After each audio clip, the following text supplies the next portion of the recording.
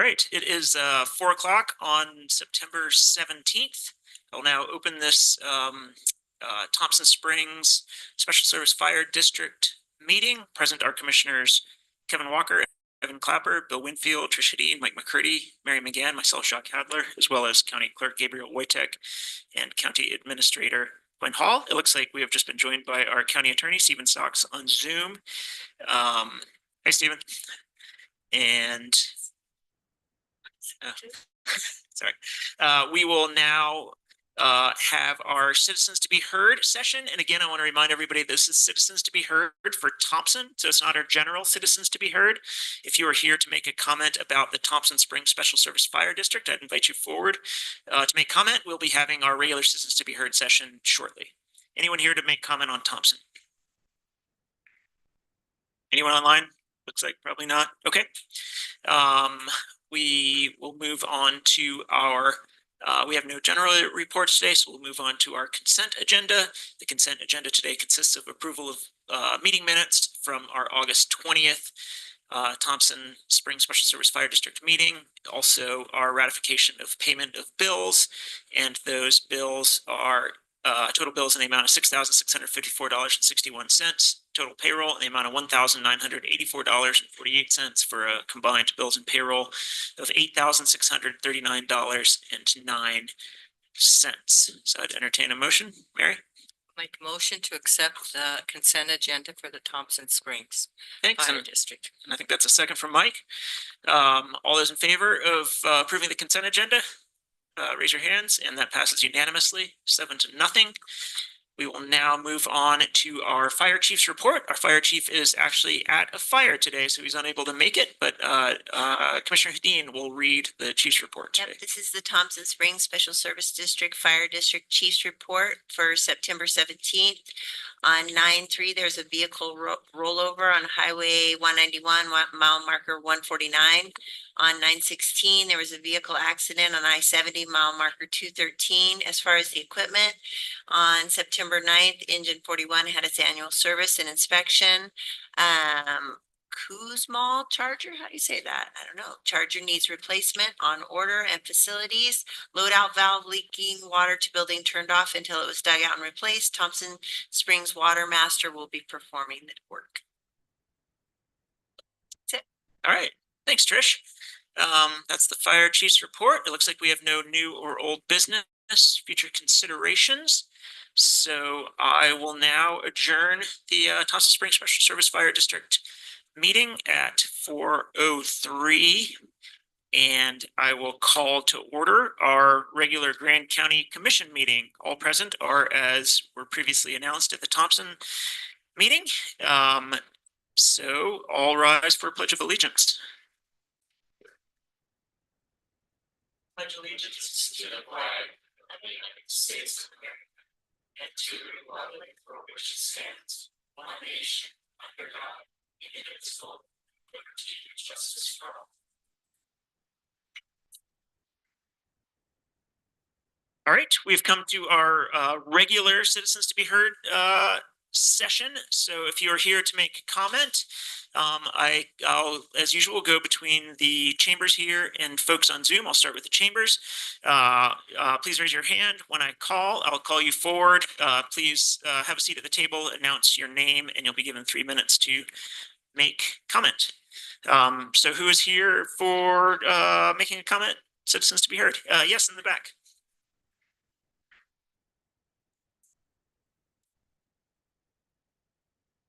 Hi there. Hi. I'm Marcy Till. I have been in correspondence, or at least I've been sending emails to the commission kind of once a week for the past few weeks. My first email was actually sent on Wednesday before the Friday flooding, and it regarded flood mitigation and storm water drainage. I feel like that was kind of divinely inspired. Anyway, I live on the corner of Spanish Valley Drive and Heaven Lane. And I guess I just came to say I wanted to appreciate the commissioners who responded to my emails. And I would like to thank Dan Stenta and Bill Jackson, who have been very available and willing to work with the residents of our neighborhood. I don't know if all of you have had a chance to go out there and see what actually happened, but it's a dry wash that has run 4 times this summer with enough water in it that you could kayak it very easily. And 2 of the times it jumped the culvert on Heaven Lane and went over the road and completely flooded my property mostly first, but this last time it flooded many, many properties. And I noticed that in the second half of your meeting that you're considering a flooding impact and mitigation subcommittee, which sounds like the commission is, moving forward on taking action in terms of stormwater drainage and flood control. And I just want to say thank you, and that there's lots of citizens that are willing to roll up their sleeves and go to work and work on this issue. And it impacts a lot more than just the private properties that are affected. It impacts a lot of other people, and clearly as it moves downstream, it impacts the city. So I'm just going to keep reminding you that this is an important issue. And if any of you have any questions or want a little tour, I still am available to do that. Thanks. Thank you, Marcy. Thanks. Next, someone else who's come here to make comment? Okay, is it Dwight? Yeah. Welcome. To the planning commission meeting last week also, and Please introduce yourself. I'm Dwight Johnston. Thank you.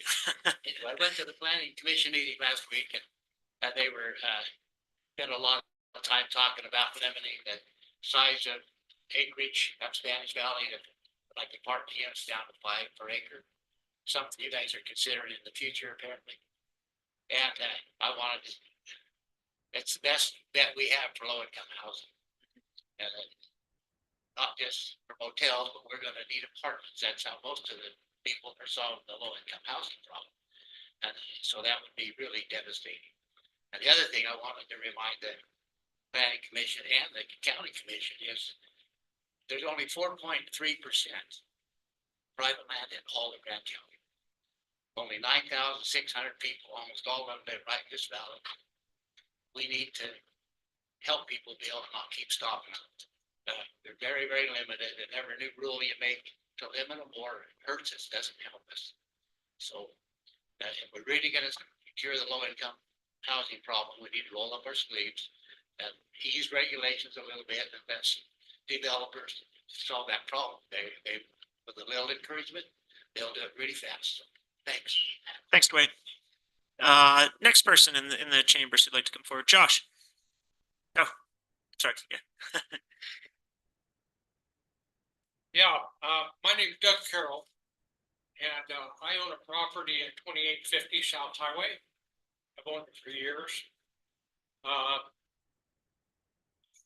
In 2022, taxes on that property were $2,600. And in 2023, the tax bill looked like $9,600, 300% increase.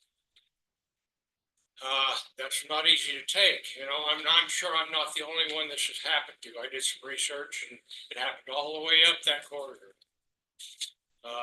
My property is undeveloped at this point in time. I'm concerned about the occupancy rate that I assume is being considered for going from 18 units per acre to 5 units per acre. Is that correct? Is there something in the works to that effect? Yes. It's on the agenda, Okay. yes. Yeah. Well, that's the reason I'm here. This is going to be a double whammy. I mean, 300% increase in our property taxes, and you're telling me you're going to cut my occupancy rate by 300% plus? What's the deal? 18 units per acre on a commercial property is not high density. 5 acre, five units per acre is ridiculous. You know, it's just not doable. You know, that occupancy rate for if I happen to sell my property to a developer, I'll be taking that cut, you know, on my sales price. He's not gonna pay, you know, when my property was assessed, it was assessed at 18 units per acre. They're telling me that property is worth $1 million plus right now. And I don't doubt that. I don't doubt that for a minute. But if you're telling me it's only gonna be, if I have to tell my buyer, hey, you're going to put 5 units per acre on this, what's that gonna do to me? It's gonna go all the way up to Florida. I don't know what the reason anybody would be considering this for. Could somebody enlighten me there? Well, What's the purpose? we'll be having a discussion on that at a public hearing after 6 o'clock today. If you want to tune into that, then there'll be Okay. more information available. I And sure then hope they can really consider what they're getting into here. there's also a planning commission meeting that occurred last Monday. It's on YouTube.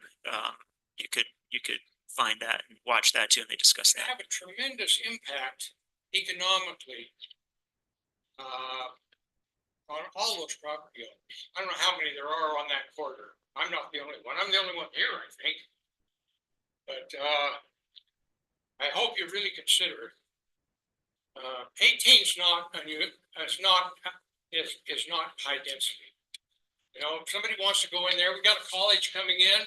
Somebody's going to want to come into those properties and put dorms in. You know, 5 units per acre. No, that won't fly. Students can't pay those kind of prices. You know, so I hope you consider this, and it's going to have a tremendous impact. Well, that's all I have to say. Thank you. Okay, thank you. Yeah, and I would recommend watching that. I can't remember that timestamp that I put on that when we talked about height, but it was probably, can you find it really quick? I put a timestamp on where we talked about that in the planning commission meeting, so we could tell you exactly on the YouTube, like you could forward it, because it was quite a long meeting. Sorry, I sent it to the commissioners and put timestamps, so that would be the highway commercial. The highway commercial, if you look at that YouTube meeting, that was on September 9th, the planning commission meeting, and the highway commercial discussion starts at 1:38. Okay. Yeah. in So that yeah, meeting. you could just Okay. listen to that, and I All think right. it'll give you a really good enlightening, I think, yeah. Okay. Thank you. Thanks for hearing me Thank out. you. Thank you. Thank you. I think Josh, you had your hand up next? Thanks for finding that. So quickly too. Hi guys, Hey, Josh. I'm Josh Green. Wrote some stuff down, but so if I come across as overly passionate, I apologize, but when I explain what's going on, I think you will understand. So about a week and a half ago, my family wanted ice cream, so I pulled out onto the highway. I saw some red and blue lights kick on in front of me, and I thought, oh, geez, somebody just got pulled over. What I actually saw was the aftermath of a pedestrian versus vehicle accident about 3 minutes after it happened. And my heart's broken for the family that was involved with that. That was pretty awful experience for them, I'm positive. So I'm asking you guys as a commission to push for UDOT to address that stretch of highway. From the turnoff to the loop road to the bottom of Garrett Hill, there's 6 memorials / crosses there. I know of at least 5 more that should be up, and I'm sure there's way more than that. If it's crazy. And at the bottom of Garrett Hill, they're getting ready to put a stoplight in probably in the next 5 years. That's just going to lead to more crashes, because imagine what it's going to be like when them trucks come flying off that hill and there's black ice on the road. And it's when some college student or some bus full of kids is getting ready to turn into that place, and you have an 18-wheeler bearing down on them and they hit black ice. I mean, it's recipe for disaster. I'm not trying to inflate how awful this could be, but I mean, you can imagine what it's like. I know that UDOT has money that it has to spend in certain places and all that. But Moab goes past City Market. And I know that we're their backyard, and the road coming to Moab's great. The road leaving Moab going south is not so great. And it'd be really nice to have that addressed out there. And this kind of brings me into the next part of what I've witnessed. And but it's a cavern in Moab right now when you're driving out there. The dark skies ordinance has turned us into a cave. I don't know what caused what happened out there, what I witnessed, but I would be willing to bet that lighting probably had a little bit to do with it, but I don't know. I wasn't there. I didn't read the police report or anything like that. The neighborhoods have been blacked out, especially my neighborhood. And I understand like why you would have dark skies in places like Navajo Ridge, places like that, where there's, lots of acreage, minimal housing. I get that. But my house, my area, that's not a place where dark skies should be happening. I have 11 nightly rentals on my street. I have 72 nightly rentals behind my house, and they weren't there when I moved into that place. They all came in after I moved into there. So on a busy Moab day when Moab's sold out, I have anywhere between 150 to 250 strangers spending the night around my place. And my kids can't go outside in the dark because I don't know if I'm ever going to see them again. As crazy as that sounds. And because the dark sky ordinance took my spotlight away from me. And so they never really got to experience things like kick the can in the dark or hide and go seek in the dark or anything like that because there's no lights out there. And, I'm a former code enforcement officer for Grand County. When I was hired, I was asked, we understand how your family feels about the dark sky ordinance. Do you think that you can still enforce it? And I said, yes, I can do it because it's the ordinance and it's the law and I can do that. And also in the back of my mind, I said, because this ordinance is in place, it's because the majority of people in Grand County wanted this ordinance. Well, I'm here to tell you now that is not the case. A handful of people wanted this ordinance, a vocal handful. And it's not working out. It's going to cause more issues. It's going to cause more accidents. And while we might not see an uptick in crime or anything like that, we're going to see more uptick in accidents, especially when that college comes in or when people are walking along the highway because gas prices are so outrageous they can't afford to drive. Or when the MAP finally runs out of money and people have to walk back and forth up that highway, we're going to see more things like this. And, the dark skies certificate, it doesn't help. It's a selfish boast, and that financially and criminally punishes the middle and lower working class of your constituents. And I would really wish that you guys would reconsider it, or at least go lax a little bit more on it and choose areas where this dark sky ordinance could go into effect and where it shouldn't. High density areas, definitely not. So thanks for hearing. And it was good seeing all of you again. And have a good day. See you guys. Thanks, Josh. Let me go to Zoom and see if there's anybody on Zoom who would like to be heard. It looks like a few people have joined us. If you are on Zoom and you're come for the Citizens to be Heard session, just unmic and you can start speaking or use the raise your hand button on there. Kevin, were you going to Did say you want something? to say, for the land use code issues, there is a public hearing coming up at 6. Oh, yeah, if you're here for the public hearing about the land use code, we will be doing a public hearing where we will be taking comments specifically for that issue, and that'll be soon after 6 o'clock. It looks like we have Jonathan Scardo with a hand raised on. You can go ahead and unmute and make your comment. Yeah, I just had a comment about the land use, so I'll pop on later at 6 p.m. Thank you. Anyone else on Zoom who is here to make comment?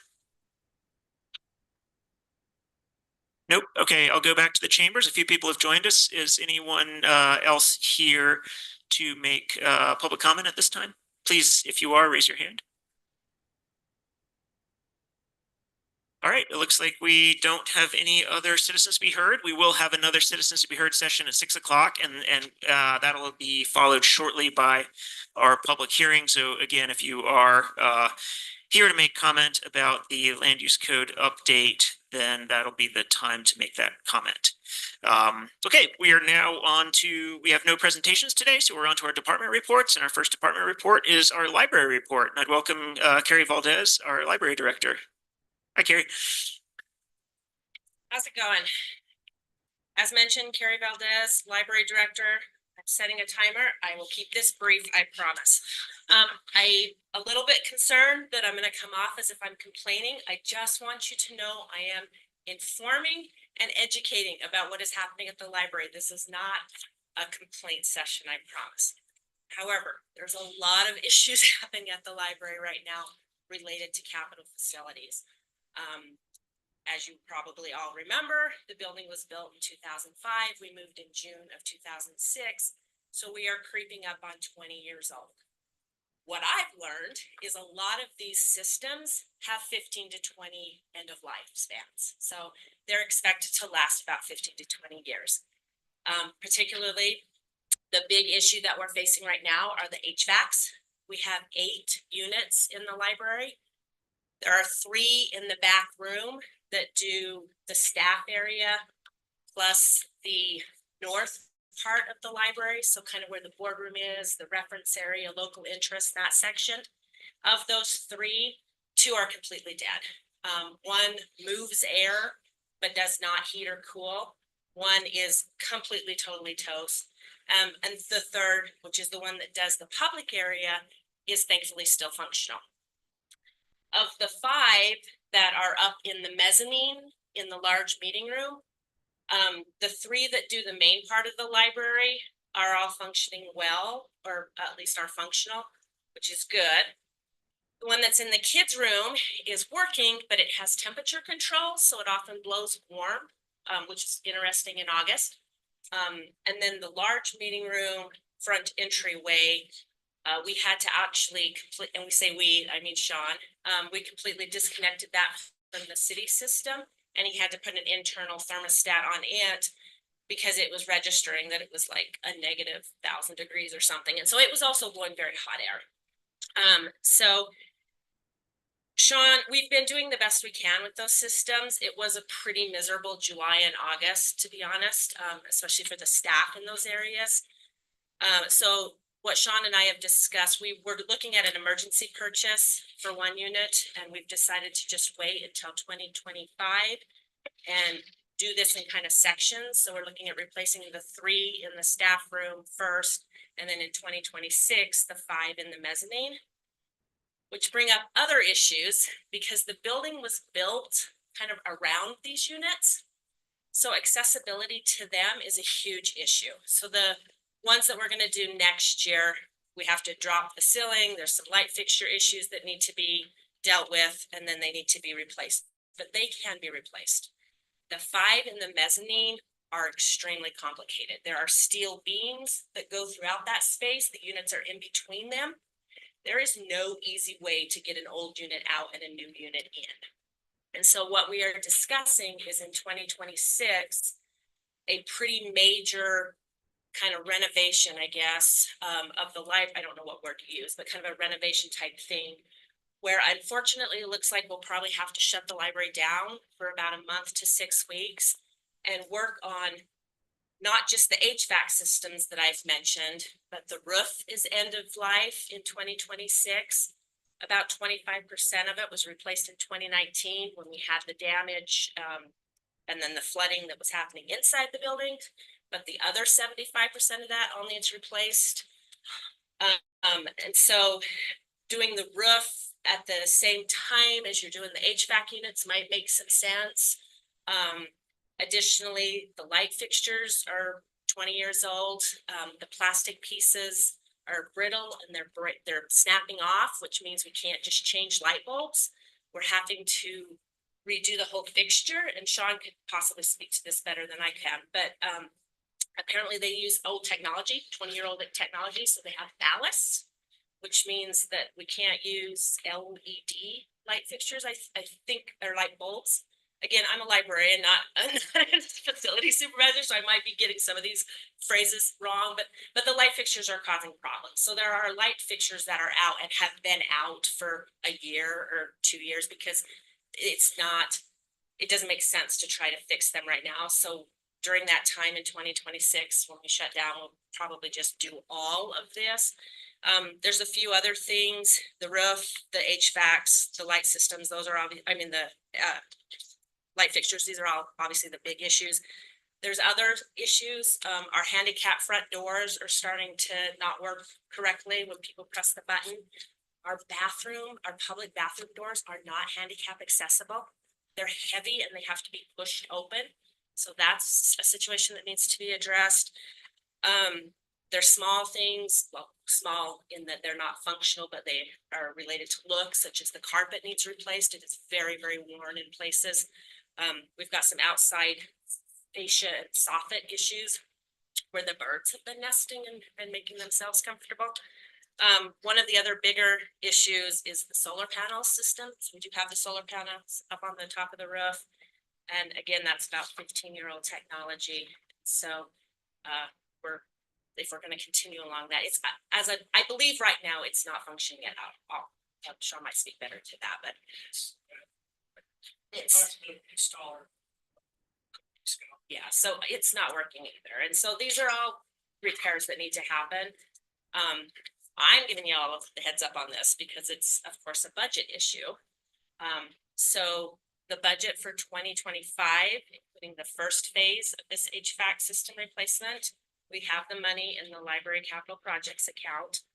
I need to get with Gabe and kind of figure out the accounting of how some of these things function because the bond was paid off this year. Yeah, the library bond was paid off. So I think there's a little extra there that possibly could be moved into capital facilities. I've got like 3 minutes left. So the last thing I want to mention to you is I believe with the planning that Sean and I have put into this and the financial aspect of using the fund balance and trying to get those monies saved up, that these repairs can be done in 2026 with the library capital project account, unless, and however, the last thing I want to discuss, the library shares the geothermal system with Moab City. That geothermal system, the theme of my presentation this afternoon, is not working correctly. For the last somewhere between 7 to 14 years, there's a large piece of equipment that has not worked and they have not replaced it, the city. And so what's happening is the water goes through the geothermal system. There's 55 coils. Is that right? 55 coils, it's 200 feet deep. Nonetheless, when the water comes back up, it's somewhere between 80 and 90 degrees. And so that's too hot for the individual units. So it's putting additional stress on these units that are already end of life. And so the piece of equipment that needs to be replaced, we had a meeting with the city and they were talking somewhere around $600,000. So I don't know if the financially responsible solution is to help the city to replace that piece of equipment prior to us replacing HVAC units, because I really don't want new HVAC units that are not going to function correctly because of this other issue. Or if we separate the library from the geothermal system and just use the traditional air compressors, which is going to have an initial cost to purchase those. And in this scenario, it might be that we unfortunately would not have the money in the capital projects account, because what I've talked about up until this system, we've planned for, we've tried to budget for, we've got the money in the capital projects, we've done a couple of different ways, but this geothermal system is not something that I've been budgeting for. I knew nothing about it. So I did about 10 minutes. So I've got some time for questions if there are any. That's pretty much what I wanted to discuss this afternoon. Thanks, Carrie. Yeah, Bill. I can verify the issues sitting on the airport board. Actually, the last meeting, it was just the opposite. We were all freezing and I had to have a coat imported so that I could get through the meeting. But there are some real issues over there. One of my questions would be, is I know that there was a fairly substantial tax increase over there. Is any of that going towards this? Is it, what kind of dollars are we talking? Because I don't think this is a good time to be talking about another tax increase. So no, I know you're not. I'm just sharing that isn't a a good option at this point. in Right, time. so last year when we did the tax rate increase, that was the primary purpose was to fund the capital projects account. And again, librarian, not an accountant, so I don't exactly understand how my operations account, which is the 72 account, I don't quite understand how that works as a kind of a pass-through account to get the money into the 73, which is the capital projects account. So the numbers are a little confusing to me, but the money is there and or is being collected this year and next year in anticipation of these things that we've talked about, with the exception of the geothermal system.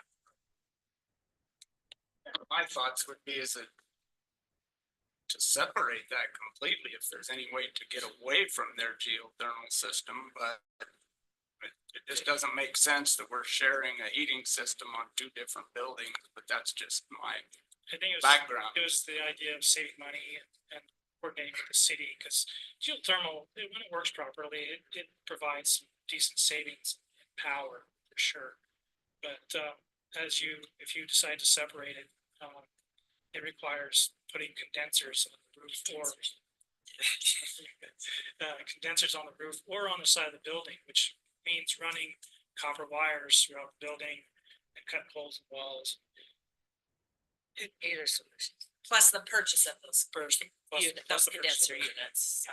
So I don't know, it's a, what do you do? But if this, so you said the city, if the city, or if we help the city or whatever, there's a $600,000 part with, if that part, is that something you can just plug into the system and then it's? I think it's a big coil that separates the hot water from the cold water. So it doesn't force the hot water into the ground, further heating up the groundwater, the ground around it.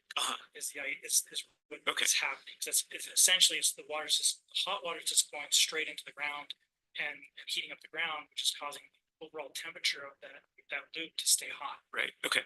And the piece, the part is some kind of type of equipment I've never seen it. Yeah. I understand what it does, but it separates the hot water from cold, sends it somewhere else.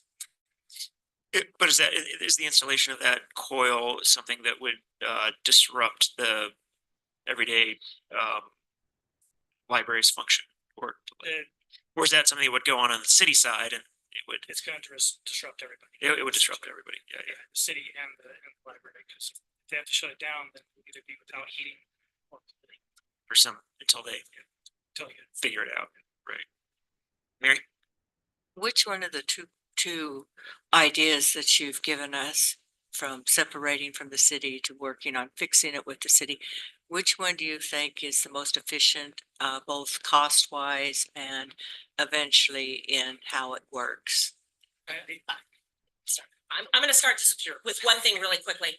I'm sharing with you information from one meeting. There has not been a determination made. Like, I have not yet heard what the city wants to do.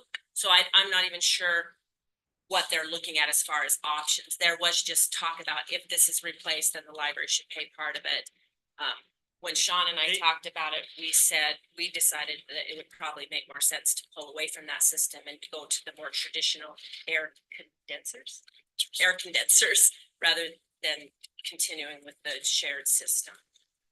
But this is still kind of in the gray. This is unknown exactly what's. And the city never asked us to pay for the part. I kind of beat around the subject and asked them, well, what could we do to help? They kind of just skated around it, so they weren't expecting us to help them with that anyway. So They didn't ask us to help them at that meeting. Right. But it sounds like those discussions are ongoing. Yes. Okay. I guess I'm still a little confused. what was your question? If the city wanted and that became a reality, which of the two systems would be the most efficient and the better one to choose? Honestly, I think if geothermal works properly, it's way more efficient than having compressors outside the building and having to maintain those compressors. But at the same time, like, I don't know what the best answer is. Okay, And- so and it's honestly- in the works. It's in the works, and geothermal is, like I said, it's way more efficient in the long run. It's expensive right up front, but it's way more expensive. So, Less expensive or in the less, long. less expensive, sorry. Yeah. Okay, And then also, Mary, that would, part of that determination would be what the ask is. yeah, You know, like if, do they want half, do they want a percentage, like, but that hasn't been discussed yet. to, Now, I will say personally, because we don't have those controls of the HVAC system at the library, I have absolutely no control over the temperature. I've got to contact somebody at the city for a specific unit, except for the one that Sean has disconnected from that system. I have to call, try to get a hold of somebody, ask them to do some kind of adjustment, which unfortunately means sometimes there are spaces that are uncomfortably cold or uncomfortably hot until and if I can get a hold of somebody.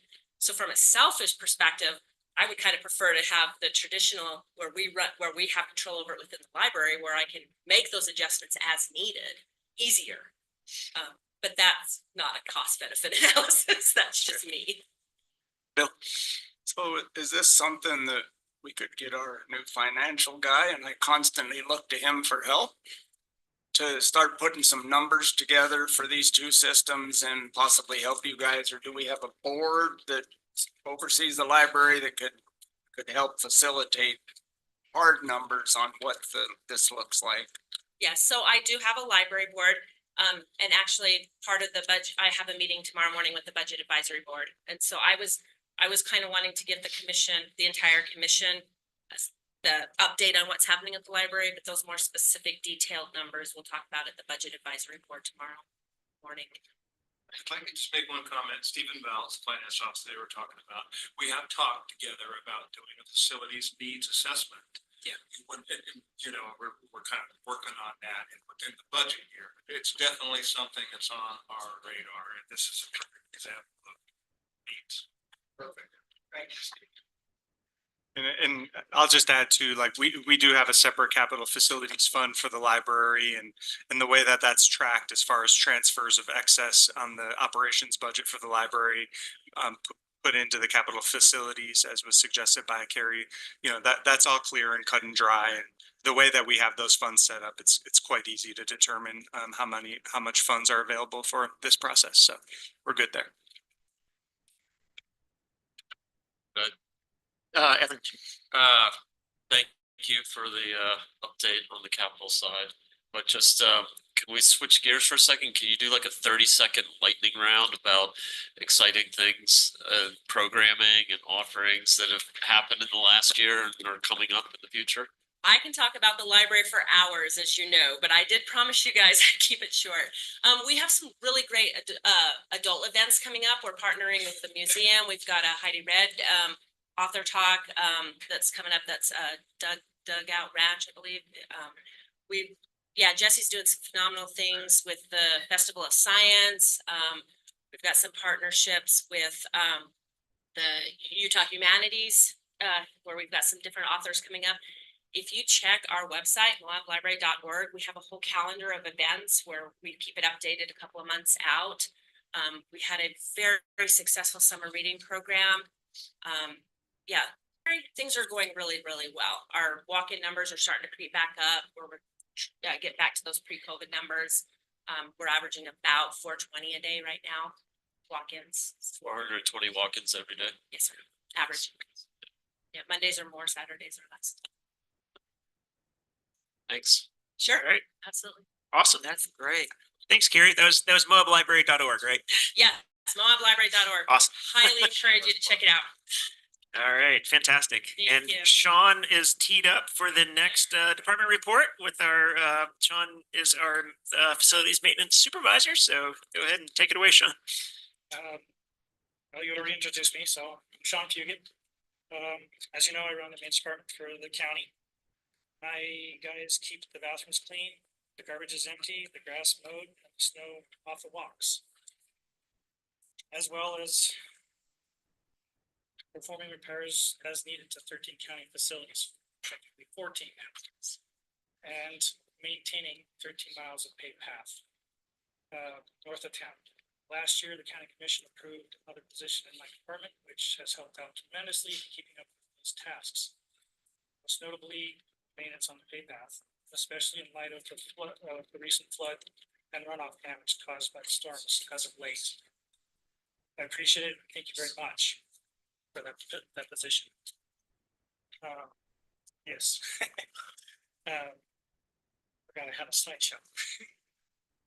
A recap of last year, in 2023, we replaced 4 of our oldest and worst off HVAC systems on the courthouse roof. These consist of units that were no longer able to cool anymore due to refrigerant leaking out. And a couple of departments went a couple of months without cooling. The back one, sorry. The one on the left is actually a 30-year-old unit for a house that we replaced. It's still running, but limping along. The one on the right is the new one being brought in. All right. Also in 2023, we replaced our 30-year-old backup generator, which at the time of replacement was not operational due to the control board going out and parts being unavailable to repair it.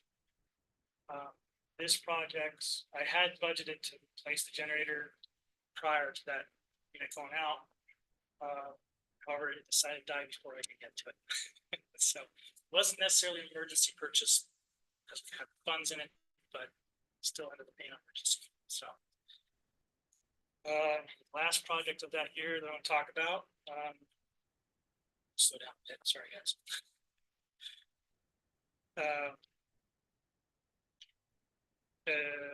Talk about the update repair of the courthouse water heater and mixing bowl. This project included replacing a 25-plus-year-old water heater that had rusted out and was leaking. And some old rusty pipes that had become a concern of breaking and flooding the courthouse basement, as well as redesign of the mixing wall for the jail. On the left there, you can see the old brown water heater, the rust below it. That was where it was leaking. Right as the new. On the right, on the left is the old design, which actually had some band-aids that we had put in years past to make the mixing wall operational and able to be adjusted for temperature for showers in the jail. It's a residential shower adjuster, which it's kind of a pain to adjust because you'd have to go in there. If it was too hot or too cold, you'd have to go in there and tap it up, leave for an hour, come back, tap it down, leave for an hour, come back, and finally stabilize it. It's a pain. On the right is a redesign. It's more efficient and better way of adjusting the water, which I haven't had it adjusted since I installed it. It sits at 120 degrees anytime I go down and look at it.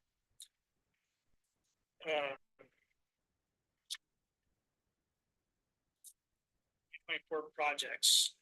These projects are either have been completed or are waiting to be completed, but are under contract. This one is the EOC roof that is getting old and had been patched over the years and was in need of a refresh. This repair should provide protection to the metal roof for the next 20 to 30 years. Metal lasts forever, somewhat, until it starts to rust. So if you have bare metal, it doesn't last very long. So getting a nice coat of elastomeric or that coating they put on it should make it last for a while.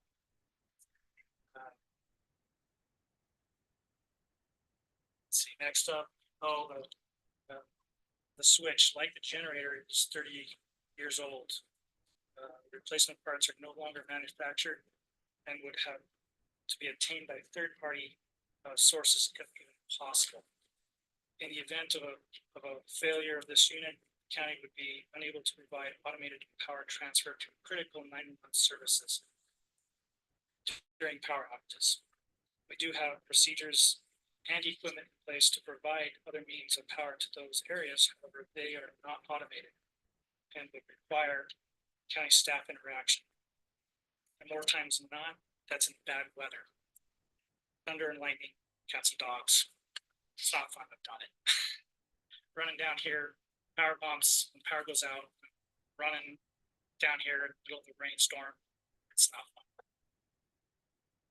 Fortunately, this project is scheduled to be completed the first quarter of 2025 due to supply chain issues. Next up, phase 2 of the courthouse HVAC replacement. Once again, these units are 20 plus years old. The R22 gas refrigerant is no longer produced and is getting more expensive to acquire, along with parts. This project is ongoing, but I just talked to Jared yesterday. He wants to replace them second. Replacing the ones on the left are the new ones that are sitting in the bus barn right now. The right one is delivery. The one on the bottom is the old units that will be replaced this year. Future projects. A lot of these projects are still in the works, may or may not make the list for next year. But I try and identify the most critical projects to complete each year. One of which is Star Hall's roof, which has been on my radar for a while, but not so bad that it needed replacement. However, this year it sustained quite a bit of wind and hail damage, prompting me to move it up, and possibly insurance funds to help repair it or replace it. So, yeah, it's gonna be on my list. You guys are probably sick of hearing me talk about HVAC. Sorry. Phase 3 of the courthouse HVAC replacement. You've heard my spill. They're 20 plus years old. They're getting expensive to repair. The gas is no longer produced. It's actually technically illegal. You can still buy it. But yeah. Like the one earlier, the one on the bottom is actually 30 years old. It was made in 92. Yeah, that's right. The one on the right corner is actually this one. These units did sustain hail damage, and we might be seeing some funds from insurance to replace them or help replace them. Next up, hail damage. Last month's hailstorm did a lot of damage to the county's HVAC systems. These units are still operational, however, their cooling efficiency is greatly reduced. I'm not too worried about it going into the cooler seasons. But next spring, I'm probably going to be working to replace a lot of these units for HVAC systems.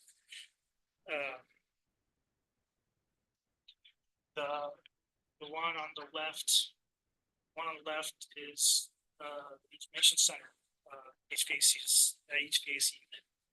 This one I was planning on replacing in the next 2 or 3 years with the hail damage, with possible insurance helping us to replace it. Might move it up till next year. The one on the right top corner is trial councils. And the lower left is the 3 units for Star Hall. The one on the lower right is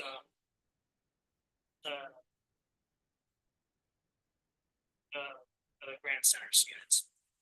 These all, as you can see, took a lot of hail to them. So.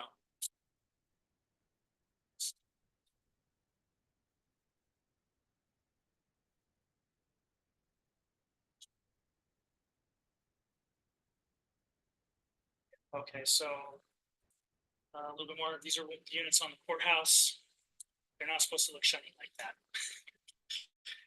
However, I want to talk about the lower right-hand corner. That is a new system that was replaced last year.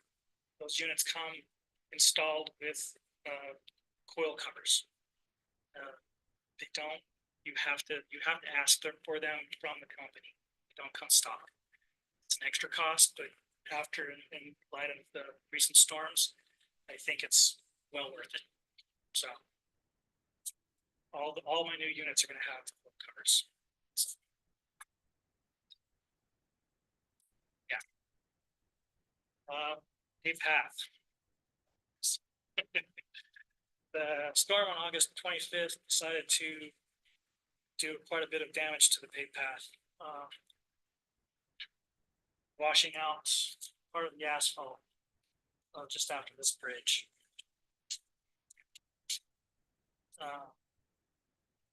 My department was able to go in and fix it so it was safe to travel on.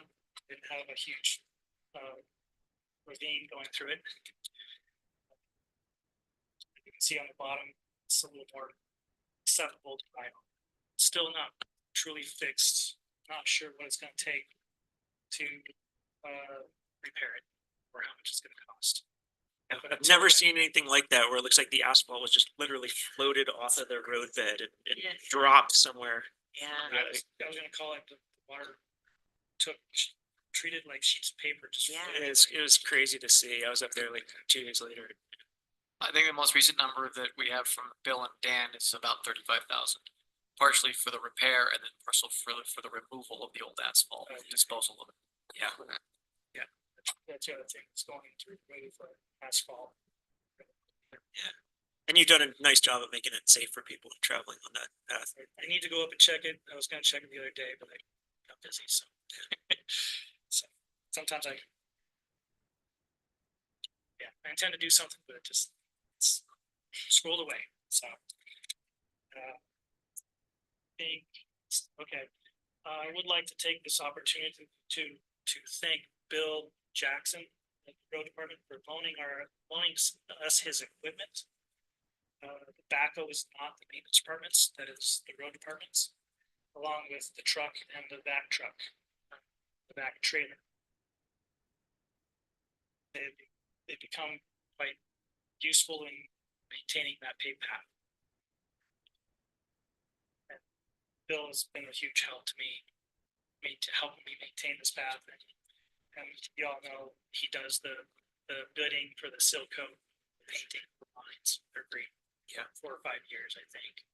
So I have no idea what the first thing about seal coat is. But, with the storms, every year, this is what happens on the lower right-hand corner. It causes the dirt to slough off onto the path, which makes it unsafe. Send my guys up there to clean it up. Pile of dirt that you always get outside of the hub. It's always shocking to me how big those piles of dirt get. So I think that's includes my stuff. Thank you. Any questions? Thanks so much, Sean. I know it's been a hard year with all the flooding and It's been the a damage. year with Yeah. the weather, you know? And I'm one who I travel on that bike path 3 or 4 times a week, and I very, very much appreciate how quickly you get out there and clean it off because it's a super popular asset to us. So thank you. I'm intending to, with my new guy, to try and keep up on everything, coach you. So, okay, thank you guys. All right, thank you, Sean. And we have one more department report today, and that is our Old Spanish Trail Arena report. So I'll welcome Angie Book, who's our Old Spanish Trail Arena Director. Hi, Angie. Hello.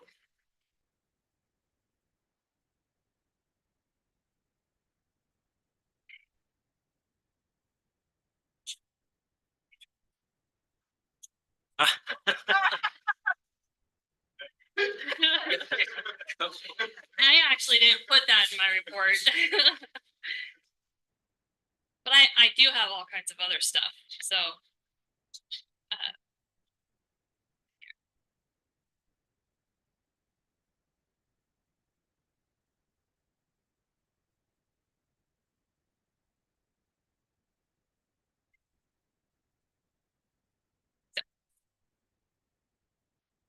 So, hello, I'm Angie Book. I'm the Old Spanish Trail Arena Director. And tonight I'll be doing my department report. Uh, And first, I'll start off with the events. I did put a link on the next slide for you to click on, and I put all of 2023's events on there and 2024's. You can take a look at that as you like. They're all listed out. Community events, paid events, unpaid events. They're all there. The OSTA calendar is definitely starting to fill up for the remainder of 2024. Along with 2025, we have gained several new events along with establishing a new demand in community events. Some of the new events include a rocket gym show, which had really had a good turnout, a happy hour at the pavilion for Moab Run the Rocks, a consignment auction, which had a lot of locals excited. The Moab Horse Expo was able to raise money for a charity and local youth.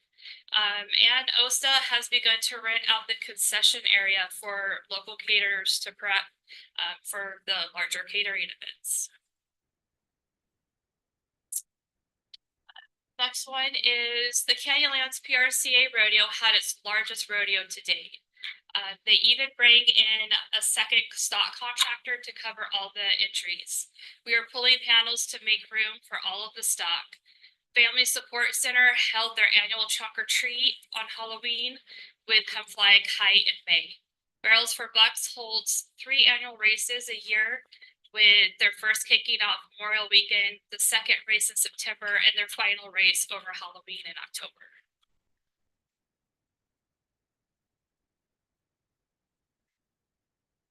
It's always a privilege to host Team Rubicon. OSTA had the honor of hosting Team Rubicon every year since 2022. And we just received communication they will be joining us again in March of 2025. The gray shirts that the Team Rubicon members wear, they're not given to them, they are earned. And you cannot write your name on the shirts until you've earned or achieved the right to do so. In 2024, the TR crew made me an honorary TR member with my own gray shirt for my work ethic and told me I've earned the right to write my name on my own gray shirt, that I had the heart of a true TR member. This was a really big accomplishment for me, and I felt pretty honored to be able to get this gray shirt. I actually have it hanging in my office, so it's a big award for me to be able to get this. But yeah, we're pretty excited to have it back.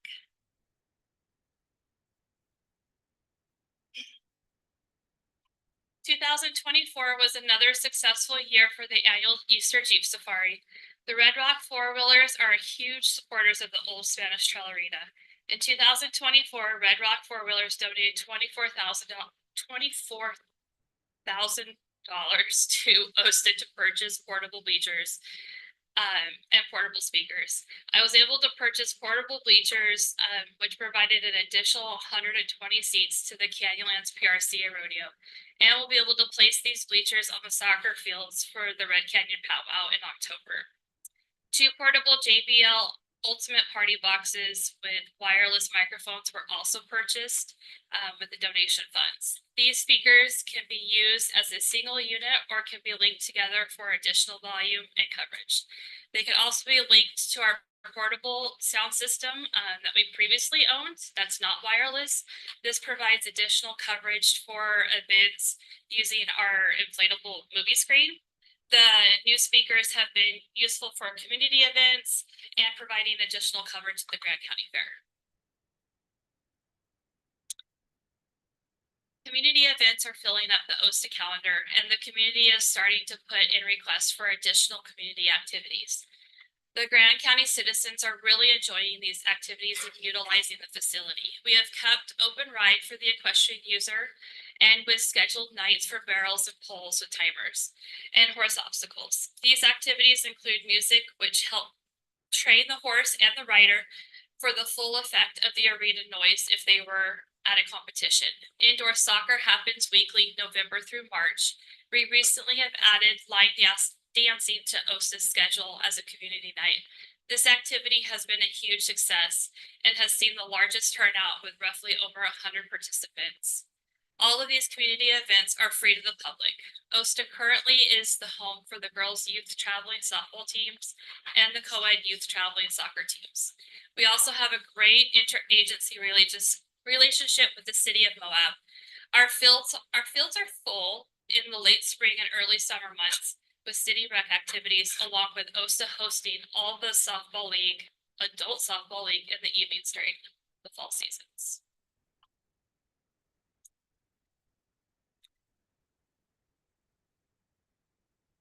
The Grant County Fair. And this, I'm not gonna dive into too much because we all know about the Grant County Fair and it just steals my heart and I'll just keep talking about it. So we're just gonna enjoy the pictures. But this one right here is just a little bit of everything. I thought those little girls, I don't know who they belong to, but I think they scream County Fair. We have the Daughters of the Utah Pioneers. They attended this year. I thought that were a great addition. We have some exhibits. The next one, a little bit, some of our parade pictures, some of the entries. Moab Fire are the winner, first place winner of the parade. Next one, it's some of the games and activities that were at the fair. We have car show pictures, Bomb Town, which was the RC obstacle course that was there.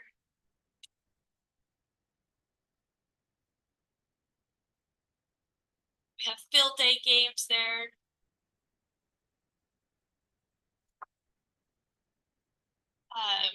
Some of the sports tournaments, we have the softball, volleyball games, some of the trophies.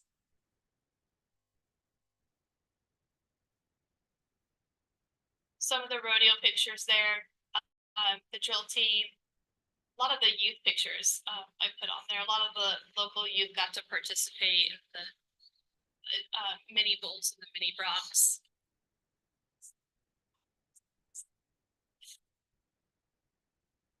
Is that roller derby? Yeah, roller derby. That's really growing. And I think with as many teams that came this year, we might have to put it into a 2-day event for next year to be able to get all the competitors. The Power Wheels Derby, that got really competitive this year. Had to break a couple moms up there. The cornhole tournament. We also joined with the city of Moab, and they came out and did their Art Nag festival out there. That was a nice treat. Just some other random pictures. That was the bottom picture was the turnout for. We offered line dancing lessons before the concert, and that was the turnout we had, which I think is a really good turnout. Nice. And then some of the concert pictures there. We got a lot of positive feedback from the concert lineup. So that was some of the great feedback from the county fair. And then the famous portable stage. It's a Stageline SL100. Grant County is extremely fortunate to have such a magnificent piece of equipment. It leaves other counties jealous that we own our own. But with that comes the responsibility of ownership. To operate the stage, you must be a certified technician, and currently OSA only has one certified operator. Luckily, we have been able to get 2024 to work with that operators and OSA schedule, but we need to come up with a solution and cannot chance only having one technician for the stage. We need to get additional staff certified on the stage. In 2024, the stage was reserved every other weekend starting at the end of May. If you add that up on top of the already busy OSA schedule, it doesn't leave much of a summer for the OSA employees. The demand for the stage is also increasing as event holders and the community is learning of its existence. Some event holders were told in 2024 that it was not available as it was already booked. It's in communication for 2025 for additional dates on top of the same dates that were booked for 2024. I have also been asked by several of the renters when and if the county would be willing to purchase the floor extensions and sidewalls. The floor extensions and sidewalls are the items that I'm also seeing as an event holder that would be a huge benefit to the stage, as it will allow for more room for the sound equipment and keep the sun off the performers and the equipment. I've accounted for the additional stage training in my proposed 2025 OSA budget. So on the right, I just added the configurations of the extra floor pieces and the way they could look and the way they could be configured based on if we were to purchase them. Next, so I definitely going through this, just trying to keep it at a minimum because there is so much that goes on at OSA. I'm just going to go into some of the maintenance items, some of the projects that we've done and things that we have to do on a daily basis and get ready for events. And one of the big things that we're going through and we're going to start working on is our footing. We call it footing. It's how we work the arena dirt. So the indoor arena has several different ways the dirt could be groomed and prepped for an event. Each of these options take training and skill to be able to complete correctly. If the arena floor is not prepared correctly for the scheduled event, it could lead to an injury and in some cases could be catastrophic for an animal or the rider. OSA has a special dirt that is made up and shipped in. We water the dirt from the ceiling that is controlled on timers. There are several different implements that are used to break up the dirt and work it. These implements also require regular changing of the teeth when they get worn out.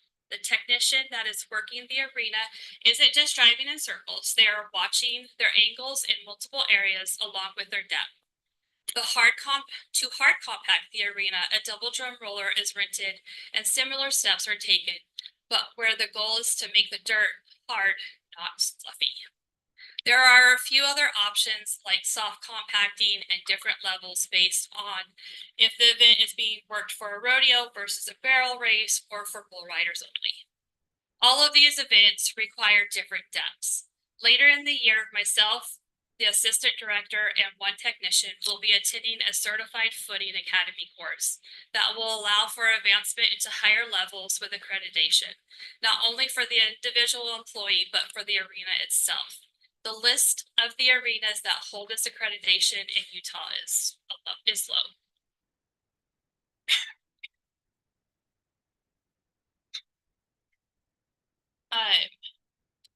And then I just picked a couple of the projects that we've been working on and that we've done throughout the year.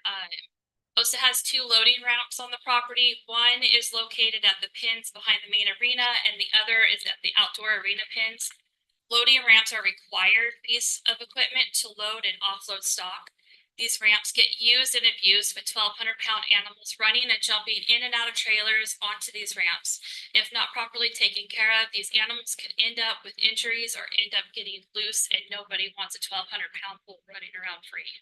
Our ramps were in pretty bad shape, and they were missing a majority of their cleats. Both ramps were completely stripped down, sanded, painted. New lumber was installed after being weather treated.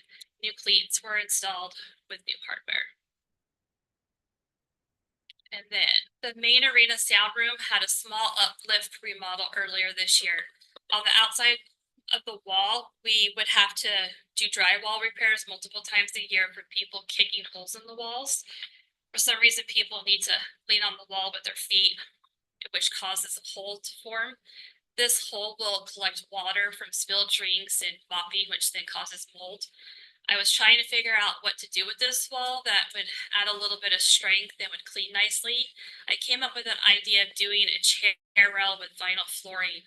OSA technicians cut out all the moldy drywall and replaced it with new drywall and applied this vinyl flooring. I was able to find some to match the theme that we've been going with in the arena in a discount section at Flooring America, and was able to finish it off with some wood and rubber trim. The inside of the sound room was completely cleaned out. and the walls were washed with a commercial extractor. The floor was painted with a gray epoxy paint. The announcer's table was sanded down and also repainted. 2 recessed power surge protectors were also installed in the announcer's table, allowing for an ease to the outlets for the user. 3 announcer chairs were purchased that have multiple adjustment features. A bulletin board and whiteboard was also added. We also switched out the lighting to the LED panel lights. This project was completed before the Canyonlands PRCA rodeo, and the engineers that come every year were highly impressed with how that room turned out, and they truly appreciated it. Said it was a lot more functional for them. Let's see. Next is OSTA has 11 storage sheds with areas around these sheds where our implements are stored. When I first became director, these sheds were packed full of a majority of them you couldn't even walk in. The chaos in these areas had our local trust labeling it an attractive nuisance, which in short means it was a large hazard. OSTA staff spent the winter going through each shed and organizing each one, filtering through garbage items and surplus items. The implement areas have been cleaned up and restructured and are now all in an area lined by a parameter of livestock panels with proper signage.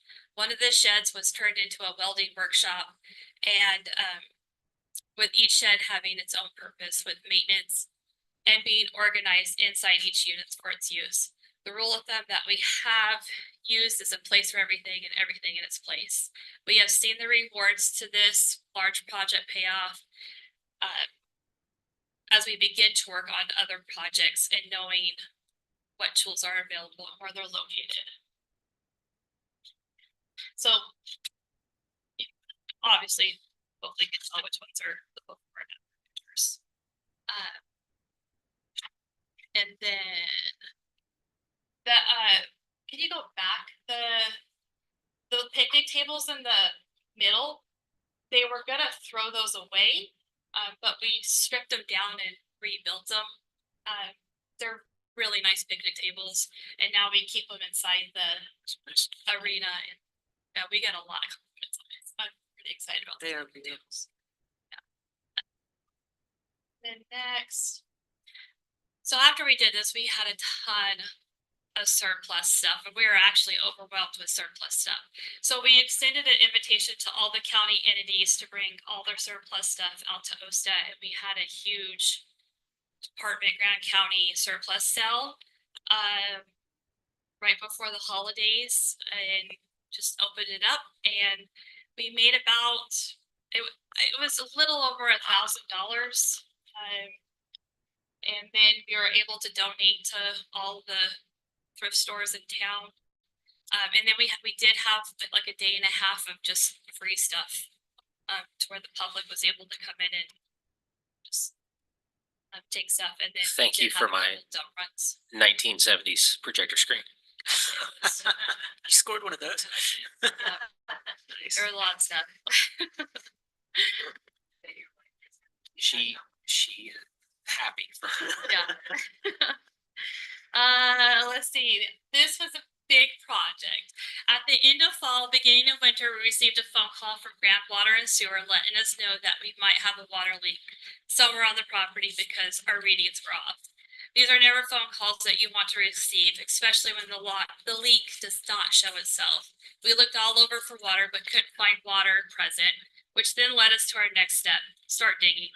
Luckily, we were able to find it about 6 feet in, and the hole was just a pin size in a pipe, pin-sized hole in a pipe.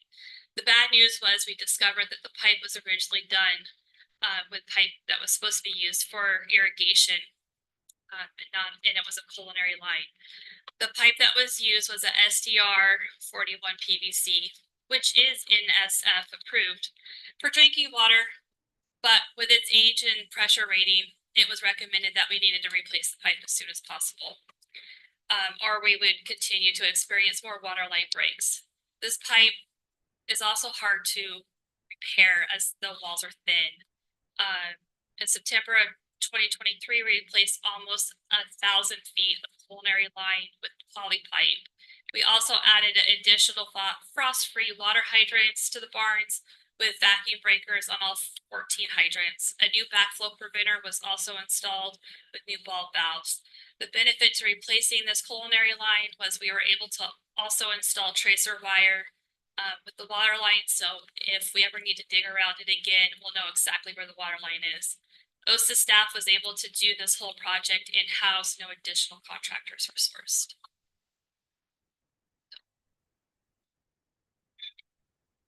An additional stripping lane was installed into the main arena pins. This addition was needed with the influx of stock to the rodeos. This allows for the stock contractor to keep the flow of the animals moving and removing equipment off of the animal in a safe, controlled environment.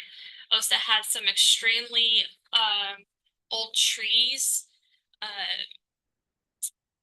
that sat right on the boundary line and were pretty hard to get to. After confirming whose trees they actually belonged to, we began the project of gaining access to begin cutting them down. These trees not only were dead, but had been hit by lightning and were posing a hazard to the new housing development at the shared property line. OSA stayed in communication with the new homeowners while these trees were removed, and luckily they were taken care of before the storms, and no houses were damaged. The second phase of the sound system was installed at the beginning of 2024. The new system sounds great. There is one hiccup with the new equipment. The sound room is not properly temperature controlled, and it now gets too warm, and the equipment begins to go into a safety mode when it reaches a certain temperature. I have to put in the 2025 general budget request to install a mini split into the sound room to be able to keep that room at a controlled temp. Let's see here. The perimeter of the main arena building has a gap from where the brick ends and the ceiling begins, and it has a layer of insulation in that gap. This insulation has begun to mold and is extremely dirty. Water is also gaining entry into the building and causing an erosion down the inside of the brick. We have removed that insulation and sealed it where the water was coming in and replaced it with a spray foam insulation. And we did it on just the north side of the arena. That's those pictures, those top 3 pictures. Yeah. And it's holding up pretty good.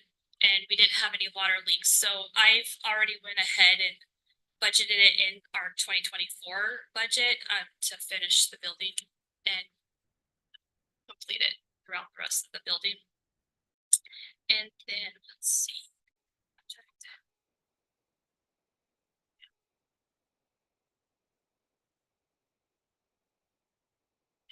A section of grass was cut out. And the remain was repositioned in prep for the pickleball courts in the playground. This section was approximately 20 feet by 320 feet. All of the valve boxes for this section of the sprinklers were also relocated. So that's all been done. A section of corral panels was installed at the entrance of the ball fields road. This allows for events to close the road during events that rent the sports complex area. This is a high usage space, and we were noticing pedestrians, mostly kids, running back and forth. So we wanted to install something just to try to mitigate a hazard. We didn't want anybody getting hit. So another safety measure. Let's see here. Our lawnmower. We have had the same diesel 0-turn lawnmower since the fields were established. Our current Toro lawnmower is almost 11 years old and has already had some extensive work done on it in 2019, 2020. Due to overheating, we started having some minor issues with it last year. With it progressing into this year, I ended up having to rent a lawnmower for about a month this summer while our lawnmower was down. It might be time to look into trading this one in while it's still running, and we could get a return on it. I have put a request in for a new lawnmower for my 2025 budget. I've talked about a few of our projects, but there are other items that OSTA and OSTA staff facilitate throughout a normal workday. Typically, when these occurrences happen, they are never during regular work hours. The phone likes to ring as you sit down for dinner or right when you begin to fall asleep. In the past year, some of the phone calls have been for loose bulls, stray horses with injuries, multiple vehicles using OSTA as a racetrack after an event has already staged and had their event prepped, highway closure, and using OSTA parking lot. And so many storms, I've lost count. In a majority of these situations, there is always some lesson to be learned from each one, whether it is where OSTA needs to improve or by building a relationship with a local citizen because you cared for their horse and got their horse medical attention when it needs it most.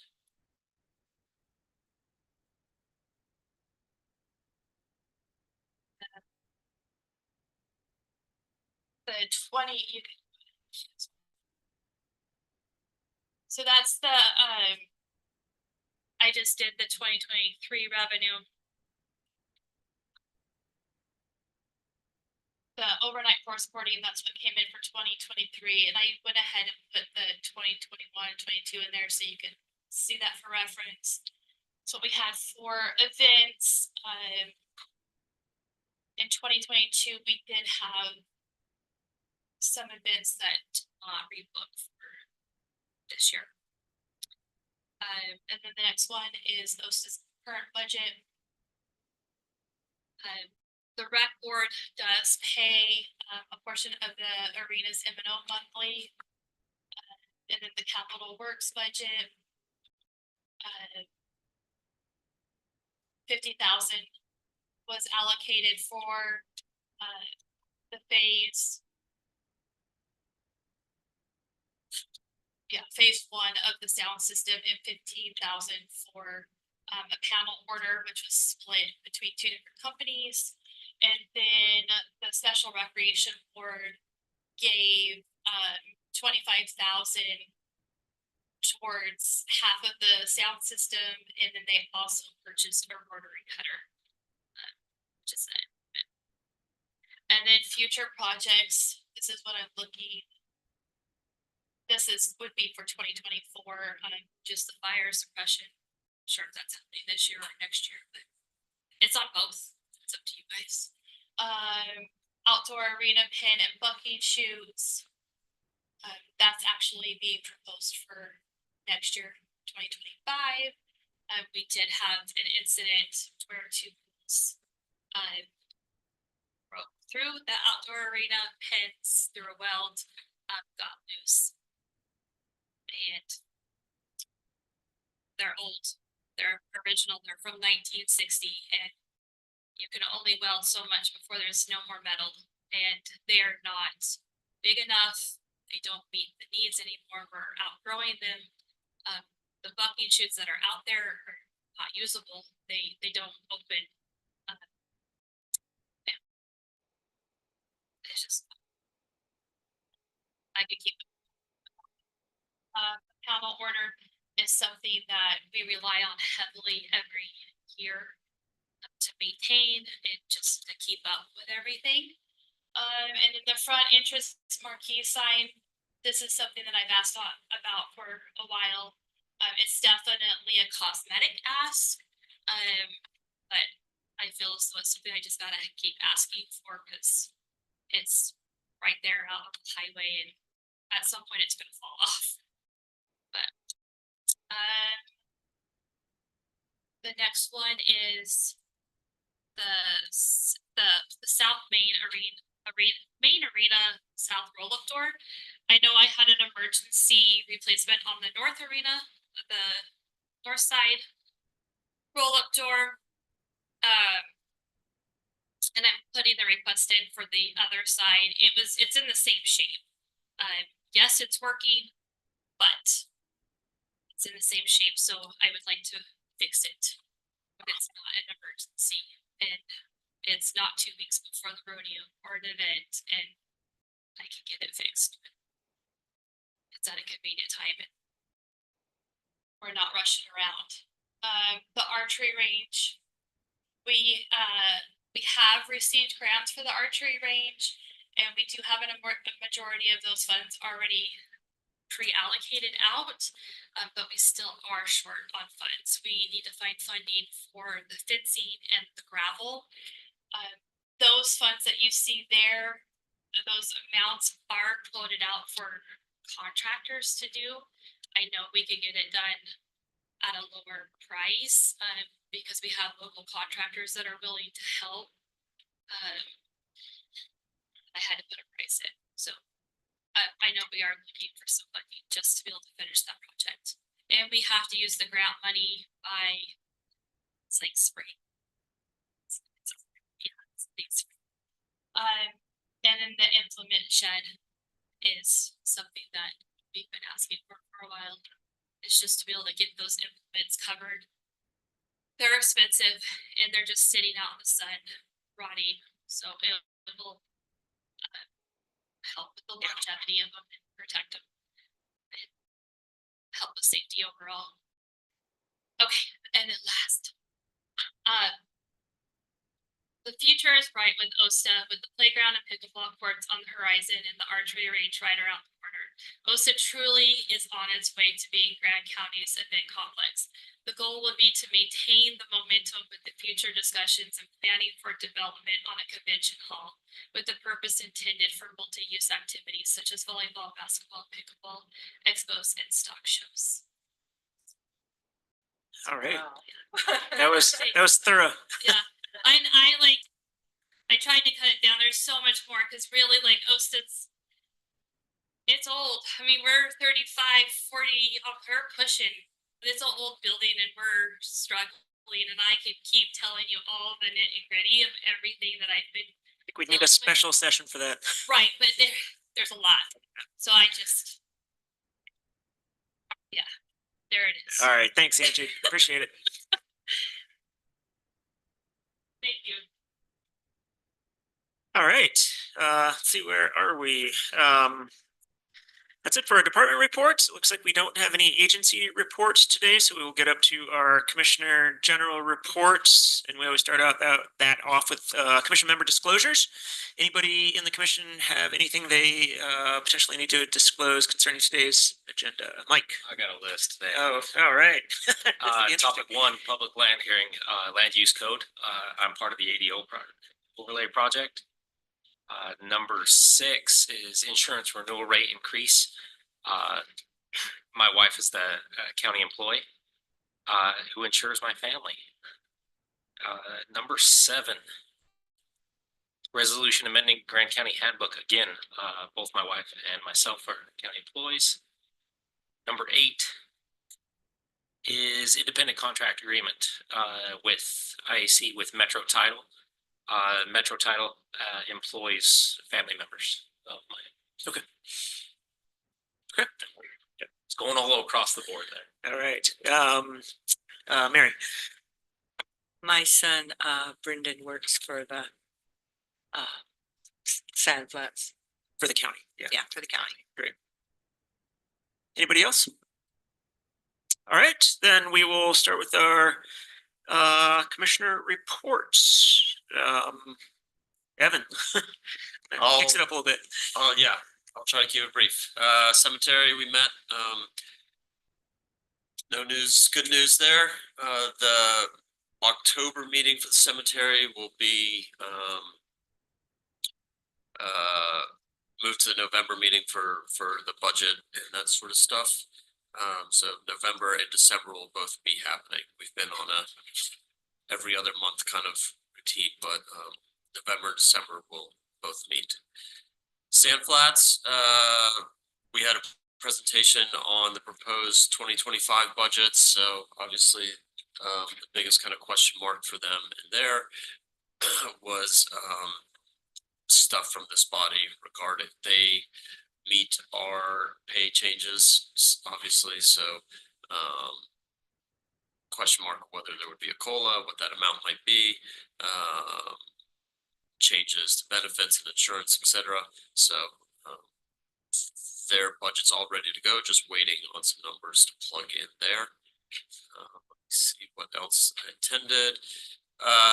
EMS this morning was a budget committee meeting instead of the whole group.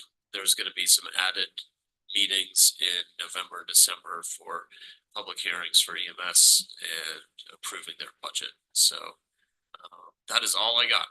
All right, thanks, Evan. How about Mike? Actually, Angie took care of Bosta better than I ever could, so we're gonna go with her on that one. Second, I attended a meeting with, Bill, Jacques, Quinn was there, Gabe was there. We all went down to the annual UAC. So much to talk about on that. I know that many topics will come up in the near future, as we go into legislation session. There will be an upcoming, special Transportation Special Service District meeting. We're looking at bringing on a couple new members. That board was very small and we didn't have enough citizen representation, so we're trying to get more on there. As you know, it's always hard to do, so we're glad to have some volunteers. Other than that, I'll let you guys talk about UAC. So, all right, awesome. I'll go to Bill then. We've been involved in the budget advisory board meetings, some of. Oh, Bill, you want to use your microphone? Good idea, thank you. Thanks. Thank you very much. Budget advisory board meetings, there's been multiple department heads that we've dealt with that have come in with their budgets, which then led to the discussion item that I requested later today with an update of the trends of where the county is financially wise, so that our departments have some idea of if we're in an up or a down or a flat. Let's see, I attended an airport board meeting where we froze actually because the air conditioner was working quite well. There wasn't a whole lot there. They had some discussion around the solar that's ongoing and which way to go with that. And so there's the hopes that maybe some staff will get involved and carry that. I believe Bill Hawley is feeling like he's putting in an awful lot of volunteer time that is then voted down by the commission.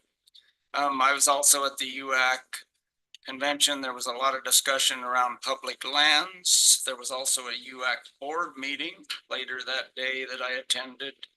A lot of stuff there around the state versus the federal government over the lands there. The UAC board voted to,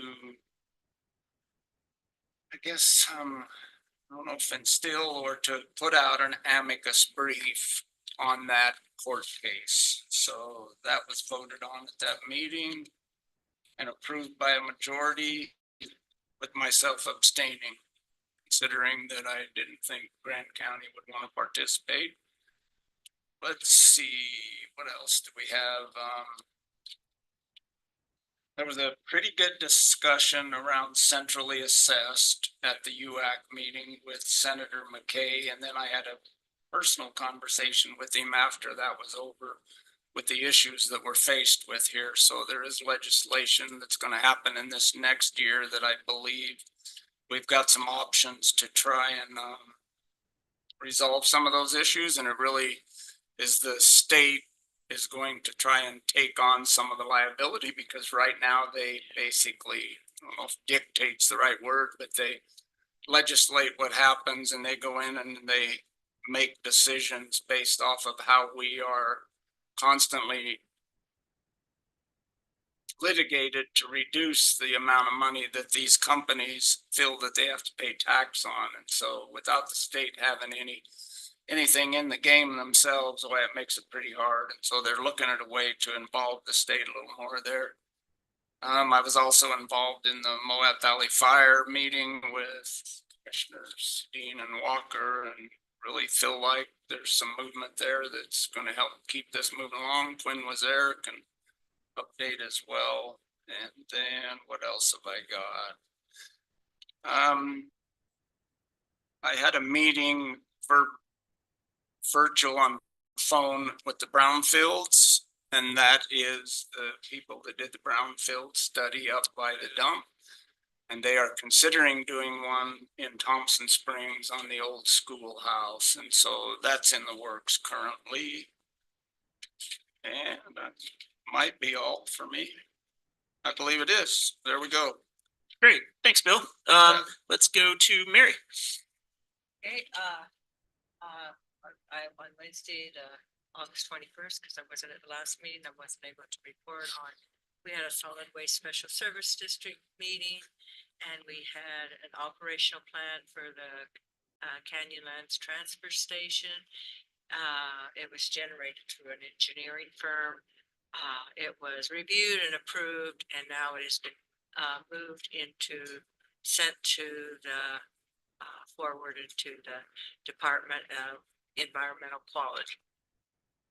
The board approved moving forward with applying for a grant through USDA, co-written between Solid Waste Special Service District and the City of Moab, for a composting pilot program with, we would be the main applicant, but then it would be money from the city. The city would be working with the funds.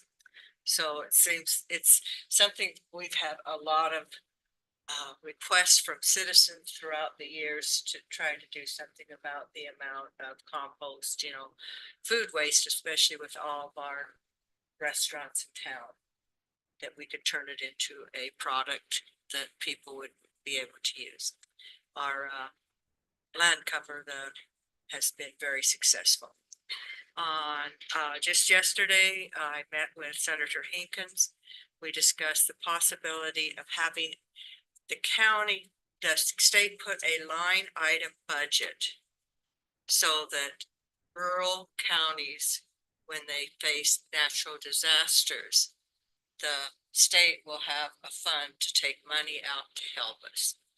Because every time over the last quite a few years, when something's happened from the Cinnamon Port fire to these floods, the size of Moab and Grand County is so small, and the way that FEMA does its, you know, it's figures out if you get help, we always fall short because of our population size.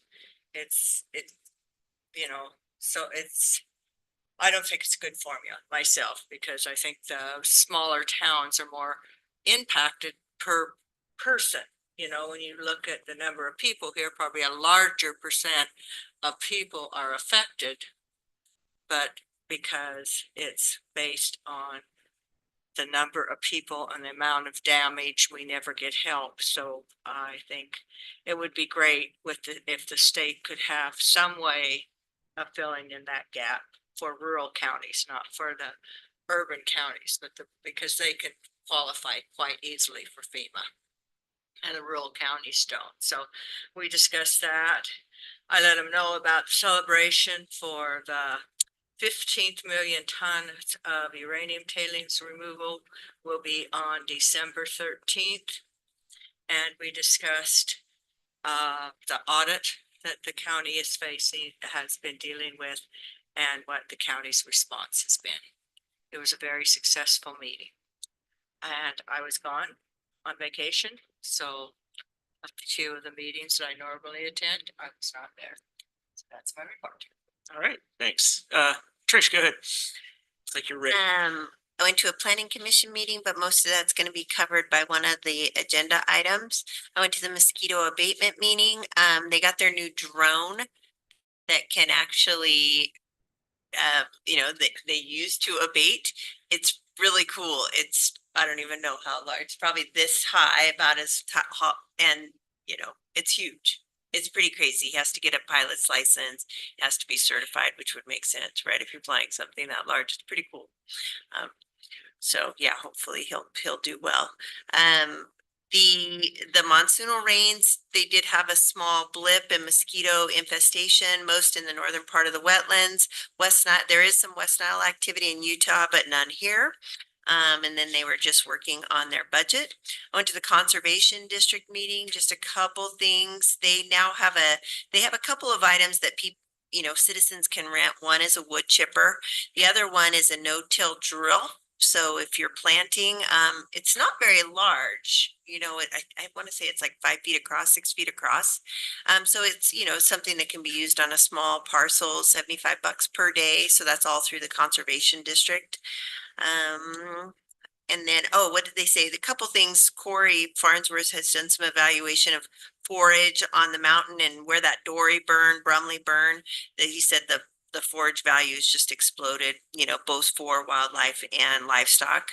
And there's been a really bad grasshopper issue on the mountain, like for example, South Mesa. I went to the library board meeting. As we mentioned, what was the website again? moablibrary.org. So that has all of their events. On November 14th, there is the bag of book sales where you literally go for $1, just fill up your bag the entire way. There were some, as Bill mentioned, they have quite a tax increase coming for next year. Their budget's going up quite a bit. So there were a couple citizens that had made concerns to me and I took those forward. So hopefully they're looking closely at their budget. So that's about it for me. Thanks, Trish. Kevin. All the meetings I went to in the past couple of weeks were also attended by other commissioners who have already mentioned, so nothing to add. Okay. And I did go to a trail mix meeting. Last time we talked about, I think Bill brought it up from the motorized trail committee meeting and I brought it up from trail mix. They were talking about a e-bike, the BLM was doing an e-bike scoping period starting in early September. They've postponed that. But they are still, they'll make an announcement. They still want to do it this spring or this fall. They might get to it in October or maybe November. So that has been postponed if you wanted to make a comment about that. We talked about all the flooding damage to trails around. If you've been out and riding any of our trails, you know that a lot of the washes have washed out a lot of trails. The southern end of Pipe Dream is really bad. We talked about a lot of areas that needed addressing. A lot of the popular trails also have a lot of sand on them from water running down them or ruts. So we talked about different areas that need maintenance and volunteer opportunities for that. It is National Public Lands Day on Saturday.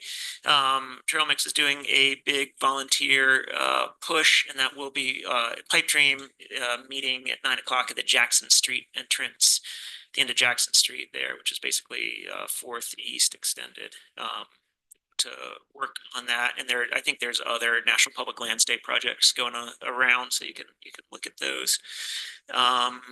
I also attended the UAC conference up in Provost. I did missed a couple of my regular meetings. I missed the TSSD meeting, unfortunately, as well as the Chamber of Commerce meeting. But the UAC was great. We had an awesome attendance from Grant County. I think at one point we counted about 9 of us, including Gina from the reporters, Attorney Stocks, Clerk Wojtek, Treasurer Kaufman, and the rest of us, as well as some staff. Ben Frederick-Gill and Quinn made it up, so that was good. I actually really liked the September time slot. Better than the November one, I think, and the location. Provo's closer too, so it's definitely a little bit more convenient. Mike and Bill already addressed a few things that we talked about. One of the meetings that I sat in on, I think these guys did too, was a discussion of TRT and potential legislation next term that might look at making changes to TRT. And I was struck by a lot of the rural counties made comment that they would also like greater flexibility when it comes to TRT and using more TRT spend on mitigation. So I was able to reach out to a few commissioners from some of the other counties and exchange information with them and potentially work with them next year if and when legislation pops up. And also I wanted to give a shout out to the Chamber and especially Chantel for helping put together our gift basket this year. We had a great gift basket and a few people helped on that, but mostly Chantel. And I heard it was one of the more coveted gift baskets at the dinner. So that's always nice. And also I did go to the Chamber of Commerce put on a candidate, meet the candidates today, and they did a great job. Everything was super positive. There was a decent turnout, I thought. So kudos to them for that. And that's all I have. So we'll move on to we're on to elected official reports. So I'll go to our clerk, Gabe, you got to speak for us? Oh. Trick mic, okay. Okay, I'll be quick. I also attended UAC, as was mentioned. Yeah, we're really ramping up for the elections. We had a tabletop exercise on Tuesday before the official conference that was put on by EI CISA. It's like election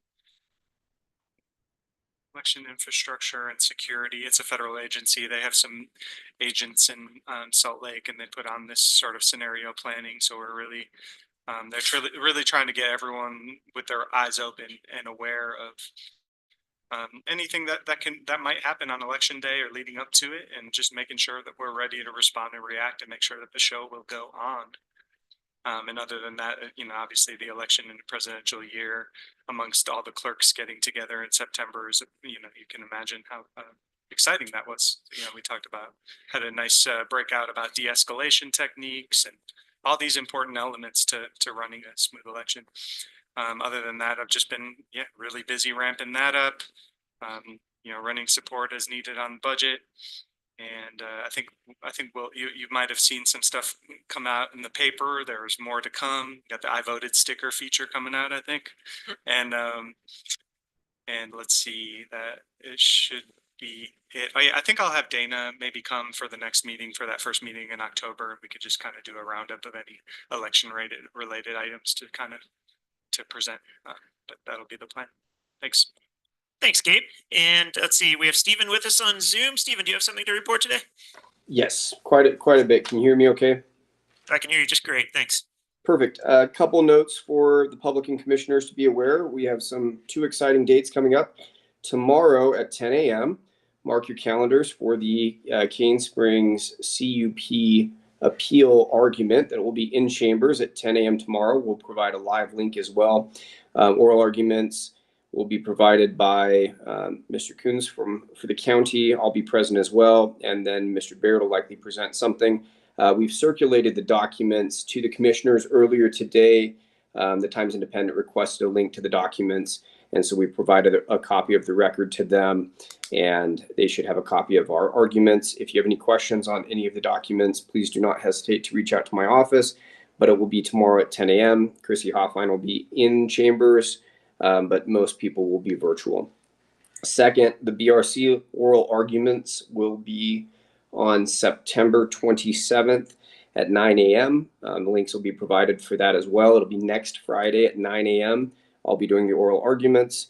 There's only one issue remaining, as we've talked about before in the past, the summary judgment, or the settlement agreement / dismissal of claims cleaned up almost everything. We just have competing summary judgment motions on the remaining issue. Again, commissioners and the public are welcome to attend. Commissioners will not have to say anything, but we'll present oral arguments on that at 9 a.m. Likely the judge will take the decision under advisement. So those are the two. This week I'm up in Logan, Utah for the Utah Prosecution Council conference. I'll give a report later on that. Last week I attended the Budget Advisory Board meeting for my office and the two offices that I oversee, which is the Family Support Center and the CJC. They did very well in presenting their budgets. I attended this Saturday after our last commission meeting, Recovery Days, which celebrates people that are going through and battling substance abuse disorders. It's a wonderful celebration. They do a great job. A big shout out to you, Sarah, Lynette Denton, and the recovery community really did a great job. They were wonderful in many aspects, including dunking me at the dunk tank. We attended UAC, like Gabe mentioned, when a bunch of attorneys get together, we also talk about fun topics. We talked about reforms to the sex offender registry, prison initiatives, trying to reduce the prison population. We also talked quite a bit about election law. There's a strong concern across the state of Utah that there might be boards of equalization that may try not to certify the election results. That's a really hot topic and a big concern. If the commission is feeling like they need education on election laws, they suggested perhaps in conjunction with the clerk auditor, walking commissioners through how ballots are counted, how the process works. That has been something that attorneys have found has been helpful. We had, I guess, 2 counties last election cycle almost refused to certify the election results, which was pretty terrifying for attorneys and recorders alike. So they said, talk to your Board of Equalization and ask them what they would like to see to help promote better and more assurance in that process. It's very important. We also met with the gentleman that presented from the prison, the Department of Correction. He informed me that there may be additional fundings for the CJCC. Originally, we thought that there was going to be only limited funds. He'll be at this conference and he'll present on that, and we might be able to get additional funding. We also had a communication with the director of DCFS. We've kind of seen a downturn in DCFS case filings, and so we're trying to make better communication with them. The downturn at times can feel like we're not addressing all of the cases that we need to address. Additionally, we had presentations from both the candidates for the AG position. I will be, very blunt. The AG's office, a lot of rumblings about public lands filings are coming up as one of the hot topics. I know Grand County likely is going to have a differing position than probably the state on some of these things. So it's important to be aware of those topics and important to be aware of those lawsuits. Of course, everyone knows about the suit that's already been filed by the AG's office on that. So if you have questions about that, please don't hesitate to reach out to me. And last, but certainly not least, I had some great meetings with commissioners throughout the week. I just want to reiterate with all commissioners, my office is always open. If you ever have anything you want to work on or meet with, give me a call, text, or stop by my office. As Commissioner Walker and Commissioner Hadler both know, I keep odd hours, so I'm more than happy to talk to you guys late or early and in person. And we also have an espresso machine, so if you want to come by the office, you're welcome to do so. That's everything I have. Thanks, Stephen. Hey, just for clarity on the Cane Springs Improvement District hearing tomorrow, is that open to the public? Yes, as we had the hearing officer made a determination that it is it's a public meeting, but not necessarily a public hearing where individuals can come give comments. They can listen in, but it'll be there in the chambers. And so what we did last time is we had the hearing officer in the chamber, and everybody can come listen, but they don't get to interject or add anything. Great. Thanks for that. And is there a Zoom link for that as well?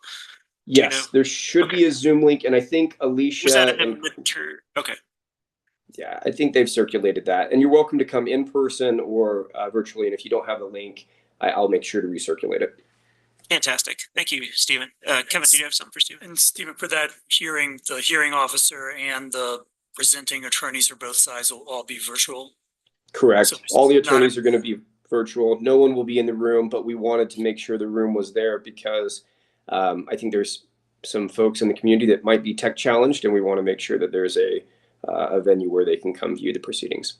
Okay, but no big advantage to being here in person, other than No. avoiding the tech challenges. No, and the other comments that both the attorneys have made in their correspondence with the hearing officer is likely the majority of the arguments that have already been made are contained in the briefs, and so the oral argument likely will be brief as well. And then finally, on the election stuff, you were talking about Board of Equalization. I assume you meant a different Canvassers. Yeah. Board of Canvassers, that's right. Yeah, that Correct. Which is us. Correct. Yes, it's still the commissioners. Yeah, and that was the concern. I think it was either Kane County or Washington County, but they were like one vote away from refusing to certify the election, and that caused the attorneys a lot of concern, and they were repeating the same concerns. And I when the county attorney from Washington County asked me what my Board of Canvassers, if they had the same rumblings, I said no, and they said, "Wow, you're the first county that we've heard of that doesn't have those rumblings." So, education is what they encouraged us to educate the Board of Canvassers and encourage you folks to ask questions ahead of time instead of on the eve of determining whether you're going to certify the election or not, to say whether it was good or not. So that's why they kind of said, "Hey, grab your auditor or your clerk and have them show you the process so that we can continue to instill trust and faith in the system." Great. All right. Thank you so much, Stephen. Appreciate it. All right. I don't think Jameson is with us today, so I think that wraps up our elected official reports. I'll move on to our county administrator report. Quinn, do you have anything for us? I feel like everything's been said. I went to UAC as well, did attend the first county administrators affiliate group breakout, so that was entertaining and interesting, and I'm glad to have that support from UAC. I think that's great. On September 24th at 4 p.m., Dan and myself and EFG Consulting, Cody Dieter, are going to meet for the first impact fee analysis kickoff meeting. If there's any commissioners that want to attend, obviously less than 4, reach out to me and let me know. Great. That was on the 24th, you said? On the 24th of September at 4 Okay. p.m. And I think that'll be just kind of a quick get to know you, make a game plan meeting. I don't think it'll be in depth, but any commissioners that are wanting to attend can. Alicia has a P&Z sign up for the CZB meeting. There are consultants that are doing the general plan land use update. We're having one more last meeting with them. Is that right, Alicia? It's a sheet that's going around. Yeah. Okay. Yep. Same. Don't make a quorum there either. Please. Yeah. Right. And then I'll be out of town on Thursday and Friday this week, but Alicia will be here. So that's all I've got. Great. Thank you, Quinn. All right. That is the end of our general report. So you can see we're very close to 6 o'clock on our agenda. We have a citizens to be heard at 6, and then we have a public hearing right after 6. So let us, and we can't do that public hearing until after 6. So I am going to move, these next couple things, what's that? Agenda item 4. It's a good one. Agenda item 4. Okay, yeah, I just saw Maddie walk in. Let's do that one, and then maybe it'll be time to hit our 6 o'clock obligations. Okay, so I'll move agenda item 4 forward. We'll deal with that. That is ratification and update on state of emergency declaration, and this one is being presented by Quinn. And I don't know if Cora's online, or did Quinn just step out? Oh, oops. Okay, that'd be great, Alicia, if you could, yeah. I think it is pretty by the book. So it's just to ratify the state of emergency for the event that happened in August. The flooding event, yeah. The flooding event. And then also in the motion is to extend the deadline by another 30 days. So that way, if another event were to happen, this same declaration would cover that event as well. We wouldn't have to do a new declaration. Yep. All right. Thanks, Alicia. And I would entertain a motion, Mike. I move to approve the ratification of the state of emergency declaration for August 23rd, 2024, and extend the deadline beyond 30 days to reflect the additional assistance needed to supplement flood recovery efforts within Grand County. Thank you. And I got a second from Bill. Any discussion on that one before I call for a vote? All right. Call for a vote. All those in favor of the motion, raise your hand, say aye, and the motion passes unanimously, 7-0. We're still a couple minutes shy. Well, the insurance renewal one, that's quick. Okay. Perfect. We'll move up agenda item 6. That is 2025 insurance renewal rate increase, and Quinn is presenting this one. Increase is a misnomer. They've kept our rate at 0. So we have no which is awesome. increase. The dental increase is like 3%. So this represents a flat year over year. I mean, the dental will go up. I think it's up $5,000 countywide. So this is basically a 0% renewal. Yeah. Trish. I'll move to approve the Grand County Medical Insurance Rate Renewal with Cigna with the dental premium increase of 3.03%. I also move to approve the employee paid premium for the traditional plan structure to remain consistent with 2024, putting the monthly cost to the employee at $99.46 for a single, $162.30 for 2-party, and $238.77 for a family. Thank you, Trish. And Kevin seconding. All right. Any discussion on this one? All right. So, and I think that's great news. I mean, with inflation, basically that kind of means your rates are actually going down. Great for the county, and we appreciate our insurance carrier on that. All right. Let's see. We have a motion from Trish and a second from Kevin. I will call for a vote. All those in favor of the motion, raise your hand. And that passes unanimously, 6-0 with Commissioner McCurdy absent. If you want to move up the handbook 1, 2, number 7, we can do that one quick. All right, let's do it. Number 7, resolution amending Grant County Handbook, Section E, back to Quinn. We found an error with the one that got signed. This brings the one that was signed into alignment with what was actually passed in the meeting. So there was a typo in the signed version that allowed, well, it wasn't intended to be passed that way, but the one that got signed allowed anyone to carry over all their leave forever, which was never the intention of the commission nor staff.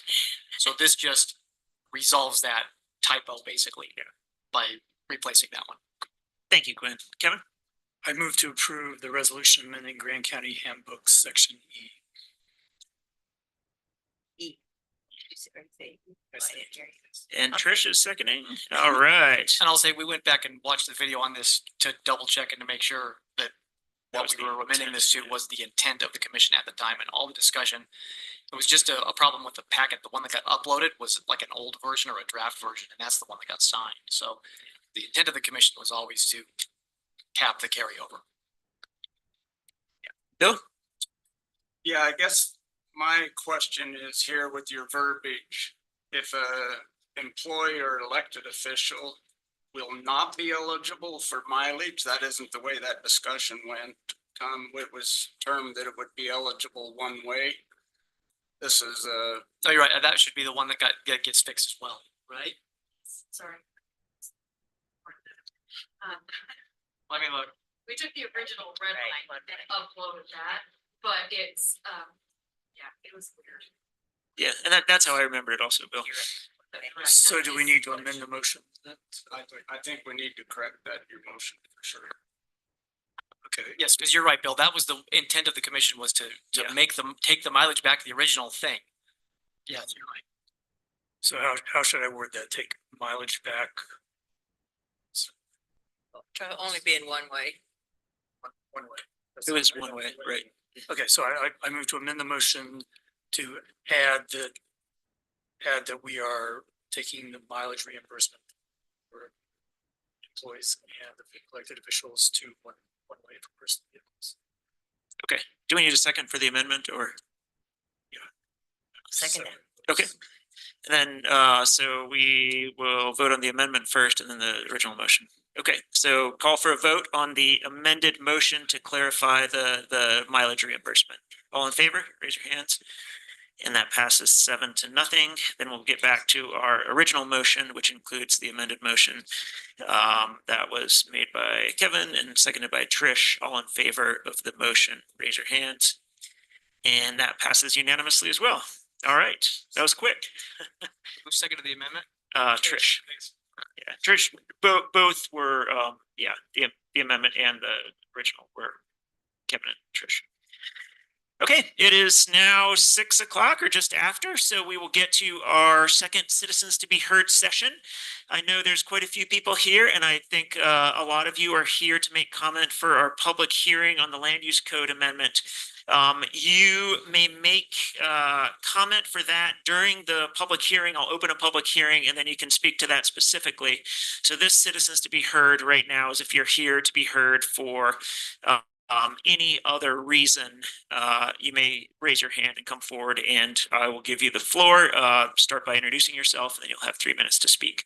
So who in the chamber is here to make comment for something other than our public hearing? Yeah, Sana.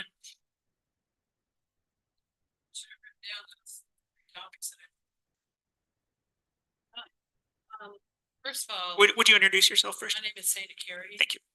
I lived in Grant County since the early 80s, like 83. Been coming here since the 70s. I own property in Thompson Springs and in Thompson area, which is two different zones. One is covered by the TSSD water department. The other one is not. It's just a general area. And it's a hamlet. It's not even a city or a village or a town. There's less than 50 people there. I think 36 is the last count that they have there. This new tax for the rezoning if you rezone it or annex it in, everything that is 04 or 010 will become 07, which allows them to apply for water. The TSSD meetings have been going to for about 3 or 4 years now, almost every single one. I think I just one. They're dumping over 1 million gallons of water every single month because they have no place to store it.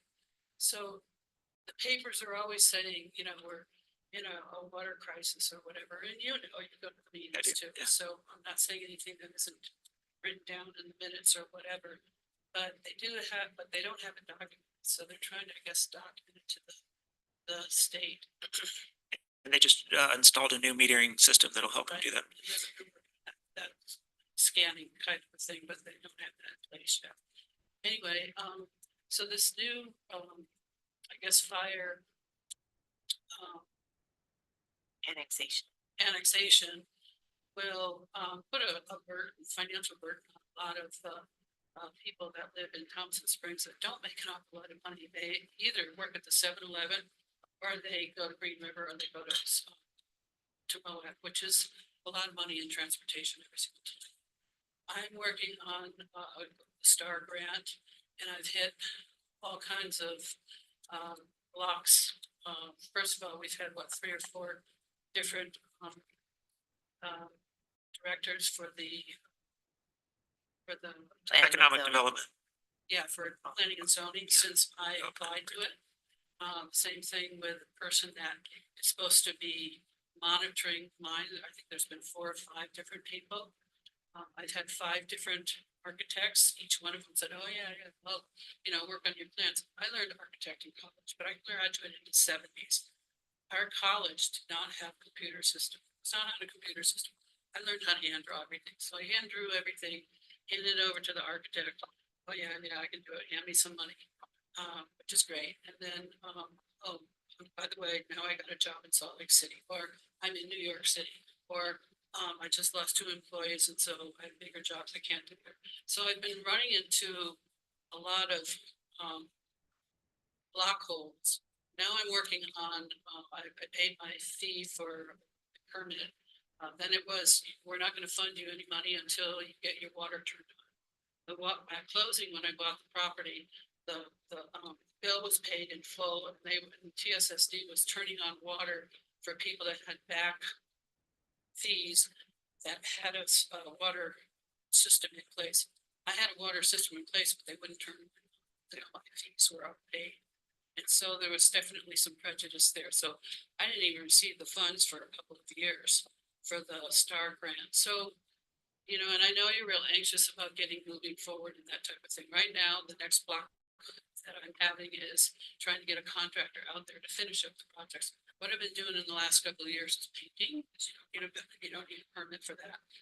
Just doing a lot of little stuff, you know, that you don't need a grant for. So those are the things that I've come across. Okay, so the next topic real quickly is the on Cane Creek, that development there. I was one of the real estate agents that was involved with that. I represented Charlie. He wanted to sell it because he's pretty old, felt that basically, you know, his kids they would fight over the property. So he wanted to sell it, plus he was getting a lot of backlash from the county to that there were things that needed to be done for floods or whatever. The person who contacted him through me was the person who owns the property now. He told Charlie that he was planning on putting in a cancer rehabilitation center, and that's why he wanted to buy the property, which was a total lie. He tried to manipulate the title report. I caught that freaking little line, and there was 7 or 9 different properties. So it was a lot of work, a lot of research. So Charlie would have never sold it to them if he knew that they were going to do a development of something other than cancer research. So, you know, I don't know if that's 2 cents that you need to hear or whatever, but I always felt that I needed that voice to be heard. And then they ended up buying the second half of the property through some monkey around. So I feel a little bit that I know some knowledge about that. I don't know whether it's gonna make a bit of difference, whether, the ruffling that we keep hearing about, people not wanting it to be developed or whatever. But, anyways, I know probably a little bit more in-depth information than I'll give you guys. Probably. So, that's about it. All right, thank you So very much, it's- Santa. Yeah, Food for thought. okay, thanks. All right, citizens be heard is still open. Again, this isn't about the public hearing, so this is anything else. If anyone is here to make comment, you may come forward and introduce yourself and make comment. Anyone else in the chamber? I'll turn it over to Zoom. Is there anybody on Zoom here who is here to comment and not commenting on the public hearing, but just on everything else? Raise your hand on Zoom, or you can just unmute and start talking. Okay, it looks like we don't have anyone there, so we will conclude the 6 o'clock citizens to be heard session. And we will start with our public hearing. So our public hearing is a public hearing to update the land use code. And I would invite Amy Weiser, who is our planning and zoning director, and Bryce Rogers forward to present. Thank you.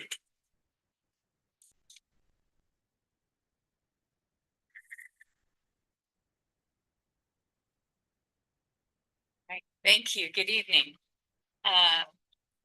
We're gonna just run through a few things. Most of you have the history on it. You have the packet. Those online can view the packet, but I did prepare just, not a huge fan of PowerPoint.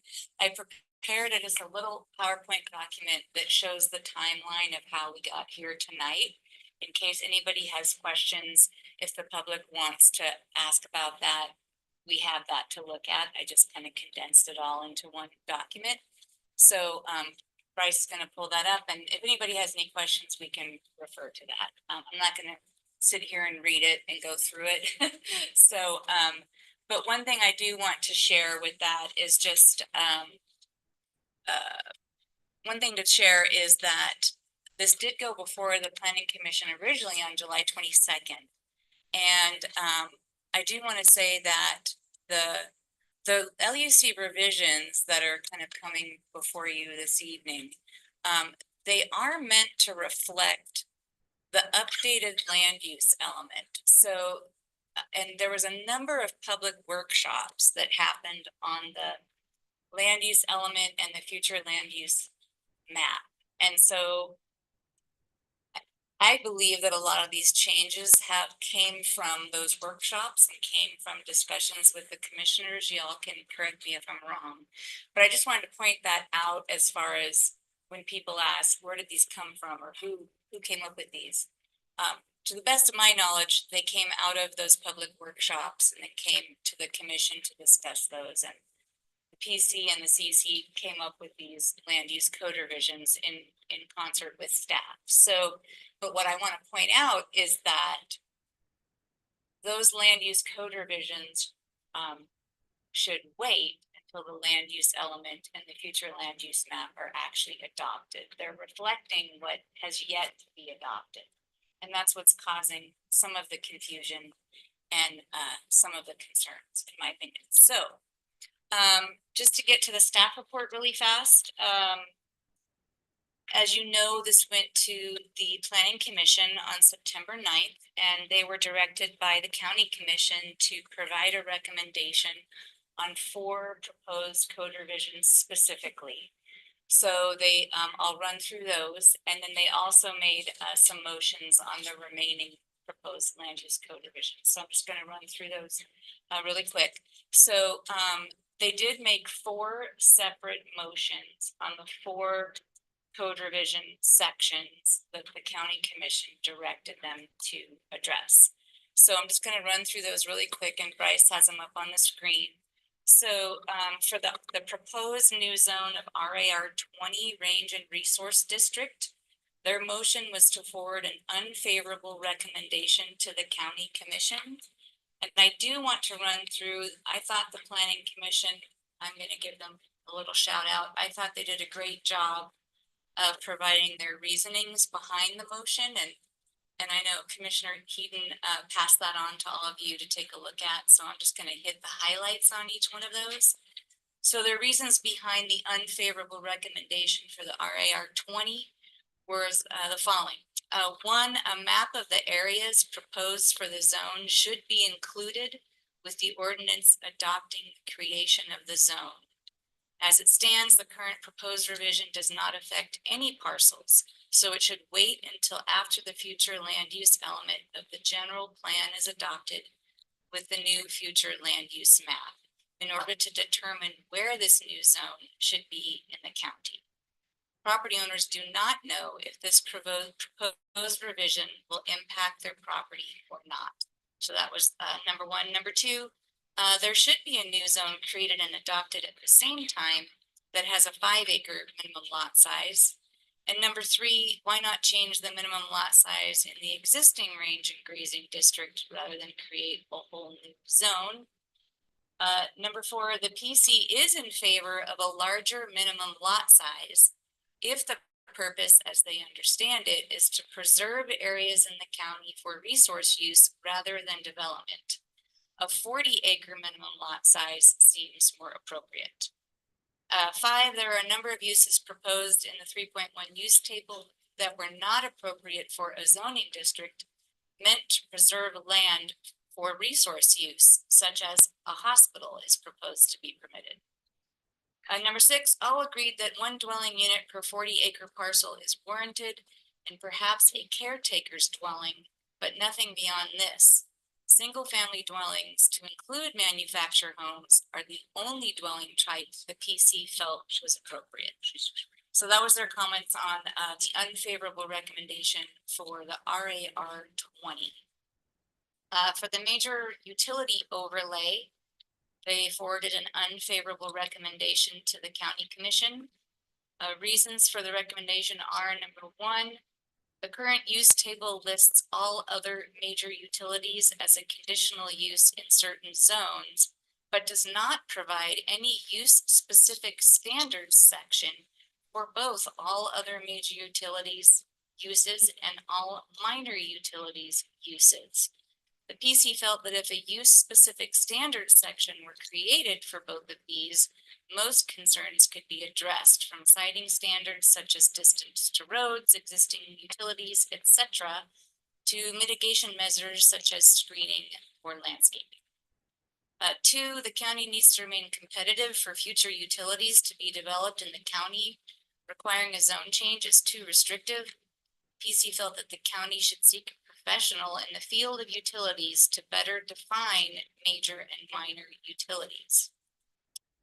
3, the previous staff report dated June 28th stated that the reason for this change is to limit large-scale development to the urban growth boundary currently being defined in the future land use plan. This is essentially the service area of Grand Water Sewer Service. The PC referred to the fact that, again, there is no map showing the service area of GWSSA or the proposed urban growth boundary to go along with this proposed change.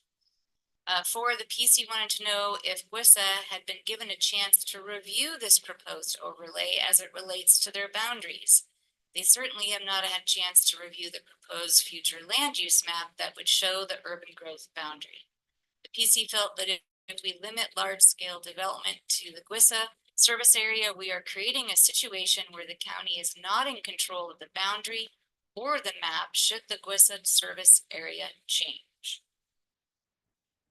For the outfitter guide service facility, non-ATV outfitter as a conditional use in the RR zone, this motion got a little trickier. So they forwarded a recommendation to the county commission as follows: to continue to permit the non-ATV outfitter in the rural residential zone as a conditional use permit, and to accept the proposed changes to allow this same use as a permitted use in all of the non-residential zones proposed and the range and grazing zone. So it was kind of a mixed motion there. The reasons being, the PC felt that the outfitter, guide service, and facility needed to be further broken down into more categories. Grand County has a wide variety of recreational businesses. A person running a business as an elk hunting guide is very different from Western River Expeditions. These two businesses would both fall under this category, but have very different needs. Two, they felt that section 3.2.3K1 should have more requirements and standards. It currently lists only 2 requirements. If this section included more requirements and standards, a CUP might be appropriate. 3, there should be a better system for managing and enforcing current and future CUPs. And lastly, for the proposed revision to reduce the maximum allowable residential density in highway commercial from 18 dwelling units to 5 dwelling units, the PC forwarded an unfavorable recommendation. The reasons for that are: 1, the PC did not approve of any changes to the HC zone at this time. 2, HC is one of the only areas in the county that allows multifamily residential. 3, the PC felt that this proposed revision to decrease the density in HC should go hand in hand with a proposal to increase density in other zones and areas. 4, the PC referred to the public comments in the workshops on the pending land use element and future land use map. The public requested neighborhood commercial or mixed use nodes in different areas of the county that would permit higher density. 5, the PC questioned if perhaps the CC planned to include a strategy to incentivize increasing the new lower minimum density in HC for some kind of affordable or workforce housing. The PC felt that this should be proposed concurrently with the revision to decrease the density. So I wanted to make sure I read those so that those online could hear that and the commissioners could hear that. I felt they gave, they worked really hard on those reasons. For all the other proposed LUC revisions, the PC made the following motions. The PC unanimously passed a motion to place these following LUC revisions I'm about to read on the next PC meeting on September 23rd to review and to provide a recommendation to the CC. So they didn't want these to languish too long. So they want to review them on September 23rd and send a recommendation to the council, the commission. And that was Articles 3, Sections 3.2 and 3.3, Article 6, Sections 6.8 and 6.9, and Article 9, Sections 9.4 and 9.16. There was another motion that unanimously passed to table Article 10 definitions and all remaining proposed revisions to Article 3, Section 3.1 use table until the land use element and future land use map are adopted. So that was the recommendations forwarded to you, the County Commission, for your consideration. And staff is just here if you have any questions, answer questions from the public. Awesome. Thank you so much, Amy. That was a good synopsis. I watched the video of the meeting the last couple of days and you summed it up well. Questions for Amy and or Bryce to start out? Kevin. I'll try to break it up so I don't talk too long at once, but one of the things you brought up on the RA 20 zone was the lack of a map, but that's of course because it wasn't changing the zoning map. So I think the way it was envisioned by Elisa was create the zone first, sort of in the legend of the map, and then at some future date there would be a public hearing that would decide on how that zone applies. So I just wanted to, for people listening, clarify that the reason there was no map is because no zones were being changed. Correct, and that was part of the issue with the planning commission, is not knowing where that zone would go. Right, but that would be decided. Okay. But I also wanted to, I don't know if it was a planning commissioner, maybe a remark that you made that, why, maybe it'd be more direct to change the existing range and zoning minimum lot size directly and then create a separate 5-acre zone rather than the sort of reverse thing that was in the packet. That does make some sense to me.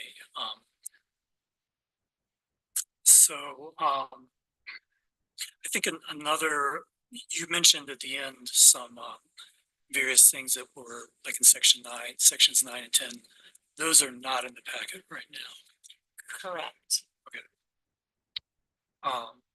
And I think the ones that are in the packet are the ones that we flagged at a previous meeting. And I think what they have in common is it felt like the existing land use code had some, it's called vulnerabilities, where places where someone could get some vested rights that we might regret, not acting sooner. So I think some of this conversation at the commission started shortly after Cane Creek, where there was zoning that most people in the community thought was inappropriate. And the question was, why didn't we fix it years ago? We had the chance. Now it's too late. And we can't go back in time and fix that mistake. But I thought there was general agreement amongst commissioners that, we should try to avoid making that same mistake again.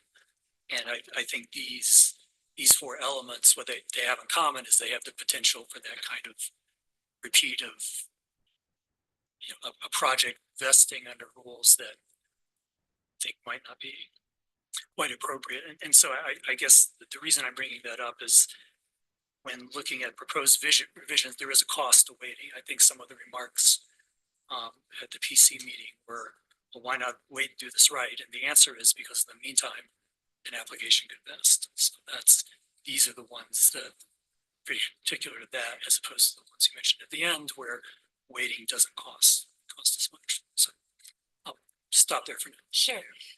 No, thank you for those points. Yeah, and I believe that the county commission passed that additional 180 days so that if something does come in now, while we're doing some of these code revisions, it may not be vested for that 180 days. So Yeah, no, I think you're exactly correct that passing that second 180-day resolution changes some of the urgency and timing on these. But yeah, again, doesn't postpone the date forever, just another 180 days. and also just the ones that the planning commission asked to bring to the very next meeting were many of the ones that staff felt were important. But they wanted to spend some more time with them, and we were honestly kind of worn out by the time we got through the 4. So I'm confident they will work on those at the next meeting, and you'll see their recommendation at your meeting following that. So Great, thank you, Amy. Evan? So it looked like you were about to say something. I'm sorry if you weren't. I think obviously there's a lot here, and I think that just with this idea of what to address at the next planning commission meeting, I think that some of the concerns that I heard from the previous meeting was some of this chicken or the egg stuff. We want to put a new color on the zoning map. Where's it going to go? It's kind of like you're either defining something first and then locating it, or you're locating it and then looking for a definition. So I think at some point you kind of have to pick one place to start. And so, underscoring that this new zone would not currently apply to any property in the county is important. It's just kind of this nebulous thing that's out there that could later be applied. And then with the highway commercial, I think it's important to highlight that one of the zoning and conditional use things that we deal with often, probably the most thing that we deal with often, is commercial activities happening in residential neighborhoods. And we have endless feedback saying that those activities shouldn't be happening in residential areas. And then there's this strong push for housing in commercial areas. So for me, I agree that residential areas should be residential areas. But the flip side of that coin is commercial areas should be commercial areas. So that's partly some of my drive for supporting residential areas to be residential and commercial to be commercial. And I think in those business areas, there was mentions of incentivizing more home developments in commercial areas. And we've seen that because of state laws, we can't say, you can build, but it has to be affordable housing, or any project has to include a certain amount of affordable housing. Like, we don't have that ability to build that into our zoning, but we do have the ability to incentivize it by then later upzoning it.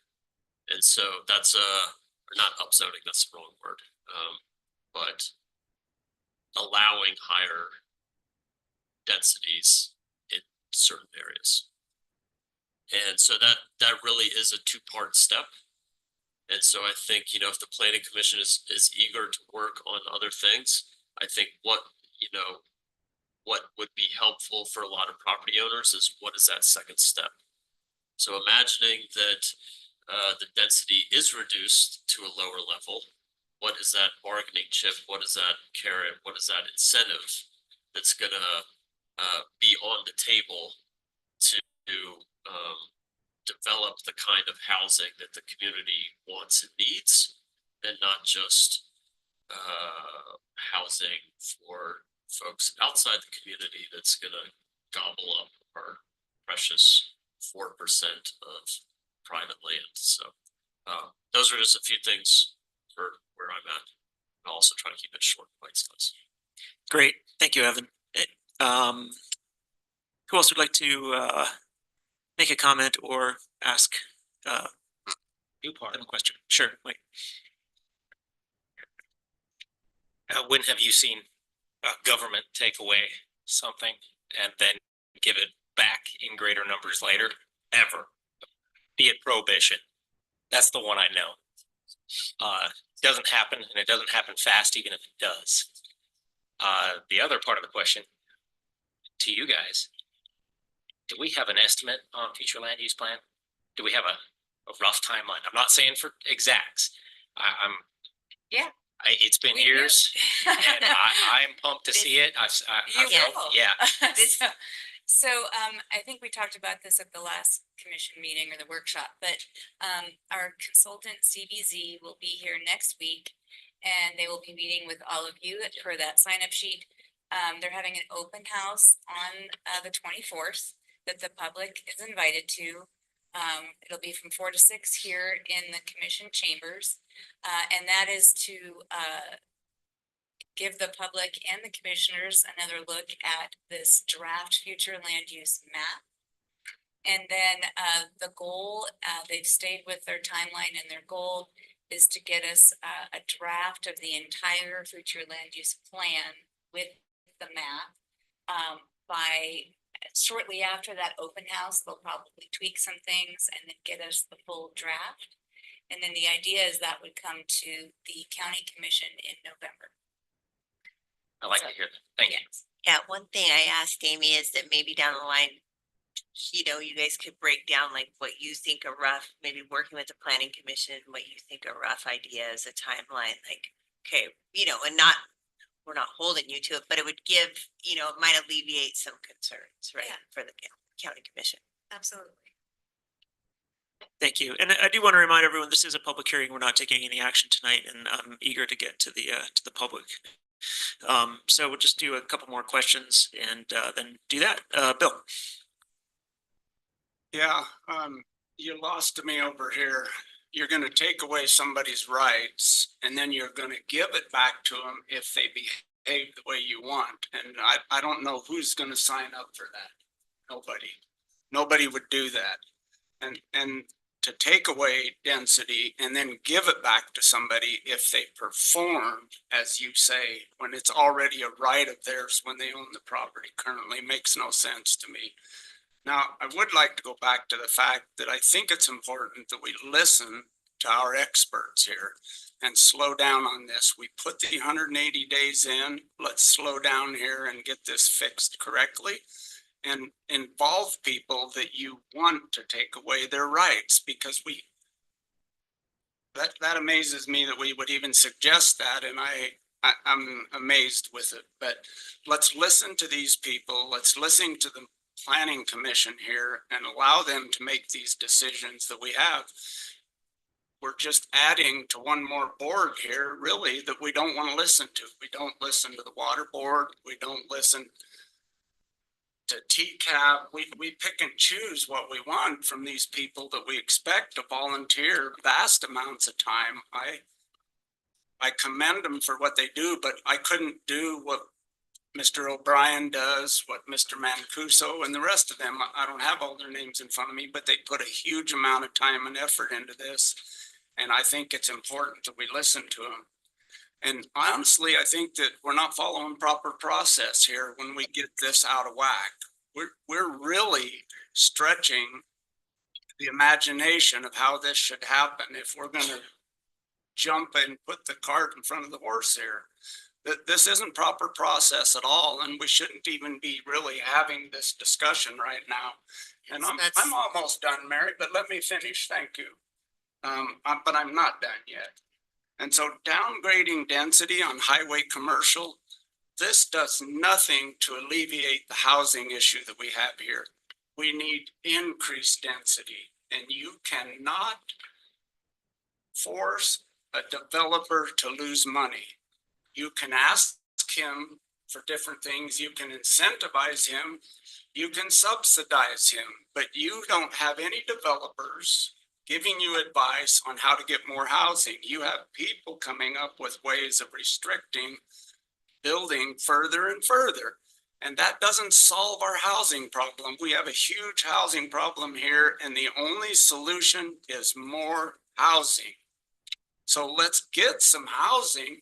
Let's find a way to get developers that want to build housing. That you cannot force people to lose money and build houses for this community. We have to find a way to incentivize them.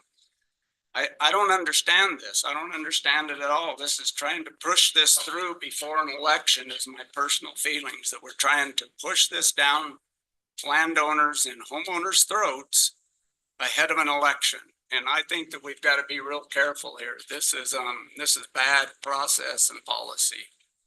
Mary. Yes, this is a public hearing, and our opportunity for the commission to debate with each other will be in 2 weeks.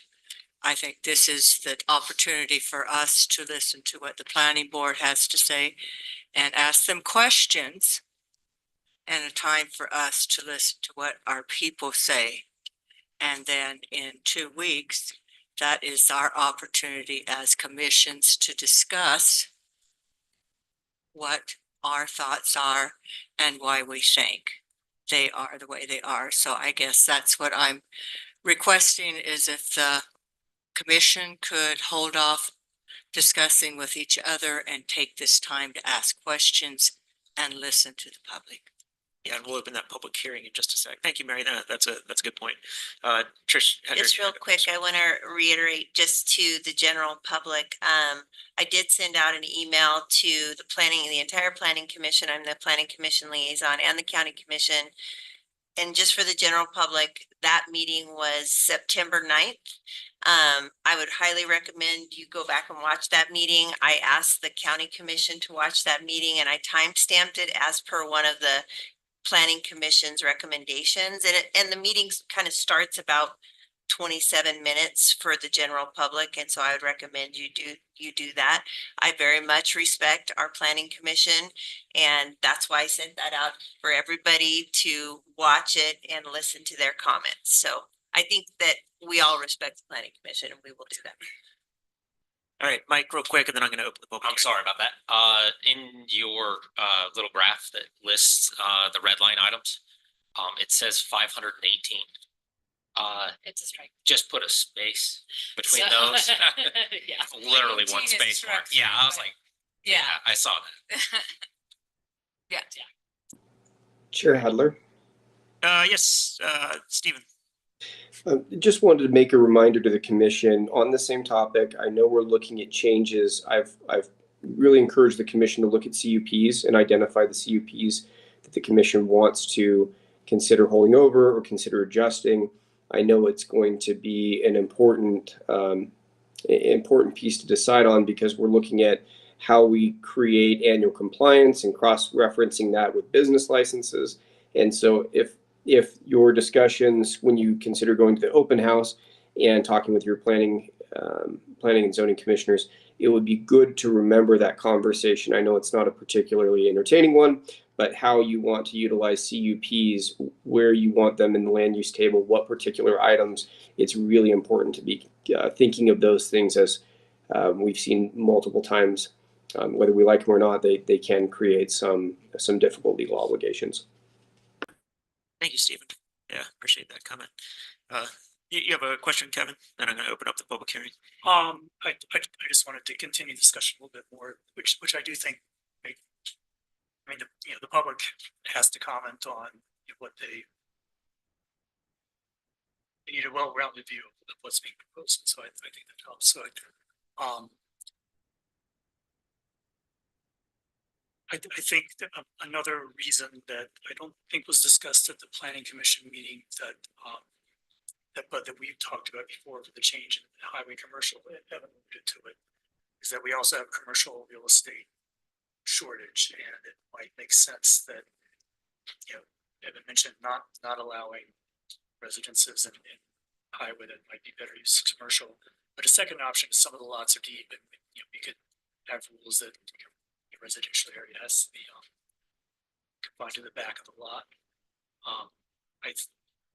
So that's, I just wanted to throw that out there as when we were proposing this months ago, that was one of the things that came up. This was, I don't agree this is if this is an election issue, it showed a lot of advanced planning, because we discussed looking at these things. I think it's now 7 months ago. So I think the coincidence of timing with an election is accident. About the workforce housing option and density.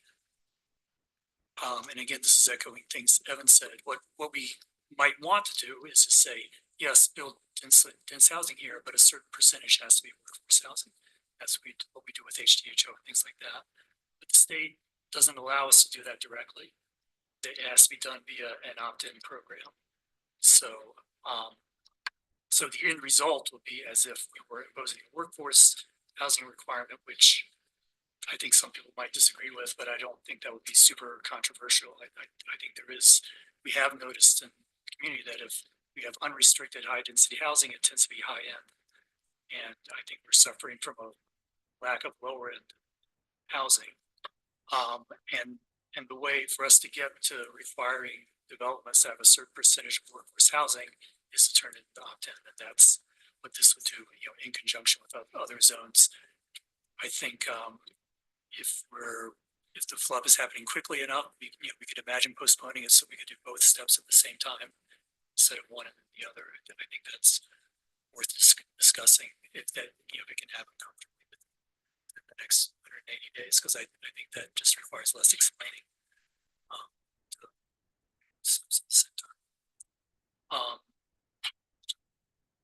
Bill?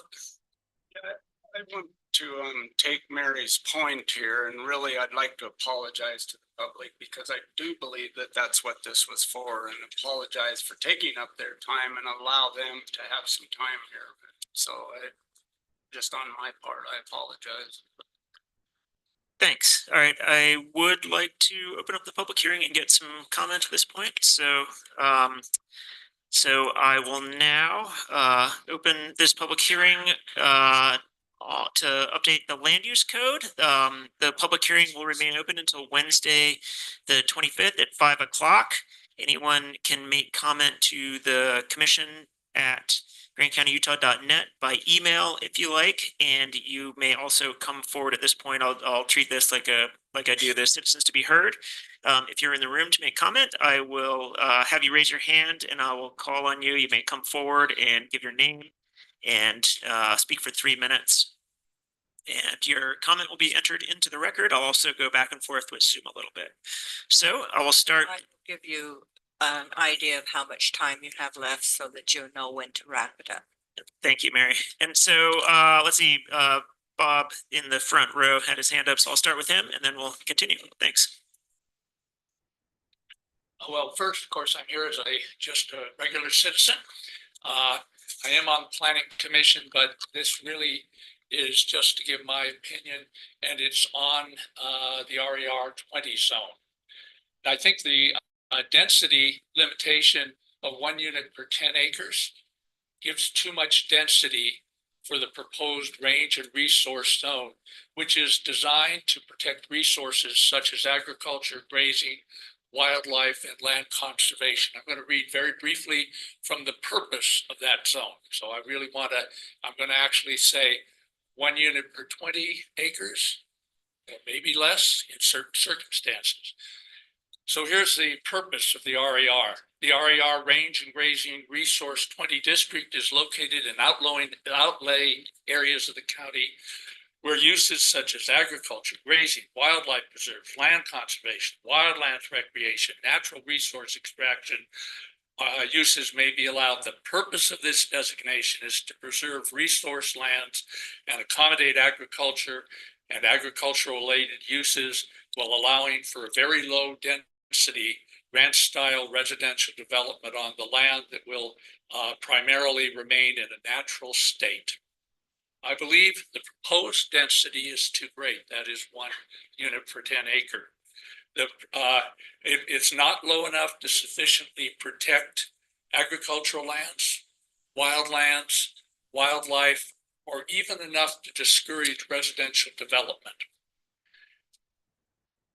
Harry Holland, a friend of mine in Cass Valley, I think has sent everybody on the commission a thing talking about other counties that have low kind of densities. We have, of course, I think our lowest density, that's a zoning density, is 1 unit per 5 acre range and grazing.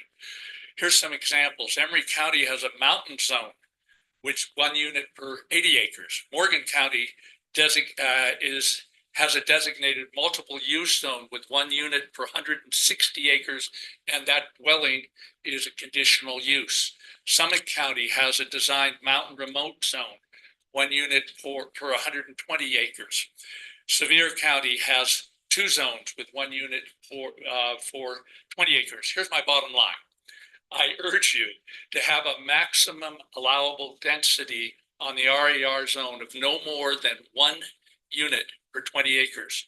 I'm not against allowing densities in the range and research zone, especially within the EPA designated sole source aquifers in Castle Valley and the Glen Canyon one over here on the Moab side, above Moab, and areas where wildfire danger is high and in areas with little water availability. There, I think the zoning might even be less dense than it is.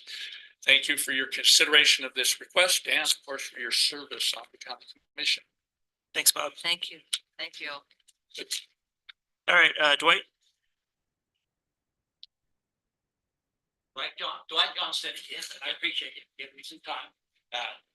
What I'm really interested in, I went to the state because he was the one guy on the planning commission that abstained from the vote is how much public land or how much private land do those counties have? We have almost none. You're trying to preserve private land for animals, hiking and all that stuff, but there is any. To be able to take care of our citizens, give people, low-income people, a place to live, and working people, a place to live, we need to develop most of our private lands. We have the whole county, and it's like the ninth largest county in the state. We have the whole county to walk on, and, protect animals on, to look at. What we don't have is private land getting down. So I beg you to don't change that zoning. Let people enjoy their piece of property. They worked hard for it. And Evan, the other thing I'd like to add is, he said, let's keep commercial, and residential. But what really will solve the low income housing crisis in this county is apartments. That's what the rest of the world's going to. And you won't go into a residential area that wants a great big apartment building beside it or in back. That's why those need to be built on the commercial zone. That's the best place for them. And there are large developers that have come, I was in a meeting here when one of the developers from Salt Lake came in and wanted to do it. He just wanted you guys to ease your requirements a little bit. Make it a little easier and I'll develop low income. Remember those? I don't know what your follow up for that gentleman was, but his presentation was wonderful. So instead of making it harder, please make it easier. Let's give our working people a place to live. Thanks, Wade. Next up for comment, Jeff.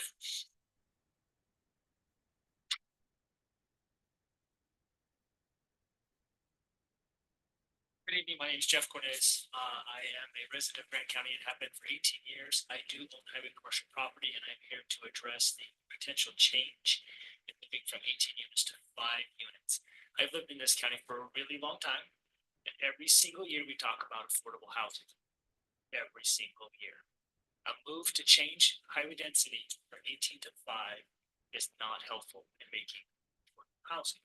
I see people every day in my dental office that can't afford to live here. I saw a lady today who lived in Green River. She has to live in Green River so that she can work in Moab.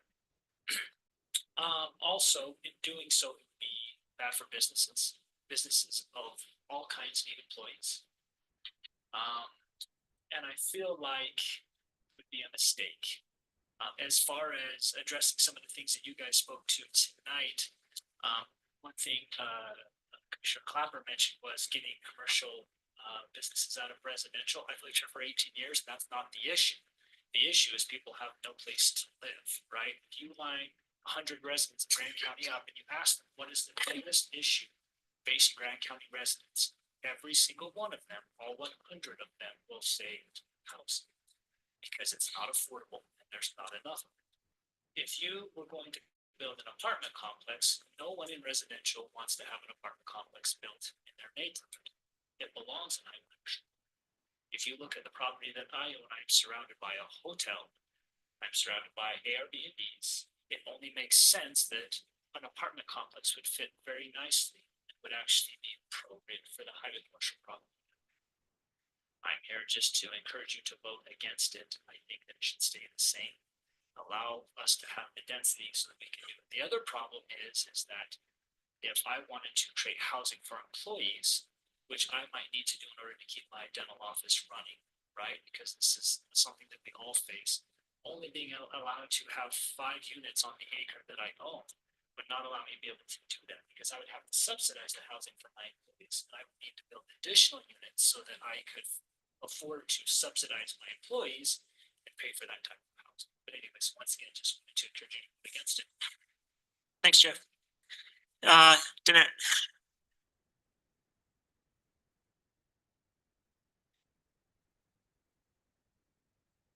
Smith Johnson, a friend of public speaking, as well know, I own highway commercial property. I'd like to thank the planning commission. It sounds like they put a lot of thought and time and effort into their recommendations, which sound like they were unanimous and favorable.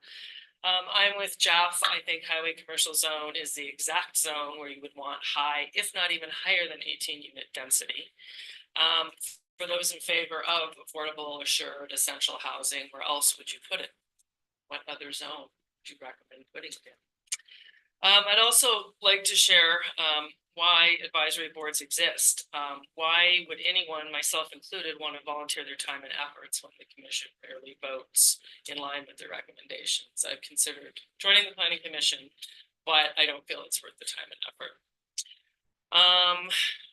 I also don't understand what the rush is. I feel like there are far more pressing issues plaguing the county that could use your attention as opposed to this one. So for all of those reasons and more, I'm encouraging not to vote for this. I also agree that your property rights never come back to you once they're taken away. Some of the members that currently sit on this commission took away a large property right from the highway commercial in 2019, being nightly rentals as a use by right. I also think that there is a place for residential in highway commercial. Small businesses where folks need to live on site and conduct a business at the same time. Again, the perfect location for it. So thanks for your time and I encourage you to vote against it. Thank you. Let me go. I know there was a gentleman online who said he wanted to speak at the public hearing. I think that was Jonathan Scarta. Yeah, do you want to go ahead and unmute Jonathan and go ahead and speak? Yeah, good evening. Thanks for listening to me. You may be familiar with my brother. He represents a different property. Ours are pretty different. But I just had a couple of things I wanted to mention. One, it's pretty frustrating to be entering into yet an additional 180-day prohibition on new applications. I'm paying several $1,000s a year property taxes on land that I can't really use, plus interest and things. And so it's frustrating to have waited for 6 months for a new land use code, and only to be, that I can submit a plan that will be consistent with, only to be given another 6 month waiting period. So I understand the need for it, but just know that it comes at costs, and it's frustrating. As far as I'm specifically concerned about the highway commercial zone, and the densities there. In most cases, the density that anyone's going to be able to build at is going to be constrained by technical limitations of the property. And so a lot of those cases where you don't want to have high density, yeah, you can also impose a zoning limit, but I'm not sure it's really solving any problems, because you're not going to be able to build that in densities and high densities in those areas anyway. But one of my concerns is just housing costs. And so with highway commercial, you've got you want outfitters there, you want those types of businesses. If they could, if you're going to move residential out of the non-commercial zone, the non-residential zones, so moving residential out of highway commercial, maybe you can consider adding some sort of an exemption for workforce housing. So a tour guide who has seasonal workers there 6 months of the year can build some rooms with private bathrooms and a shared kitchen, right?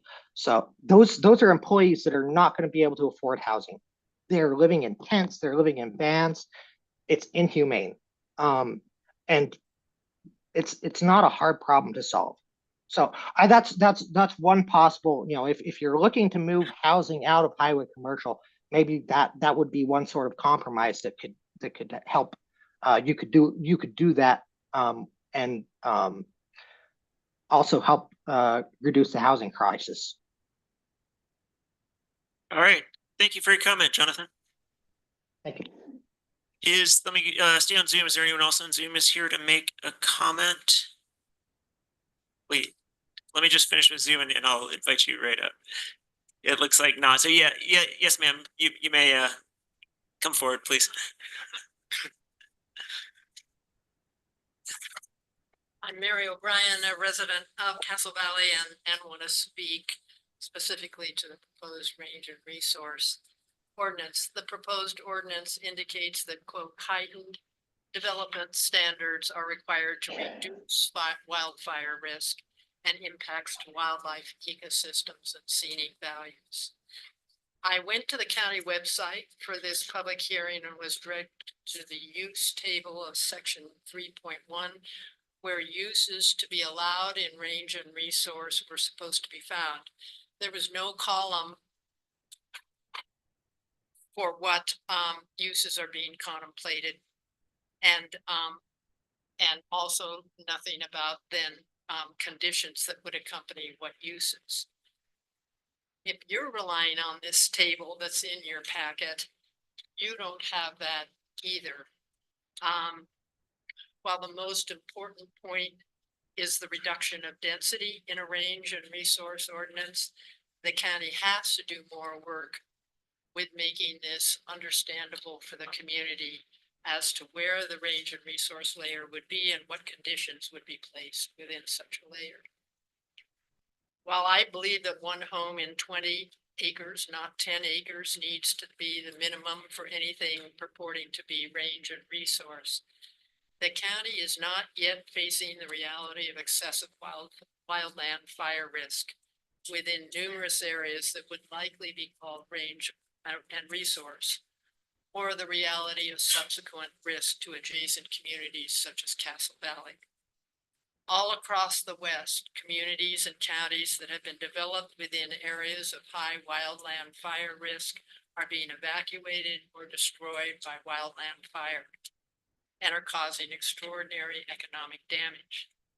I have urged and continue to urge that Grand County engage as soon as possible with Headwaters Economics and its free program, Community Planning Assistance for Wildfire, so that we can be confident that the county is managing for development in areas where wildfire risk and impacts to ecosystems and wildlife will actually be reduced and not threatened, degraded, or destroyed.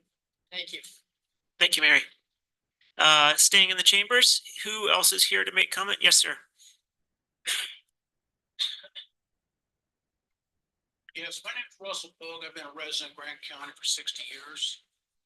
Like I said, I spent, 20-some years in the military. I retired as a naval officer, and I moved back to my hometown here.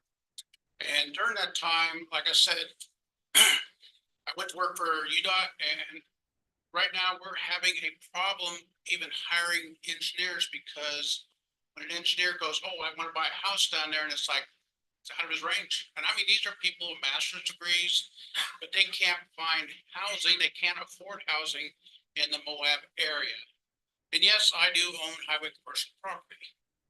And like I said, I hate to see it when we have a housing crisis and we're already talking about removing some of the housing that we could possibly have on the property. So I would like you guys to take and not vote in favor of reducing the housing. Thank you very much. Staying here in the chambers, please raise your hand if you'd like to come forward and make comment. All right, I'll do one last check of Zoom. Anybody on Zoom who is here to make comment? All right, looks like not. So we will end this public hearing session. The public hearing will remain open until next Wednesday, the 25th at 5 o'clock. You may email comments to commission@grandcountyutah.net if you wish to make comments, and they'll be entered into the record. Thank you, guys. Okay, we now will move on to our agenda item 2. Agenda item 2 is a $95,814 grant award for non-motorized trail signage and maintenance. And this one is to Maddie Logowitz, who is our Grand County Active Transportation and Trails Director.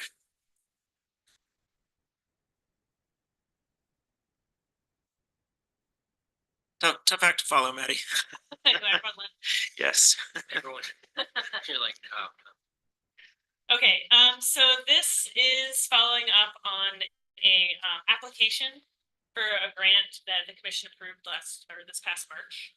And we were awarded $95,000, or just a little bit over, for trail signage, doing kind of an overhaul of some of our weathered signs out there, and then some maintenance projects out on the non-motorized natural surface trails.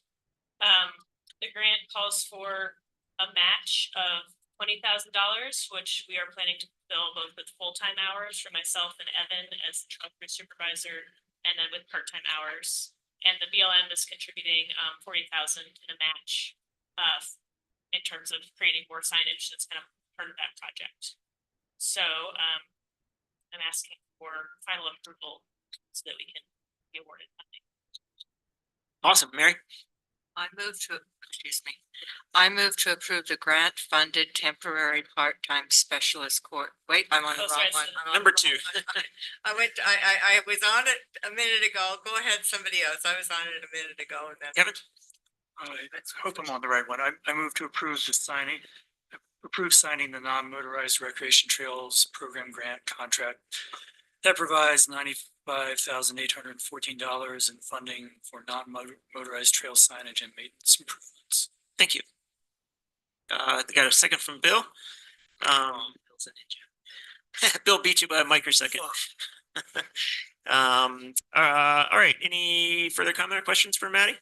So just to be clear, the match is just labor hours that we're already budgeted through full-time. So there's in kind as well, and that's volunteers. Okay, so no dollars. No Besides- dollars for materials or anything additional. Yeah, go ahead, Bill. Do you have any idea of where these trails are yet? Do you have it mapped out? Is there anything that public or us would have some idea, be able to look and see where we're doing these improvements?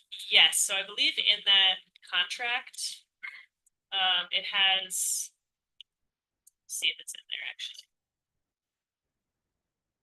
The contract references our application. If it's not actually sandwiched in there, that's something I can send out to everyone. No worries, just. Yeah, I mean, basically it's a little hard because you're planning like a year in advance of what will need maintenance for the following years and things happen like flash flooding. But we kind of try to alternate years, so we'll focus on, some trail systems for one grant and alternate. The focus of this one was trails that we identified as underused. So we use Strava data to kind of see, and we kind of know just from being out there, but which areas get a lot of use and then which areas like could maybe get more use if we wanted to distribute people there. And so focusing on those areas for some trail improvements. Great, thanks, Maddie. Any other questions or comment? Kevin, you look, I was just gonna comment on Mike missing the second. Ah. Maybe Gabe could help us with the contest and see who's got the most seconds at by the end of the year. I'm sure Mike's in the lead now, but maybe some of us can catch it. Yeah, what's the? New pen. We'll have to come up with Some Post-it notes. Thank you for continuing to go after this grant. It's a good one. it is a good one, yeah. Definitely. All right, I'll call for a vote on the motion. All those in favor, raise your hands. And that passes unanimously. So the second one, or I'm sorry, agenda item 3 is grant funded temporary project coordinator position. Maddie. So this is for managing the non-motorized trails master plan update project that I'm talking about now for years. So we actually have a total of $120,000 for the project. So we have a lot of financial backing for it. And so the issue I'm looking at now is just time to make sure that we actually like get a good deliverable that we can use, for the coming 10 and 20 years. And so what I'd like to do is I talked to the grant administrator, and you can actually use the grant funding to have a part-time position for project management. So I'd like to pursue that option. This person, what I need help with essentially is I need help writing the RFP that we're going to put out for a consultant. Our GIS data is kind of halfway through a big project to organize it. It's from all these different sources, and so it just needs to be standardized so we can hand it off to a consultant. We really want to focus on public engagement and outreach so that there's no surprises for anyone. A lot of people feel very passionately about trails and want to be involved in that. So we're going to need someone on the ground, like helping to set up open houses, maybe putting out a survey online, that type of thing. There'll also be the communications to you all and to the grant administrators as well. So that's something we definitely want to plan for.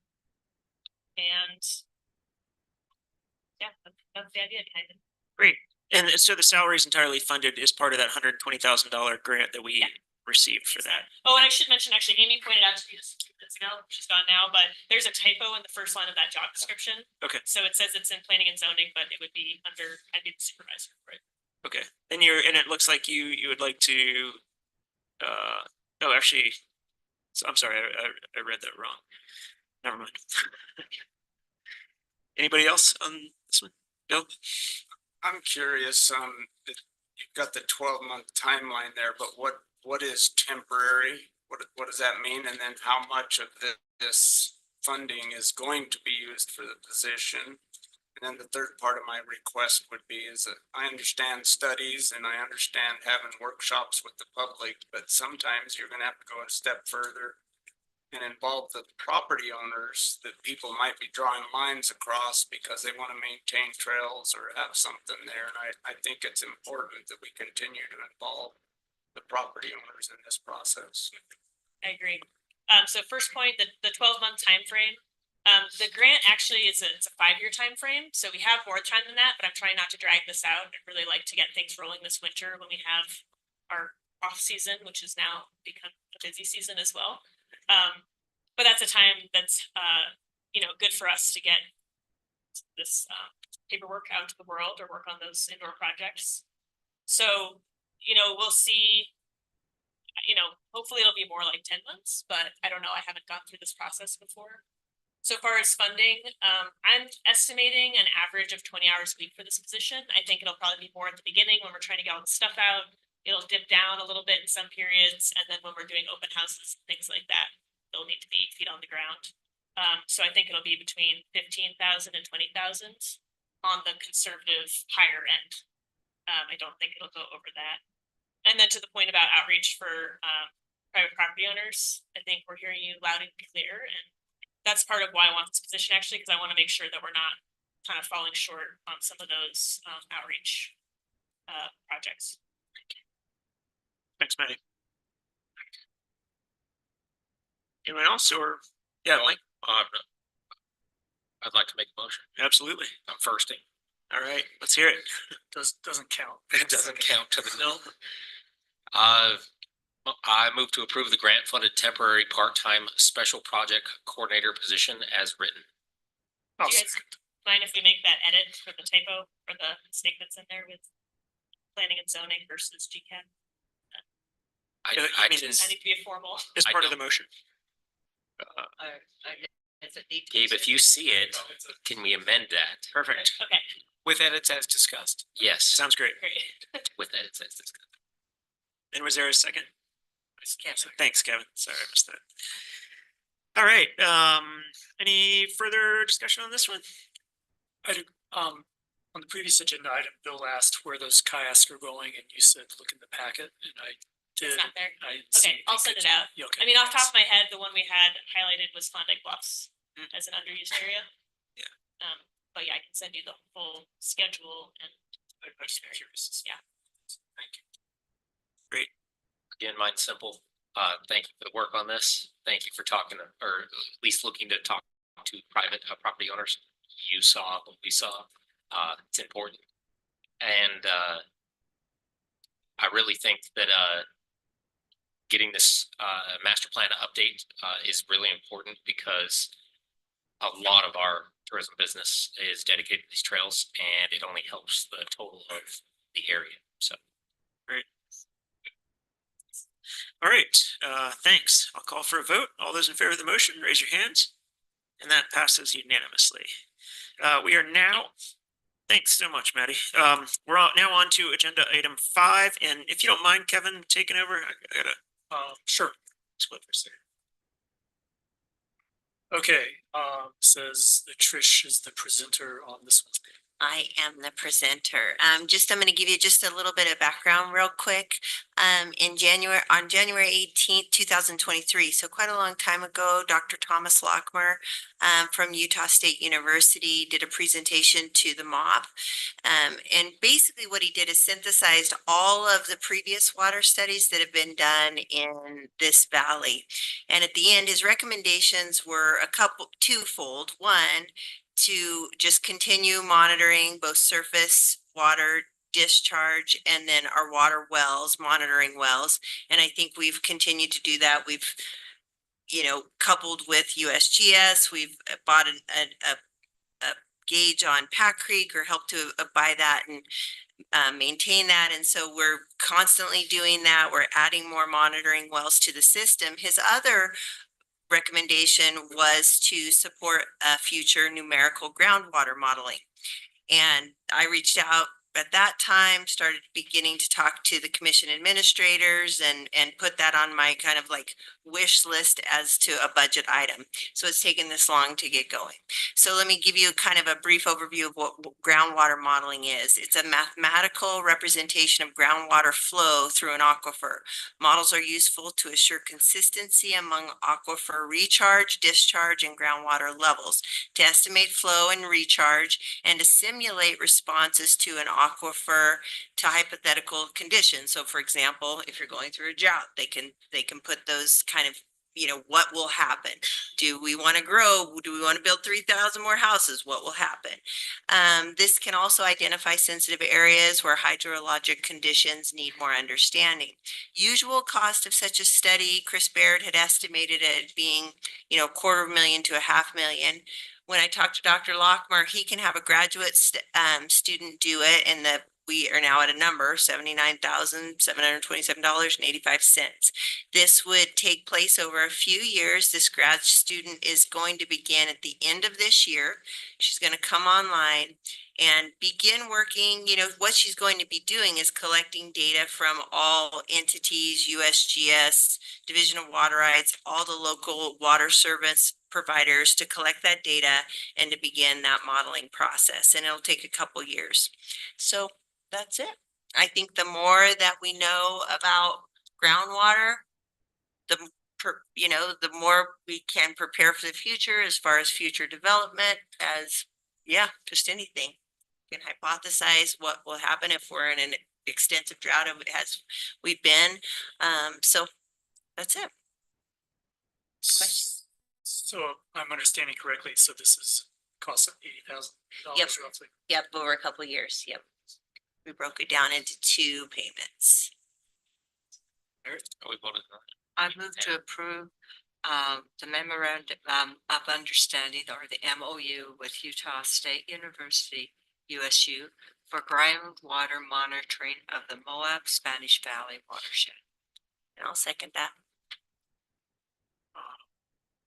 Mike? I already got the Are we- second, Mike. I know, I hold up a 2 for second, so we're good. Are we approving the 80K?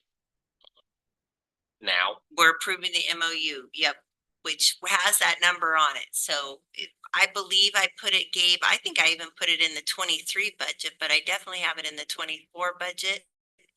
I believe. I know. So, and In the 24 budget, was that in commission discretionary? Is I that think what so. we were I thinking? think it was in the commission discretionary. Okay, I'll make a note. I don't remember. Yeah, I know. And I don't remember either. I think the other kind of great thing is doing more partnering with Utah State University instead of, we're always going out paying really large numbers for outside consultants. And I think this is a really great way. Like, the reality is she's a grad student, but she's overseen by an individual that has 40 years in his field, which is, hang on, I wrote it down. Groundwater and surface water investigation. So, he is an expert. Yeah. I actually like that, this grad student, is taking, information from all, or from, totality of sources. Yep. It helps eliminate biases. It helps Absolutely. eliminate. Yep. It gets a little closer to actuals. Yeah, and I'll be talking to Gwissa tomorrow. Gwissa did reach out to me, or one of the board members reached out to me. She will begin to start meeting with those stakeholders, hopefully in late December, early January, so she can start getting involved with all of them and where's that data coming from. Yeah, I agree with you. Yeah, I'd like to see this involve Gwissa and the San Juan Water District as well, just a little bit more. I mean, I think that there should be some direct participation on their part. I understand that this is coming out of discretionary for the commission, you say. I'd like to actually see where that line item is, where this money's coming from. I thought that the discretionary was for a proposed ranch up in the Book Cliffs or something. In our commission budget, there was a line item for that. No, that. Typically in the past, the commission discretionary has kind of had a couple of different smaller projects in it that equals a lump sum. And I couldn't remember the breakout off the top of my head. Well, I think I'd like to see where it's coming from for sure, but I just would like to also make sure that we include groundwater and sewer in this, that we're not just using them. This data is coming from groundwater and sewer and from San Juan. I mean, if they choose to participate, and I think listing and naming them part of this would be a huge benefit to see this come all the way through without there being any conflict, and stepping on toes from one entity to the other. No, I think they were more than happy. I mean, I talked to Kevin the other day. I think that they are more than happy to gather data from any sources that, you know, are available. So they're gonna use every single resource that they have. Go ahead. Sorry, I was just gonna say, to Bill's point, I think that this, the potential deliverable from this project would be a great resource to have to kind of steer policy. And I think the more buy-in we have from other folks, so I'm comfortable with us contributing the funding. But I think that if at the end we could put everybody's seal on the thing, that would be that much. Yeah, that would be nice to just kind of say, hey, we're all agreeing, this is the model, we all like it, we're all bought in on this, and let's, you know, use this as a. That's good. But there is what you were just saying reminds me of I've forgotten the acronym for the project, but the thing Moab City and all those other Oh, entities yeah, was the working. rump or whatever, yeah. Rump, yeah. Right. And that, that kind of becomes a combination scientific engineering political document to get all those entities agree on things. On the other hand, we have studies just done by USGS that they just did on their own. And of course, they got information from the water agencies. It seems like to me that this project is closer to just a pure scientific story, scientific study, excuse me, and that getting agencies to sign off on it. It's just supposed to be factual. It's not a policy document. So I'm happy with it the way it is. I think. I agree with the points that we're getting a good deal because we get a low wage grad student, supervised by a high wage supervisor. The price tag doesn't sound huge. Whenever we talk to water experts like Mark Stilson, we're also always being told we need to know more about the aquifer. This seems like a good step in that direction. I'm okay with it as it is, but I do want to ensure you, Bill, that she will involve all of those stakeholders. We've already had those discussions. So if you want it in the MOU, I don't know if USU will, I'm sure they wouldn't mind putting it in there. That's no problem. But then we're going to delay it further. This has been going, I feel so bad because this got kind of put off with Mallory leaving. It's been, and so, this student is actually started the semester and we still don't have the MOU in place because it's just been delayed. So, Mike. In favor. So I don't want to come off in pure opposition here. I would have liked to read when I read that there's an 80K fiscal impact. That's on me. Sorry. That's okay. I should have put that. Still in favor. Okay. So great. Thanks for the heads up. To my point, we continually get pushback from especially San Juan district out there, and I think inviting them into this has a lot of value if we want to get a good coverage of the entire valley. So it doesn't have to go on the MOU if that's the way that you want to word this, but I see value in including people ahead of time rather than going out and knocking on their door, because we have a fairly poor relationship with San Juan County right now. The water district specifically pretty much refuses to participate anywhere other than when they can work and help reciprocally with GWSSA. So collaboration and inclusion goes a long ways in getting the data that could be really useful here, is my point that I was trying to make. So could we ask Trish to communicate to them that Absolutely. It's important to us that they include these other entities from the beginning and make sure it's one of our goals that they feel comfortable. I've already done that. I did that. I talked to one of the board members of WIS on Wednesday, and I've already been emailing the professor back and forth and told him how important it was to get all these stakeholders on board. So. Oh, goodness. Okay, I think, let's see, I wasn't here, but Mary informed me that she made a motion and Trish seconded it, I believe, to approve. So I'll go ahead and call for a vote then. All those in favor of the motion, raise your hands. And all opposed. Nope, sorry. All right, so that passed unanimously. Thank you, guys. So now let's see, that brings us up to number 8, I believe. We already did 6 and 7. Independent contractor agreement or ICA with Metro Title for the Thompson Springs title report. And Alicia is presenting this, and I believe, let's see, Alicia emailed us the supporting materials for this just to. The agenda summary didn't upload for some reason. I can't tell you why. Got it. Because it also didn't upload a second time, which is the first one I sent you. So there's Alright. a second one there that has the information in it, but I'll just go briefly through what we've got. So this ICA is to get a title report on for all of the tax IDs through Thompson Springs. We thought that this was going to be originally quite a bit more expensive, so we put together a request for bids. We sent that request bids out. We didn't get a single response. So big thanks to Bill, he helped, and we started calling all of the title companies. We got a response from Metro Title. And the bid came in actually to fit into the middle tier of our purchasing policy instead of the top tier, which is better. So, so that's where it is here. So we've kind of done our due diligence here. It has gone through legal review. The 400 times 38 tax IDs will be the 15,200. Yep, I think that's all I have on my notes. Pretty Awesome. Thanks so much, Alicia, for the work, and stoked at where the bid came out. I remember discussing this extensively, and glad it worked out. Let's see, Mike. Two-part.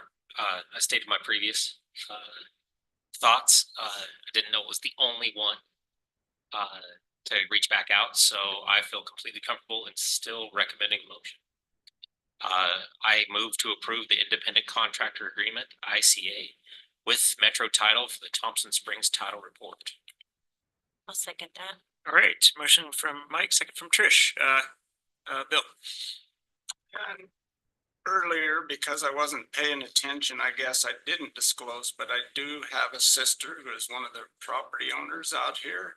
And I know that she's written a letter to the commission, not from my prompting, but nevertheless, I'll probably withhold from voting on this just to make sure that nobody comes up with any issues. So.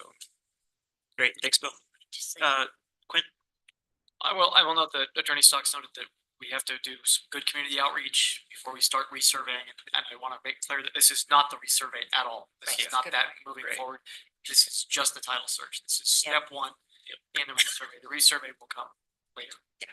Once it's I think we can't even look at anything else. Yes. Yeah, we can't move anything until. Definitely, thanks, and thanks for clarifying that, Gwen. I think it's important for I people just to know. wanted, if you don't mind, Sana, do you know how long it's been this, they've been trying to do this rezone out there? Do you know? I know I was talking to Audrey Graham the other day, and she said since she was a commissioner. You know, the people there. Right, right. Work too, but the property. There are.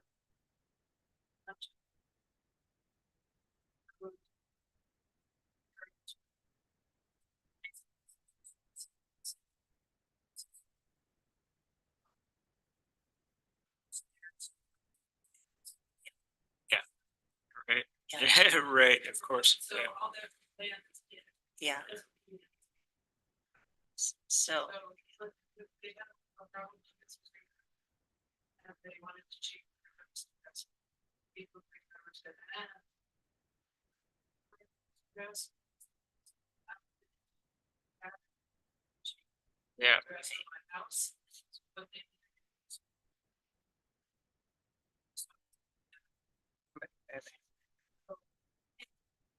Live there. People care about it. Property.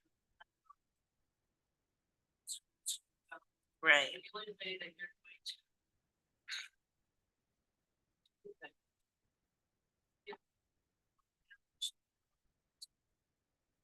Yeah. Yeah, I think. So I want to just wrap it up with the Yeah, yeah. Yeah. I mean, I guess my point was that it's been happening for a long Yeah. time, and I do want to say thank you, Bill. Like, I did a teeny tiny bit of work, and you've really taken the ball and run with it. So I thank you for that, because it took that effort Yeah. for Bill? somebody to really invest in it. Yeah, and I want to, I'm not in trying to counter Sana, but there is not a single person on this list that is not in favor of us moving this forward. They are desperate to be able to pull a building permit or to sell the That, property. yeah, that kind of thing's Everybody necessary. on this list that I have visited with them, which is most of them, is impatient with the length of this process. Right. All right, let's move forward by a couple seconds and call for a vote. All those. Oh, I'm sorry. I didn't see that. Stephen? Just real quick, as much information and public outreach, and I thank Quinn for bringing that up, that we can keep people informed on is really going to be critical. So as much PR and information we can spread out to the residents of Thompson, it'll be really important because we don't want miscommunication to mess up one signature that would kind of derail things. So when we get into the world of title searches and replats and boundary lines and surveyors, it's Greek to a lot of people, and we just want to make sure we continue to spread out good information. Yeah, absolutely. All right, let's see, the motion was made by Mike, and it was seconded by Trish. All those in favor of the motion, raise your hands. And that passes unanimously. And thanks, Alicia. We're moving on to our resolution allocating. What's that? There was one. Oh, I'm totally sorry. Yeah, I forgot about that, Bill. They've got it. Just 6-0 with Commissioner Winfield and abstaining.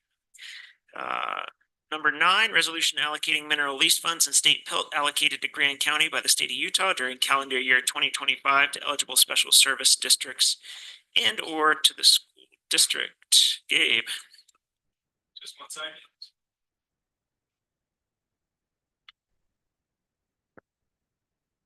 Yes. Thank Alicia for putting together these agenda summaries. Presentations were made at the previous commission meeting by all the entities receiving said funds. At this point, we're just, let's see. We're just looking at the resolution allocating mineral lease and state PILT funds. And I'll just go ahead. I'll just say that those allocation splits are reflected in the draft resolution that are included in the packet.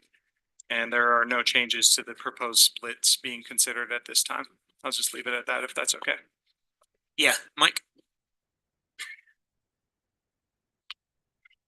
I move to approve the resolution allocating mineral lease and state PILT funds to eligible districts as per the resolution.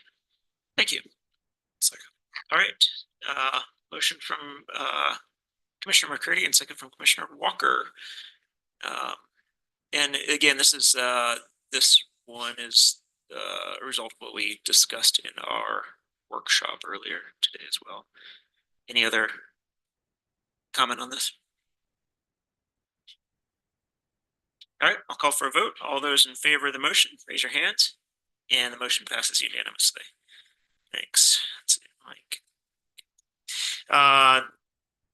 Item number 10, resolution allocating healthcare facility sales and use tax revenues received during calendar year 2025 to eligible entities. Somewhat similar story in that the presentations were made by the recipient entities, Grand County EMS and the Canyonlands Healthcare Service Special Service District at the previous meeting. The one thing that is different about this one is the allocation is being adjusted from 57% for Canyonlands Healthcare Special Service District and 43% for Grand County EMS to a straight 50-50 split. And that was agreed upon and presented before you all between those entities. And so, yeah, this is an approval of that 50-50 split. Great. Let's see. I think I saw Bill's hand first. So I move to approve the resolution allocating healthcare facilities sales and use tax revenues received during calendar year 2025. Thanks. Second from Mike. I got one. All right. Any further discussion on this? Again, this is one we covered in our earlier workshop and previously. Gabe. I just want to say that I have a lot of appreciation for those two entities coming together. I remember when I was a commissioner, it was my very first meeting, and I was in the middle of a big, hairy fight between those two entities about that split, and boy, was that uncomfortable. This is definitely preferable. Yeah. And then they wanted us to decide. It was horrible. All right, I will call for a vote. All those in favor of the motion, raise your hand, and that passes unanimously. Thank you. We're on to agenda item 10, creation of a flooding impact and mitigation subcommittee. And this one goes to our Commission Associate Administrator Quinn. I just need 2 or 3 commissioners that are willing to sit through some more flood discussion meetings. These are more, we want to discuss some pretty in-depth options countywide. It'll probably involve some staff from the city as well, and some engineers, and this is more technical and pie in the sky solutions that are probably years down the road, but if you guys want to make a subcommittee, that would be super helpful. Looks like Trisha's raising her hand. Is that to volunteer, Trish, or do you have a question? Yeah, I'll volunteer, yeah. Okay. Be happy. Bill's volunteering. Bill? Yeah. All right.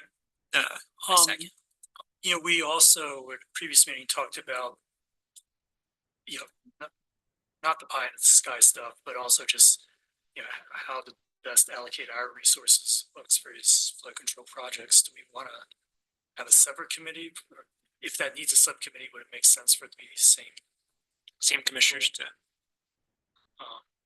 Yes. If they want to do all things flood related, I'll invite them to everything. Yeah, do you want to do 3? You wanna do it, Mary? I'll go That- whatever you guys think is best. Yeah, the 3 of us went to that emergency Okay, management. that's great. I'd be happy with Mary, Trish, and Bill for sure. Thank you. Thank you guys. Excellent, thanks. Stepping in. Okay. So do we, I guess, Want a motion or just? I put a motion. Did I not even put a motion in there? is this, Stephen, I defer to you. Is this like an ad hoc working group, or would this be something that we'd want to create as a commission? You can do it either way. You can give them power to start making decisions, or you could wait and have them bring it back as an ad hoc group, whatever the commission would like to do. Likely whatever down the road issues we're going to face are likely going to be much more than I think they would feel comfortable approving. So you could do an ad hoc group, or you could create a formal subcommittee. Either one. It might be, I would say one benefit of creating a subcommittee is you have a lot of community desire to know about more information. So maybe having a formalized group might be nice, because we can create a little web page link and people can email them all their flood related issues. But I defer to the commission, whatever the commission would like to do. Quinn, it looked like you wanted to weigh in on that.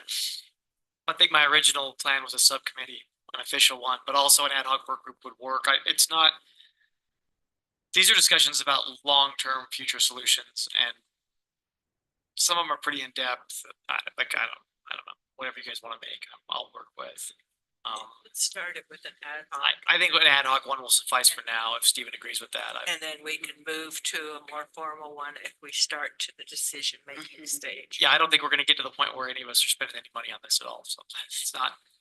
Okay, I'm totally fine with that. Mike, do you have a opinion? I'm fine with the ad hoc, but I also know that stuff gets behind, it's put on the back burner, and I worry that even pie in the sky flood mitigation will get backburnered until the next big flood. So I'm good for now, but later It usually does. yeah. That's Okay. Are we in agreement then? Yeah, perfect. Thanks. We don't need a motion. All right, we'll move on to agenda item 12, resolution amending resolution 2350, restructuring the Grand County Solid Waste Special Service District Number 1. And this is Mary, who is our liaison to that special service district. This special service district is a pretty involved service district, and every other week we are charged, 2 people are charged with signing checks, for instance. This is just an example. And we find, which is 5, you wouldn't think that would be a big deal, but one person lives in Castle Valley, and it seems like somebody's vacationing, somebody's doing something, and then all of a sudden we're scrambling to find somebody to sign, checks and such so people can get paid. So having 7 people would help. Also, we want to set it up so that each board member has a certain area that they are focusing on, from Moab landfill to Klondike to the single stream to the sort separated, so that we can be more effective And so having 7 rather than 5, I think will make us a more effective board. And so that's, with that, I'll make a motion to approve the resolution amending Resolution 2350, restructuring the Grand County Solid Waste Special Service District Number 1's board from 5 to 7. Great. All right, motion from Mary and a second from Bill. That definitely makes sense to me, Mary. I remember at the last meeting, we approved someone to that board and there were 2 applicants who were both outstanding. Yeah, and amazingly enough, we usually have a hard time finding board members, and we've had somebody else call and say they're interested. So like, we're gonna have choices. We're gonna have to bring it to you in an action item instead of a consent agenda. All right, motion from Mary, second from Bill. All those in favor of the motion, raise your hand. And that passes unanimously. Great. All right, we are now on to our consent agenda. Our consent agenda tonight involves item A, agenda summary, or I'm sorry, ratification of meeting minutes from our September 3rd meeting. Agenda item B, ratification of payment of bills. Those total bills in the amount of $721,812.59. Total payroll in the amount of $380,948.60 for total bills and payroll in the amount of $1,102,761.19. So moved. Actually, there's one more item, and that is C. That is ratification of the single event local consent beer permit for Outer Bike. We wouldn't want to deprive those folks no. of their beer. Absolutely not. And that's the consent agenda. So moved. All right. Oh, way to go, Mike. I was claiming it. I was eyeballing everything. Motion from Trish, second from Mike. All those in favor of approving consent?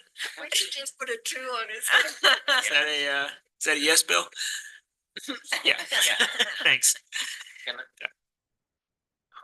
Okay. Did you want to discussion? We usually consent agenda is consent because we do not discuss. Yeah, moving right along. Yes. All right. Thank you, Trish and Mike on that one. Okay, we've reached the end of our regular action items, so we'll move on to our discussion items, of which there are 3. The first one is our dark sky compliance and enforcement. And I think I forget who brought that one forward. Well, Trish. Okay. I mean, it's been a point that we've talked about in the past a little bit, and then it kind of bubbled up again in this last week and a half, right, Stephen? And so we just felt like we probably need to bring it back to the table, and if it was just as one piece of compliance, it might be a little cleaner. Maybe not. So I don't know if do you want to go into this, Stephen, or you're probably.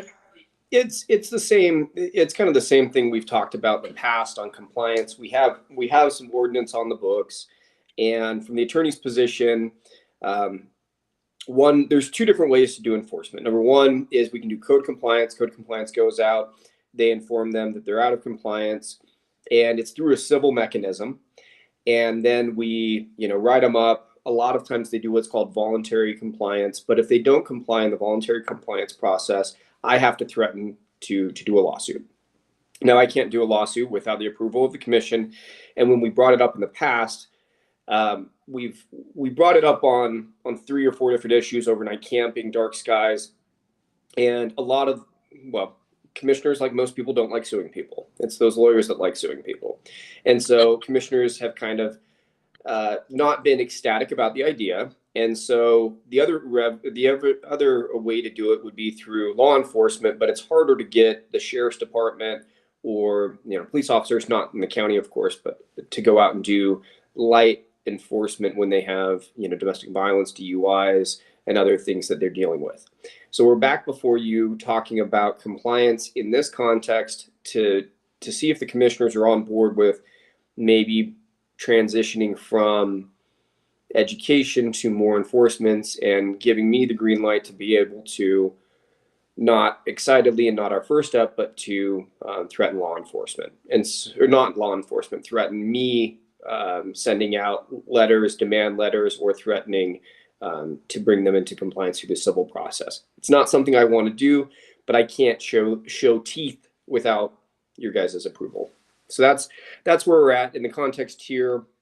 We're looking at dark sky enforcement and compliance, and that's back on that older issue. One of the other things that we'll need is maybe some flexibility with code compliance to be able to go out at night. And the other question that we have that's been difficult in the past is whether we want code compliance to start originating their own complaints, or if we only want to do them based on neighbor complaints, because it doesn't take anybody with eyes and a good idea of what they're looking for. They can go out to neighborhoods and say that light there has too many lumens and it's too bright. And so code compliance theoretically could go out, survey the neighborhoods, and write up little citations or letters and then send them out, as opposed to just letting it be a neighborly issue. So those are the two topics. One, do you want code compliance to go out and to do that? Two, do you want to green light my office sending scarier letters? Those are the things. And I turn it back over to Commissioner Hedin. Yeah, Trish. Do you want to go first? Yeah, I just have a couple comments, but you go. Yeah, I guess maybe just for more context, and if you either Stephen or Trish disagree with what I'm saying, please chime in. But we passed the dark skies ordinance, roughly 5 years ago, and it said we'll start enforcing this in 5 years. That I don't know the exact date, but it's very soon or in the past right now. The city decided to revise their dark skies ordinance, and if I'm remembering correctly, they pushed out enforcement for many of the aspects, like too many lumens. I didn't hear you. Too many lumens. Yeah, that's a way that one might buy. But they did say that they were going to immediately start enforcing the, I guess trespass. Yeah, trespass lighting, I guess is one way to say it. So light directly illuminating someone else. So they wanted to. They thought it was too big a job to start enforcing everything, but they did want to enforce where they thought it would have the most impact, both on the dark night skies and just neighbor to neighbor annoyance. And so at the time, I thought the plan, like I remember discussing with Elisa, that the county is going to let the city take the lead for these ordinance revisions, and then once the city did it, the county would do something similar, or if possible similar, because it's just nice to have the rules be the same inside and outside the city limits. I'm guessing this is not on it. The county revision of lighting ordinance is not on anyone's plate right now because of turnover in the planning department and because they're shorthanded. But it's probably something we want to tackle eventually. And then a final comment. In this interim period, years ago, in the past 5 years, there's been some discussion about what we can enforce or not. And my reading, and I invite Stephen to say so if he's got a different view, but that the trespass lighting wasn't compliant before the dark sky ordinance. We already had something we had a very simple lighting ordinance. You can't illuminate your neighbor's property. And so that wouldn't have been, that would be something that we could have started enforcing 2 years ago if we wanted to. We didn't have to wait for this 5-year thing to come up. Now, maybe that's a moot point now if the 5 years is up, but I will stop there. Let's see, Trish. So just a couple. Oh, I'm sorry. Stephen, go ahead. Yeah, go ahead, Steve. Just two clarifications. So back, I think it was last year, the city pushed back their, I think that's one other thing that caused a little bit of consternation, was the city pushed back their enforcement. And that's when we brought it up and talked about it. And the idea, and when Mallory was here, the idea was we really wanted to push education and try to incentivize people. And I don't know how far we got with that, but that element, we've had a bit of transition in different departments. And so that's something that we talked about really wanting to do. That was also part of the conversation with camping, that we wanted to push out a lot of education and try to go that route. I don't know that we pushed exceptionally hard on the education route, but I think we could do some enforcement on the light trespass. And I think the neighbor examples that we received, I think it's a different part of this problem. But I would really like to know the barometer of where the commission's at, so I can I can help support code enforcement, because what the hiccup's been is I've been reluctant to say, yeah, I can, it's not a good position for an attorney to threaten something that they can't do. And if I don't feel like the commission wants to see this particular issue be enforced, then I can't in good faith say that I'm going to, carry out the civil penalties on it. Yeah, understood. Trish? I guess just a couple comments from me, and I won't say any more. I do like the idea of just sticking with, neighborhood complaint driven. I think for this purpose, I think that that's fair. And it'd be really ridiculous to start sending our code enforcer out in the middle of the night all the time. So, the reality is, like, the situation that we've been hearing about is really extreme, right? They are definitely, modifying their neighbor's property to the point of he's quite uncomfortable. And for me, I think the ability to have Steven send out a letter, I think that to me is a next step. And hopefully it wouldn't go beyond that. Hopefully it's simply, hey, here's the deal. You're not being neighborly. Here's what the consequence could be. And I think, to me, that's a positive next step for those extreme examples. And I'm sure we're not getting a ton of those. I'm wrong, Stephen, but I think it's fairly rare. Mary? Yes, I like complaint driven at this point. And since trespassing on lights was part of our process even before the ordinance, it just makes sense that we're enforcing that and complaint based.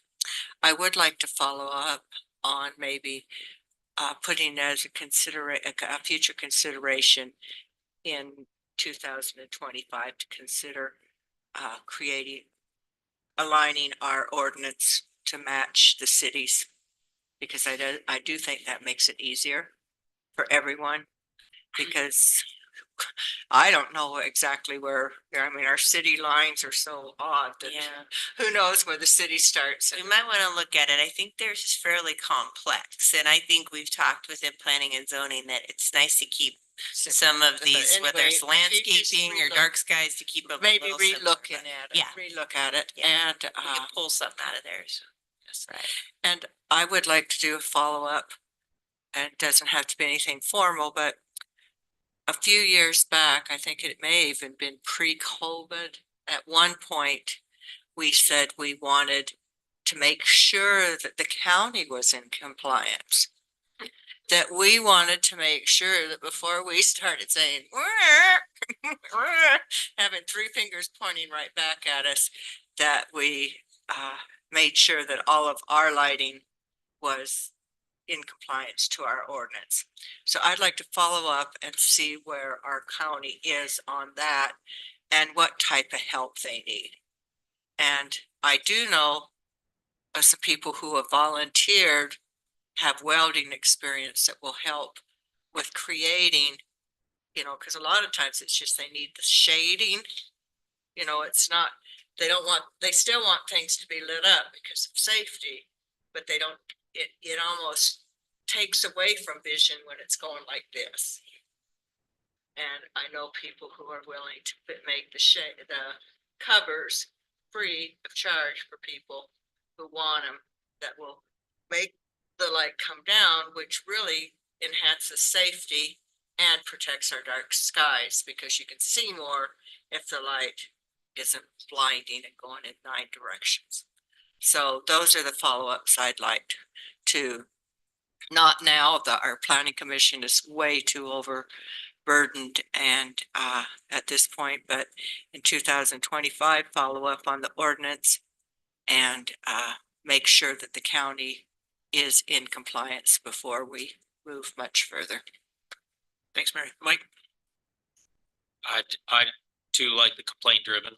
I would love Stephen's department to be very structured in escalation.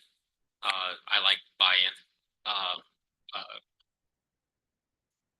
Themselves falling into compliance without us suing them. I understand escalation, and in some instances, it may come to that, but I want a very structured escalation of compliance or of enforcement here. Bill? Yeah, I'm not sure if everybody got an opportunity to read my email regarding the current complaint that we have here. Based off some of the conversation, I'm guessing maybe not. But I would prefer that I be allowed to at least continue working with those two neighbors until we come to some kind of resolution between them. It's definitely been somewhat antagonistic from both sides. It's not a one-sided issue. And so I'd like to be able to keep working on that rather than involvement enforcement to see if we can't get those neighbors on the same page. But to the larger issue here is people that are living on fixed incomes. And Mary's got somebody willing to do work for free. How do we get that information out? Because then do they want that information out? Because fixed income people on one of these homes has got, I think, 7 lights on it. And we're talking, by the time you are an electrician, they're looking at over $1,000. And if the county really wants dark skies, and we had somebody even speak at Citizen to be heard tonight about the safety issues surrounding that, but if we want dark skies so adamantly, then we should put some money towards this to incentivize people to come into compliance. I'm never in favor of the stick approach. I never am. And people have circumstances that maybe I don't, or that we don't. And we have to work with people to try and make this happen. So if there's dark skies that is important to all of us, then let's pony up some money here and make it happen. I agree with what Bill just said. It's something we've just discussed before, but we never really managed to make it happen. But I think taking some county money, and one could imagine a graduated program, like if you fix your fixtures in the next 2 months, we'll pay you the full cost, and after that we'll pay 80%. It just goes down. That's just one idea. I think one of the local nonprofits was offering subsidized shields for lighting in the past. I don't really know how well that worked. There's various. Yeah, it was during that group when we were, it would maybe be nice to get that dark sky working group that was really involved for a while to get. But we should follow, I would be willing to follow up on finding out where we left off with having funding. Because there were people that were so excited about this that they said, well, let's have some way to help people. So let's put some money in it to it. Yeah, so I definitely, in spirit, I 100% agree with what Bill said, and I think we need to put a little bit of thought in hammering the details out. But maybe we can find what we can have.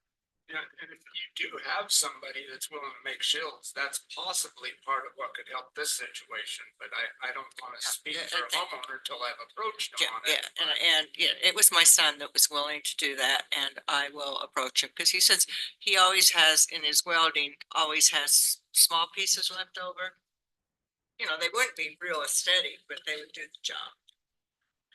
So one excuse me. Wait.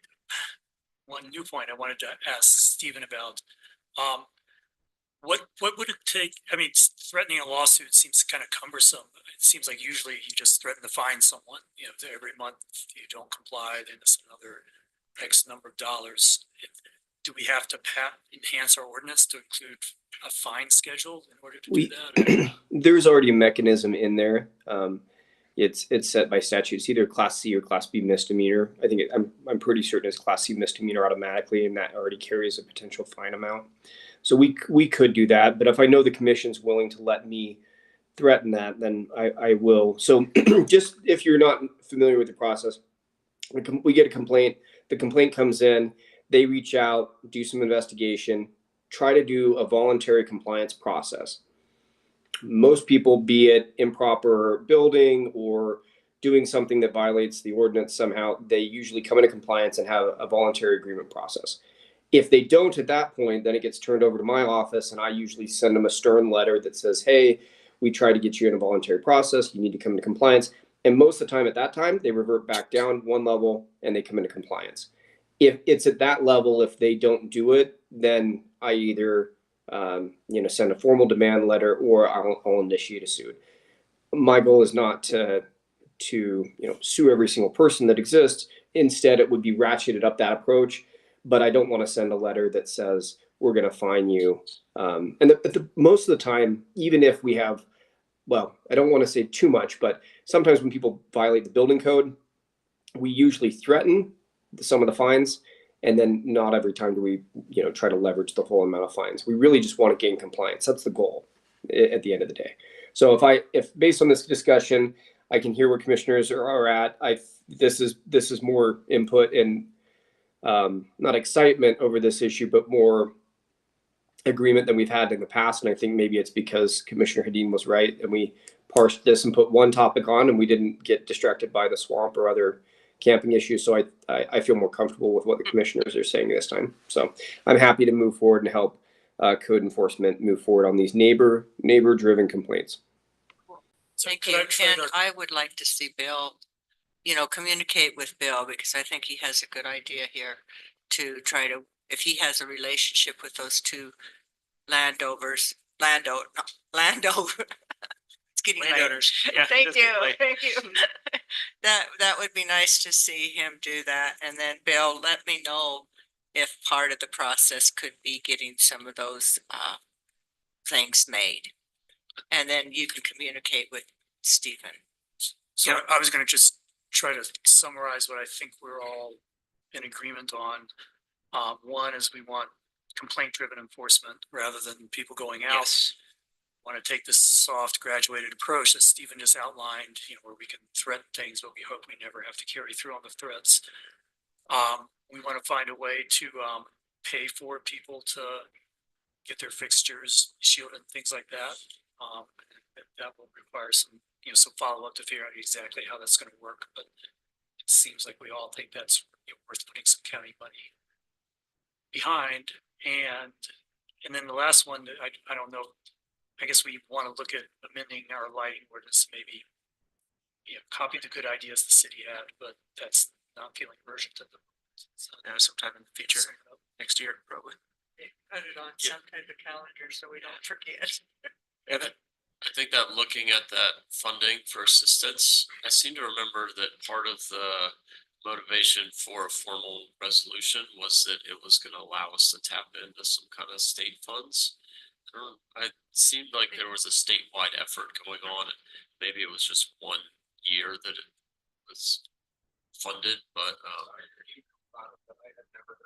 yeah, I mean, I don't have a firm recollection of that. Maybe Well, I know Joette and Kaylin were both pretty involved with that original group. Yeah. I could call Kaylin tomorrow and ask him if he remembers. Okay. And I think just a couple other things is really kind of highlighting the point that there was already fugitive light kind of laws in place, before the dark skies, and that kind of like, not that this example is antagonistic, but that some of those might be kind of the first things to address it with the complaints, rather than like, pathway lighting or what, like those are more particular, and that I just spaced the other point. Getting late. I know. But we wrap this one up. I think we're all on the same page, and we'll move on to the next discussion. Is that cool with everybody? Okay. Awesome. Steve's been sitting here patiently for the last 3 hours, so it's your time to shine, Steve. Our next discussion is agenda item 15, county finance projections for 2025. And thanks for bearing with us. Chris is on the line as well. Great. We'll be here to support us. Yeah, thank you, Chris. Yeah. So, I mean, the question is, what are our thoughts about 2025 revenue projection, right, Bill? And I think you even specifically said, hey, give some direction to our department heads as they're doing budgeting, like where they should go. So, Chris, why don't you go ahead and talk about the property tax side of things, and I'll talk about the sales tax and tourism things. Superintendent. Sure. To start, I want to make sure that I can be heard. Yes. Yeah, Great. yeah, you're good, Chris. Perfect. So there's a couple items that I help with on estimation for revenue for the budget season. The first one is the federal PILT, which is payment in lieu of taxes, and that one's pretty straightforward. I just take the 5-year average increase that we've been seeing and apply it to the amount that we received in this year. And it looks like that's going to be an increase for next year, not a huge one. The next thing that I work on is property taxes. It's also pretty straightforward. We use the final budgeted revenue that the State Tax Commission used in calculating the certified tax rates for this year. We use that as a base for the taxes for next year, and then I apply a 5-year average new growth to that. I'm just saying we know there's going to be some new growth. We don't know exactly how much, and we just take a 5-year average to sort of estimate that. And that's where the base property tax numbers come from. We have some other associated revenue lines with property tax, like motor vehicle fees, delinquent taxes, penalty and interest, things like that. And in those cases, again, I'll just take a 5-year average, or if there's a real trend line on those, just kind of follow that trend line if it's been increasing. Again, not major movement there. I think we're looking at a projected increase of about 3% in property taxes versus what was budgeted for 24. Obviously, we don't know how much we're going to bring in 24 yet. And then the last item that I work on is interest income, which I talked to the commission about in my treasurer's report a few months ago.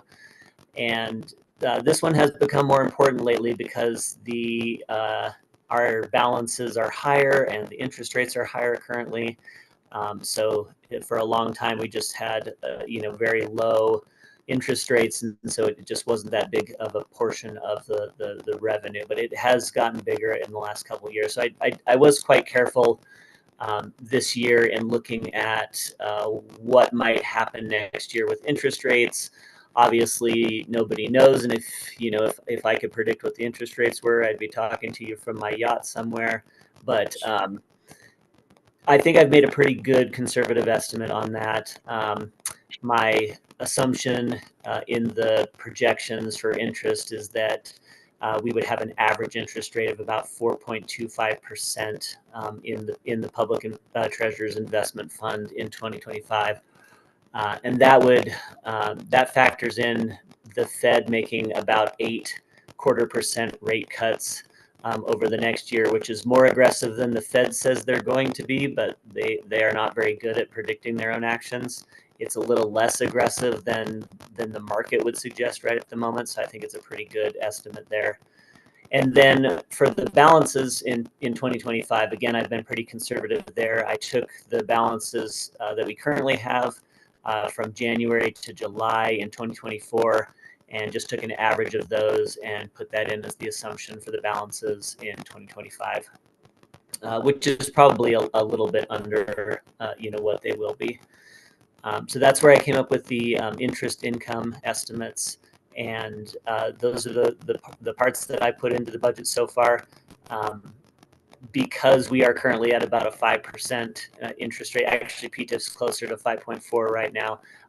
That does mean that I'm projecting less income for 2025 than we are going to get this year.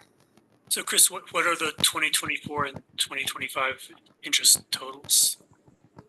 Your estimates for those? Sure, just a moment.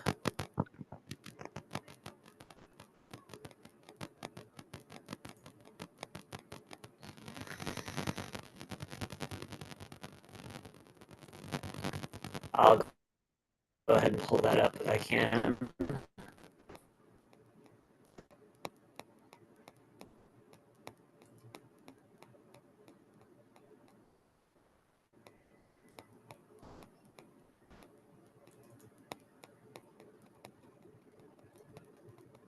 Sorry, my spreadsheet's not wanting to come up. It is, I want to say,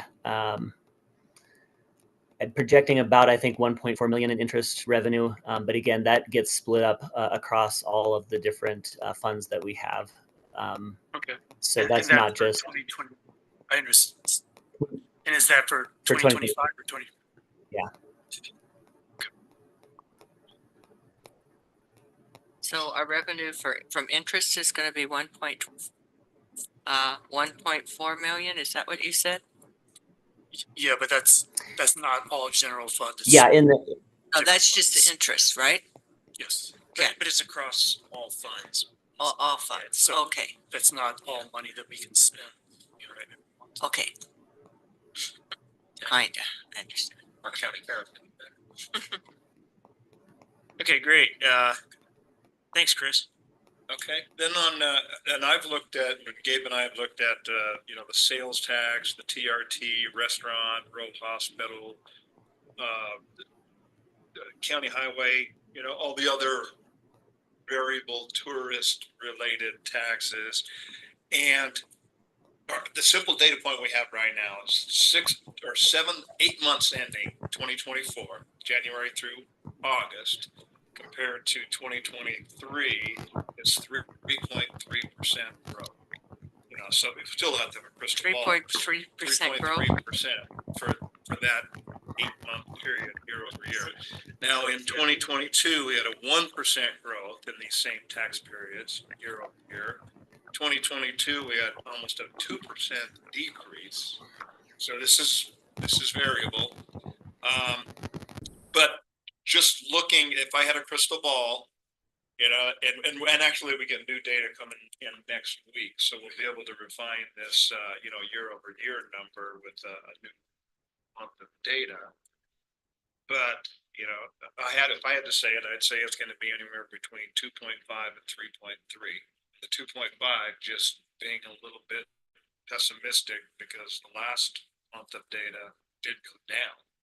The data received in August was 77% of the year or the month prior, the same month in the year prior. Right. So anyway, and I heard, you know, Chris talk about 3% growth on property tax. All right, I'm kind of thinking 2.5 to 3% myself. In fact, Kevin, you shared some numbers with me. In fact, my estimates were like 1% of what you were even just estimating on sales tax and TRT. But what's important to say here, even if we got a 3% property tax, 3% sales/TRT tax, it's important to note that we are proposing or considering a 2.7% COLA. So you can already see that that's pretty flat right there. So to your point, Bill, of what direction we're giving to our department heads, it's right now it's think flat revenue. Because we don't know. We're going to get one more month of data. And if we get 2 more months of data before this budget season needs to become final at year end, and if, you know, we see positive trends, maybe we'll include some more revenue. Right now, I'm just going to say it anywhere from 2.5 to 3.3% revenue growth, but that's almost, so that'll be offset if we approve the COLA pretty much by 2.7 COLA. For salaries. Yeah. Chair Hadler, is that growth rate adjusted for inflation? No, not on the numbers I just threw out are just Straight up year over numbers. year. Yeah. Got it. Yeah. Okay. Yeah. So that basically is inflation as we've experienced it this year. And going back to this, the process that we're taking on the 2025 budget, we're focusing mostly on the operational budget right now, the spending part, telling people to not worry too much about balancing or looking at revenue, because we really want to see what's going to take just to run each purchase department. But we are saying, you know, revenue is going to be pretty flat, so don't count on a lot of extra. Great. And then we'll just tighten this up as data comes in, and actually once we progress further in the budget planning, we'll be sharing more hard facts and graphs and charts and such. Sure. Mike, do you have a comment? I actually like the 0% or flat recommendation. Right. And if, I mean, optimist, hope for the best, hope for, a windfall. Don't get me wrong, but use that to buy everyone HVAC units that we already need. So It would be nice to see a strong fall. win. Sure. zero is what you're being proud of. Yeah. Yeah. Anyone have any other comments, Bill? Yeah, I just want to thank both of you, Chris and Steve. I really appreciate both of you and what you're doing. I really appreciate having Steve available because I'm constantly finding places that we can get information out of him. And I just appreciate having him on Gabe's staff for sure. And I know Chris Kaufman is always, he does a great job there. Yeah, absolutely. Absolutely. And I'm happy to do it. Kevin? I just want to clarify that what Stephen was calling flat, you could also be characterized as keeping up with inflation. Like we've got enough extra revenue to pay for a COLA and for increased, supply costs and things like that. So but our increased costs, we expect to approximately cancel out our increased revenue. That's a good way to say it. Not necessarily flat, but nets almost zero, but we do plan to grow. And I found the time yesterday to sort of look at all the data that we have right now in our proposed 25 budget and add in some placeholders into that working document that Stephen and I share, just because I wanted to really get that rough sketch of, if everyone, with all the current budget requests across departments, and I'm speaking about the general fund in particular, in addition to projected revenues, like say at a 2.5% growth level, and just kind of seeing where we're at, just so we don't end up another month from now seeing that we need to make so many cuts. And the picture that I found was that with the COLA, and this is a rough sketch number, but we are we do have some tightening up to do, in the realm of $250,000 or $300,000. But I see that as a pretty surmountable effort, given that everyone is making every request. It's kind of like the kids asking for everything that they want for Christmas and expecting that they're going to get it. And I think it's a lot better of a situation than we were in last year when it came time to make those cuts. So yeah, that's the rough idea. It was encouraging, but also sort of brought everything into perspective as we continue through the budget advisory board process. That this is. Not everyone should be expecting to get everything that they want. Right. All right. Thank you, all of you. Yeah, thank you very much, Steve. Yeah, great. And Gabe and Chris as well. Yeah. I know, yeah, man. Steve, you're supposed to stay home and watch it on Zoom and then, do whatever. That's the key. All right. You're like, Have a good night, Steve. thank you, Steve. All right, a couple more items. We have so this is a discussion about Kevin's and my invitation to the Political Subdivisions Interim Legislative Committee. The background on this is that we received an email about week and a half ago from the committee coordinator, whatever that person's title is, I forget, that they wanted the chair and the vice chair specifically to speak to them. It continues to discuss the audit. I think there was an email of clarification, and that email came back where they said that they would like to discuss we had an audit in 2019 also that I asked Quinn to pull some information from, because none of us were here then, really, except for I think Evan and Mary. You probably don't remember it too well. With the airport, I remember it. Yeah, airport, and it wasn't just us. There were 8 counties that were audited. Washington County was also found uncompliant as far as spending monies on the airport. But and that audit was not done by the state auditor. That was done by the legislative auditor. So what is the acronym, Kevin? OLAG, yeah, the Office of yes, Auditor General. So that I don't know if it's a specific person or a committee, but anyway, there's going to be a representative from that organization who is going to be at the legislative session tomorrow, as well as Auditor Dougal, and they're going to be there, and they're going to, I'm not entirely sure, but I think ask us questions and discuss those 2 particular audits. You guys are going up there. I We are gonna Zoom. I had every intention of going up there. I've had a couple of things come up and honestly, psychically, I don't think I could handle an 8-hour car drive. I'm also leaving at 4 a.m. on Thursday morning and I have my both my daughters were students of the month this month and they're doing the presentation tomorrow afternoon. So that would be a shame to miss that. No, so. I'm not saying. Yeah, no, I do think it's really important to go to those things in person and I would absolutely make the time to do that. This is literally one of those situations where it's going to be impossible. So, and that is at 1:30 tomorrow. So I'll open the discussion. I am glad that we did have the audit on the agenda again. Because, right? That's what I know. it's permanent. It's permanent. Gotta keep our streak going. Mike. I think, it ended up with a discussion item. You answered, talked to me before. Yeah. Thank you. Yeah. Thank you for the both the inclusion, and the information. I know it wasn't an exact requirement, but it gives me the ability to at least speak. Thank you. Yeah. Thank you. No problem. And my feeling about this, again, I think I'd go along with what we discussed last time. I think we have a clear,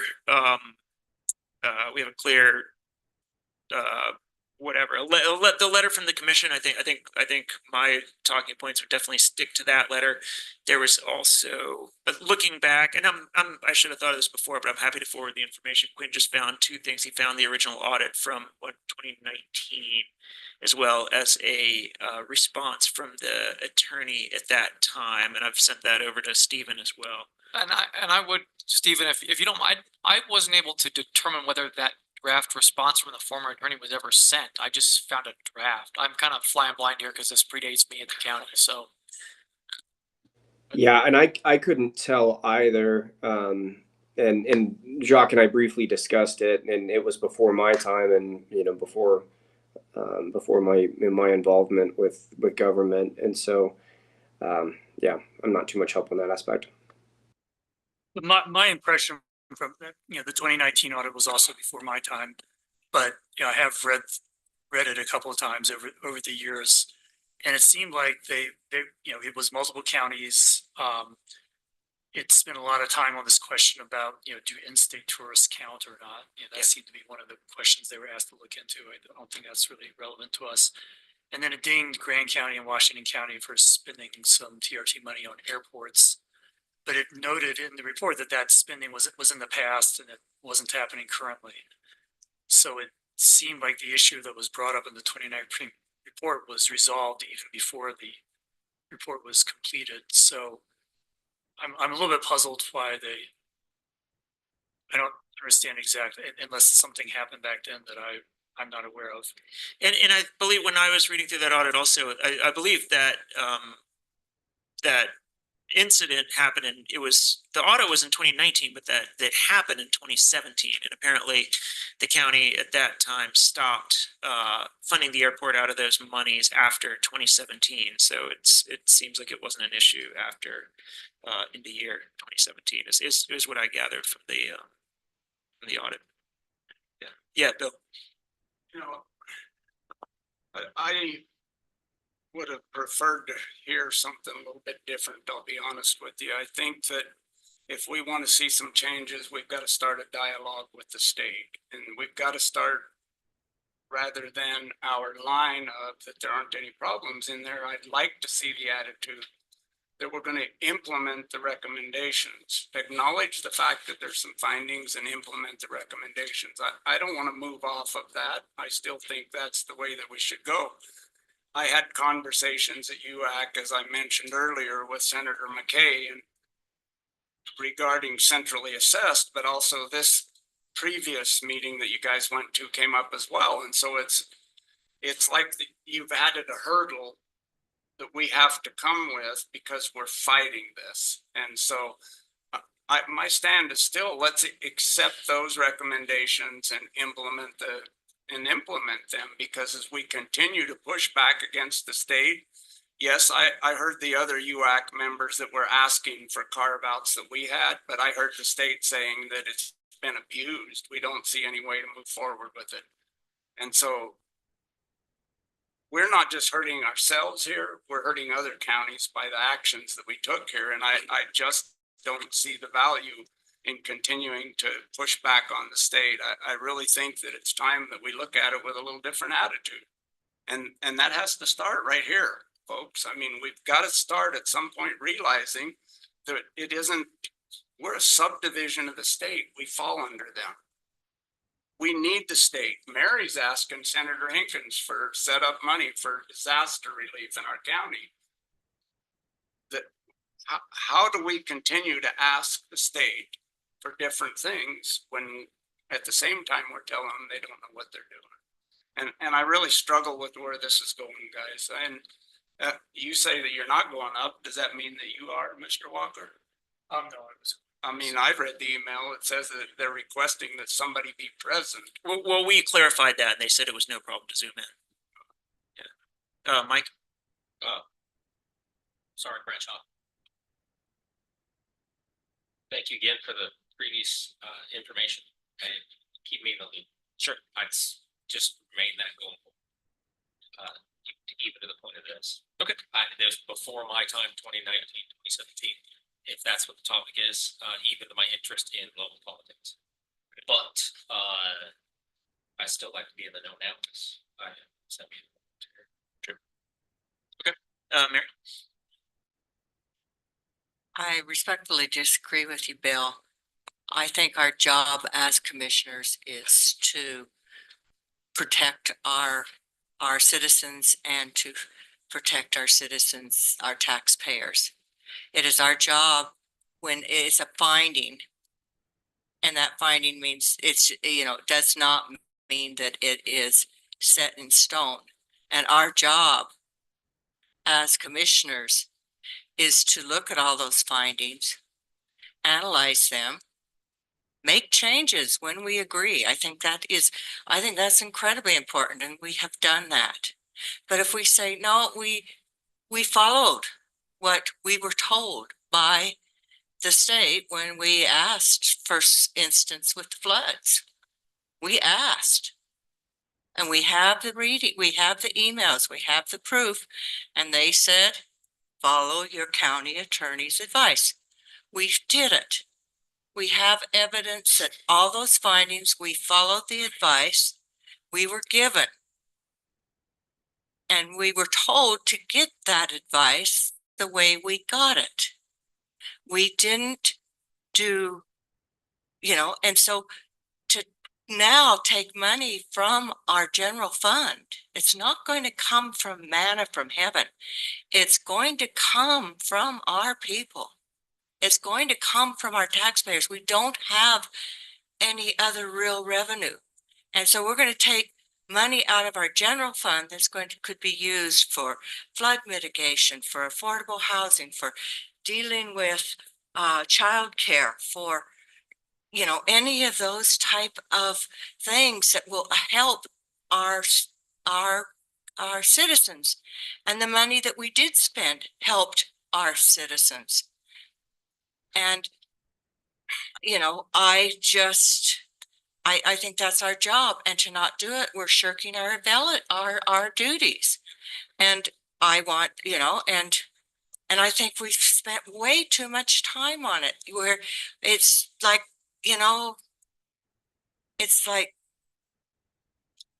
it's to the point that I recognize you believe what you believe, and I respect that. But I believe what I believe too, and I believe that, and I would like that respected. Kevin believes what he believes. At this point in the game, there are 5 commissioners who believe that what we did was okay and we shouldn't have to pay it back. 2 don't. And I think we're wasting time to continue this, because you're not going to change our mind and we're not going to change your mind. It's 5-2. Let's get on with the job of doing what we need to do in the county and let this audit go. Kevin. So I sometimes say we should have this on the agenda every, but I'm kidding. I say Thank that. you. And For clarifying. Evans, that I'm gonna, I promised myself I wasn't gonna give my usual response to Bill's usual remarks. I'm not gonna, I will eventually if this discussion goes on.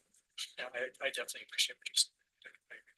It's good. But I I think there was a new thing that hasn't been our discussion before, which, and it has to do with appeal processes. You know, as a county commission, we're very familiar with, these sort of orderly decision processes. Like if we make an assessment, then if someone doesn't like, what Debbie or her consultant does, well, they can appeal to the Board of Equalization. If they don't like that, they can, there's a state, there's multiple layers and people sort of get their, these are very organized processes that are trying to get to the truth.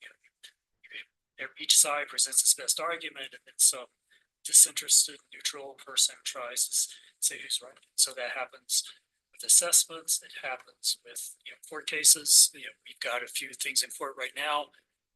We're hoping we win, but if we lose in the first round, and we really feel strongly about it, we can appeal. Costs us extra time and money, but that's what we can do. And there's multiple layers of these. And so contrast that with the SOT report, where they expressed some legal opinions, and they didn't put a whole lot of justification behind it, and there is no appeal process. It's just they say this now. Why is that true? And I think the reason it's true is it's just advisory. If we disagree, then we just say we disagree, and the story. I would maybe prefer if there was some. This is turned into a big time sink. And if there were appeal process where we could say, well, we think the auditor made a mistake, and here, neutral judge, is why we think we're right and the auditor is wrong. We would definitely do that, but we can't. We don't have that formal process, so we just argue a bit in public. I guess the point I'm making is that's completely normal. People are always disagreeing about interpreting the law, and it would be bizarre, if someone said, okay, Debbie made an assessment and someone says, no, my property isn't worth that. And they say, but Debbie is the expert. You need to get in line. That's not how it works. If someone thinks Debbie made a mistake, I'm picking up, I'm sure she gets mistakes, but if she did, they would have a place to do that. We wouldn't scold them for wanting to, argue a little bit longer. And I think the position the county's in is completely analogous to that. We put a lot of time and thought into how we interpreted the DRT statute. We have, the auditor disagrees. I think if it did go to court, maybe we can ask for a declaratory judgment or something like that.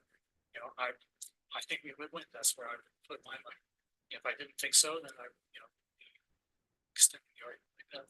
So anyway, I've not noticed that I'm avoiding my usual talking points because I'm not wanting to have it the exact same argument. We always have in front of different arguments. But I do think that point of view about appeal processes and things like that is Yeah, and I'd also add that. Oh, go ahead, Stephen.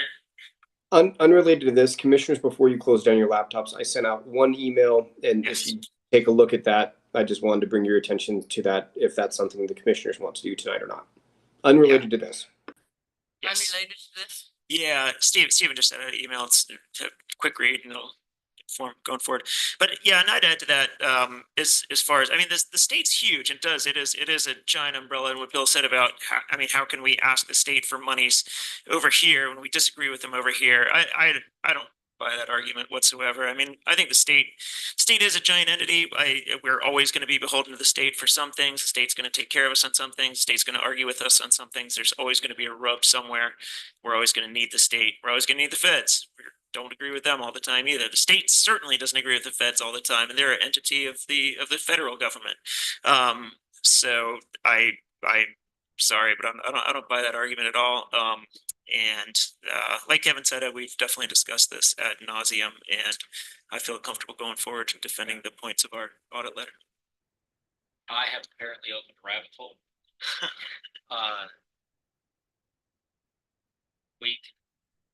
Thank you for explaining my discussion topic point to a T.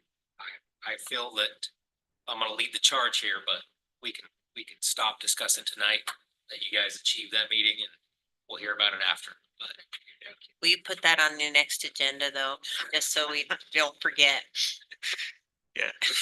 I'd like to briefly follow up though, because it's been suggested that the citizens are gonna pay for this if we have to pay this money back. And so somebody's suggesting, several people, in fact, on this commission, that we would have to tax citizens when we've got a bank account, as we just heard, that is well over $30-some million.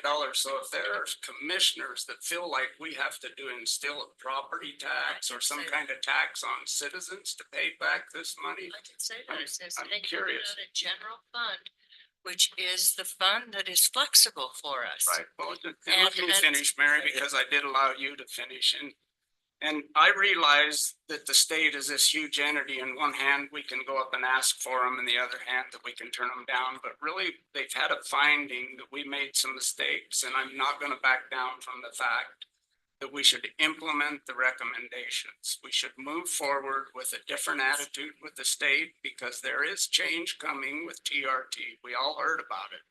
And that change is gonna be negative. It isn't gonna be positive for us because of our attitude. This just isn't working with the state. It isn't. And the talk is going on all over when we were at UAC about it. And there's other counties that would love to have what we have. And we kind of messed it up for other counties. Well, we did mess it up. And so we can quit talking about it if that's where you're at. Yeah. But I'm not gonna forget it, no, and I'm not gonna quit recommending that we implement those. I'm gonna continue to ask that we implement the recommendations. So forgetting about it isn't an option. Not forgetting about it. I just don't want to talk about it anymore tonight. Let's move on. All right, all for that. We've reached the end of our discussion items. As Stephen mentioned, he did send out an email, so at this point, I'd entertain a motion. I'll make a motion to go into closed session. Or do you want, is that what you want me to do? Exactly. To discuss character. Thank you. Character, competency. Is that good enough? Thank you for Character and competency. Thanks, Trish. Bye, you guys. All right. Amy, and